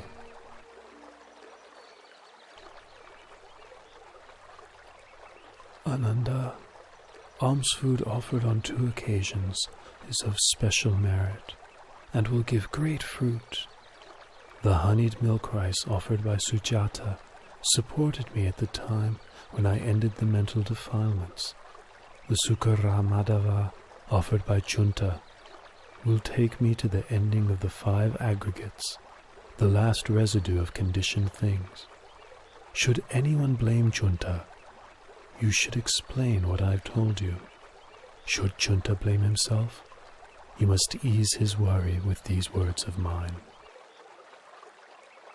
The food which Junta offered to me was the final meal that sustained me.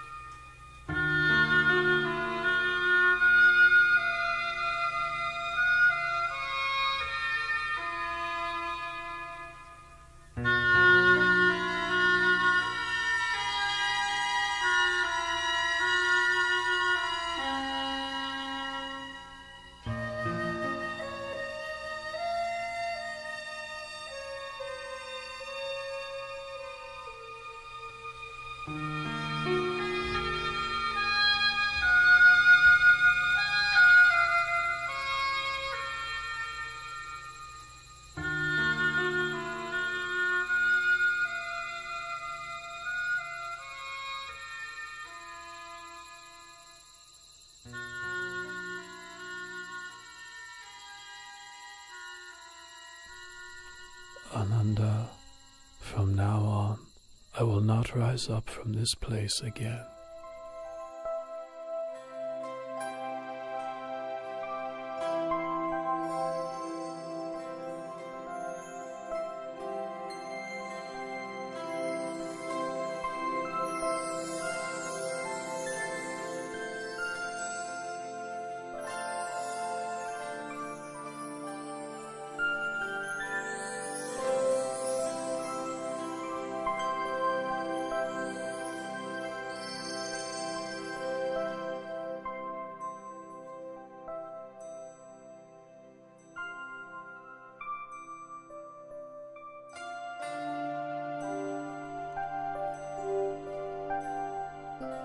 Ananda, if in the future someone should offer material things of great value as tribute to me, no matter how great the value of such things, such a tribute would not be the highest homage. Ananda, whoever should practice according to the Dhamma which is rightly taught by me, such a person pays the highest homage. Ananda, I will pass into Parinibbana tonight. Lord Buddha, please don't pass away in a small town as Kusinara. Please travel on to a large city, such as Savatthi, Kosambi, or Varanasi. These cities have large numbers of nobles, Brahmins, and householders who have great faith in you and the lessons you have given them. Ananda, do not fault Kusinara for being such a small town. In the past, it was a great capital city with tremendous wealth, abundant food, and many citizens. The sounds of singing and music were heard throughout the day and all night. Another thing, should I go to pass away elsewhere, Supada Paripajaka would not meet with me, and therefore would miss the opportunity to attain enlightenment. If I should attain to Parinibbana in another city, a great war would break out with squabbling over my bodily relics as the cause. Here in Kusinara lives Dona the Brahmin. He is capable of quelling such disputes. He will distribute the relics of my cremated body amongst the nobles who come here from many different cities. As a result, there will be no war. These are the reasons I have made the effort to reach Kusinara. In the past, great numbers of those with faith in the Dhamma would travel from every direction to seek you out listen to your teachings, and ask you questions. But from now on, all those people and myself will be deprived of the opportunity to see you and to have an audience with you. Ananda, there are 4 places which are apt for recollection of me. 1. Lumpini Park, where I was born. 2. Bodh Gaya in the state of Magadha, where I was enlightened. 3. The Deer Park at Isipatana, where I gave the first Dhamma teaching. And finally, the place of my Parinibbana Salavana Park in Kusinara, right here. Those who make pilgrimage to these 4 locations will experience disenchantment with the world and feel inspiration to follow in my footsteps. Lord Buddha, in this celibate life, one often encounters women. Some are mothers, sisters, and relatives of monks. Others are those with faith in the triple gem. How should a bhikkhu practice in relation to women? Ananda, a bhikkhu ought not to look at women at all. It is better this way. But if a bhikkhu must see women, how should he behave towards them? Ananda, if it's necessary to see women, they ought not to engage in conversation with them. It is better this way. If it is necessary to converse with women, how should a bhikkhu practice? In that case, a bhikkhu should have well-controlled mindfulness and sense restraint. He should have orderly speech, and guard his mind from falling prey to lust or infatuation. The beautiful things of this world themselves are not sense desire, but the lust which arises in one's mind due to unwholesome intention, that is a person's sense desire. Once one has abandoned pleasure in unwholesome states, the beautiful objects of this world still exist, but there is no way one can be harmed by them. Lord Buddha, after you have passed into Parinibbana, how should we treat your body? Use the method for treating the body of a wheel-turning monarch. Wrap the body in 500 layers of white cloth, lined with cotton wool. Then place it in a coffin with perfumed oil. Then place the coffin on a pyre of sandalwood. Once the body has been cremated, enshrine the relics in a stupa, which is to be built at a crossroads, so that people can pay their respects there for a long time to come.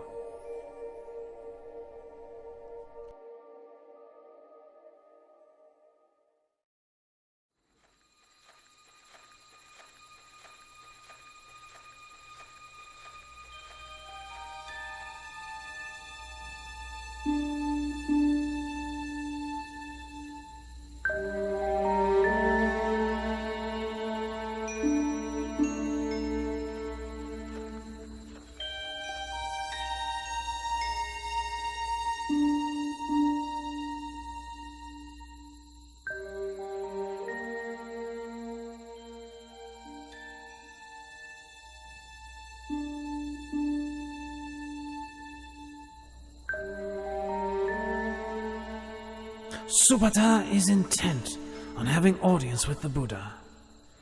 Now each of the Malla dynasty kings have just finished approaching the Blessed One, who is sick. If I allow any more guests, it'll be a great burden on him. Supata, I can't permit you to see the Buddha. At this time, he is seriously ill and must rest. Ananda, please allow Supata to come to me. At this time, there are 6 renowned schools of doctrine. Each has many followers. Of these 6, can you tell me which are led by an arahant? Supata, in any faith which does not have the Noble Eightfold Path, there is no true samanas to be found there. Should bhikkhus or non-bhikkhus Continue to practice the Noble Eightfold Path. This world will not lack for arahants. Now listen to my teaching of the Dhamma. This heart is luminous, shining like the moon, but it is subject to incoming defilements. As such, it is dulled and obscured, like the moon concealed by passing clouds.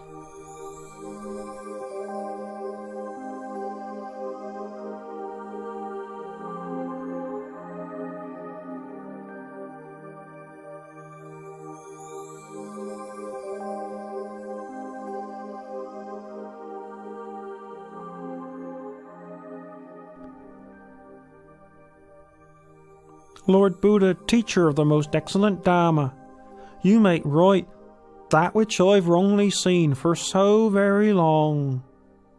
Please may I take ordination in the Buddha's dispensation?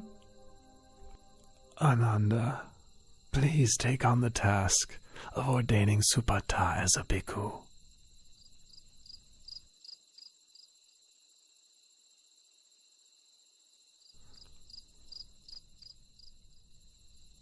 Supata, consider the hair of the head, hair of the body, nails, teeth, and skin, as well as all materiality and immateriality, according to the truth.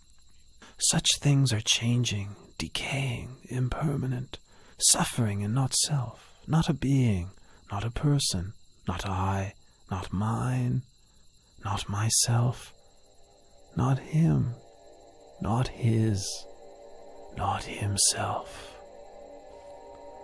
Supata, your supports for the holy life will be alms food, simple robes to cover yourself, the base of a tree for lodging, and fermented urine for medicine, following the ways of nature.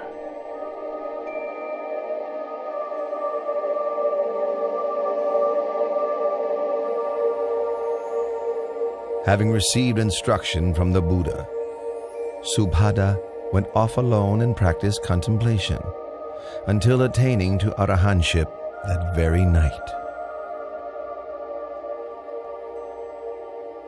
Venerable Subhada is considered to be the last disciple who attained to enlightenment while the Buddha was still alive.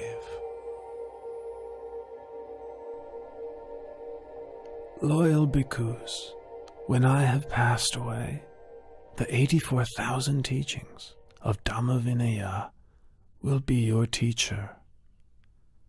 Don't think to yourselves, now that the Buddha has passed away, we'll have no teacher. Truly the Dhamma which I have taught, and the Vinaya which I have laid down, will be your teacher in place of me. You must take the Dhamma Vinaya as your refuge. Don't take anything else as your refuge. Even I, the Tathagata, am only the one who points the way.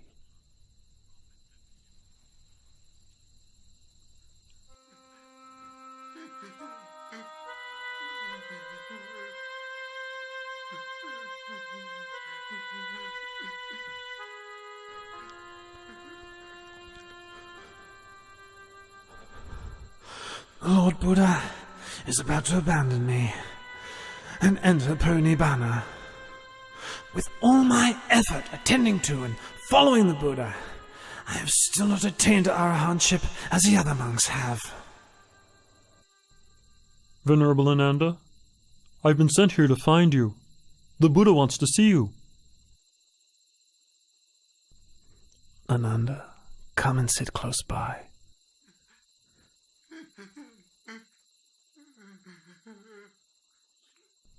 Ananda, don't be consumed by sorrow. It's natural for all conditioned things not to last. All that arises must decay, break apart, and pass away. You have traveled with and cared for me for a long time. Now you must make efforts towards your own liberation. In no long time you will be fully enlightened.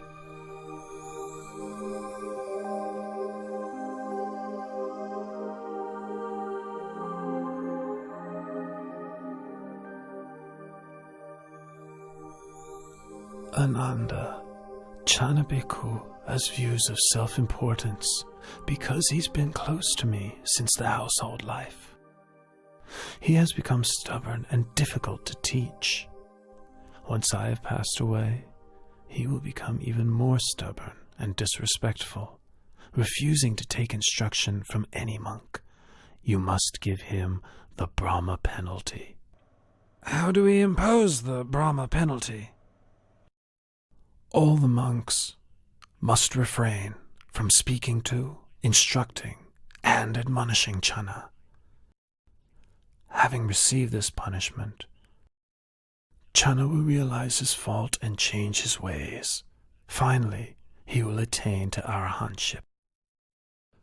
Loyal bhikkhus, for as long as the Sangha meets regularly together, in harmony, with respect for the disciplinary rules, and with humility towards the senior monks, careful not to fall under the influence of craving, content to live in the forest, and wishing happiness to all that come to live and practice. For as long as the Sangha is not preoccupied with work, not prone to indulging in talk, not given to excessive sleeping, not socializing without good cause, not given to indulging unwholesome desires, not falling under the power of evil intentions, not consorting with bad people, not giving up effort in practice, but striving for the attainment of higher dhammas. For so long there will be no decline for the Sangha, but only development and growth.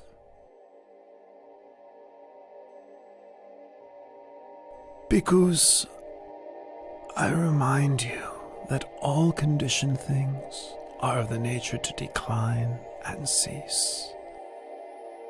Free of heedlessness, develop yourselves and benefit others to the utmost.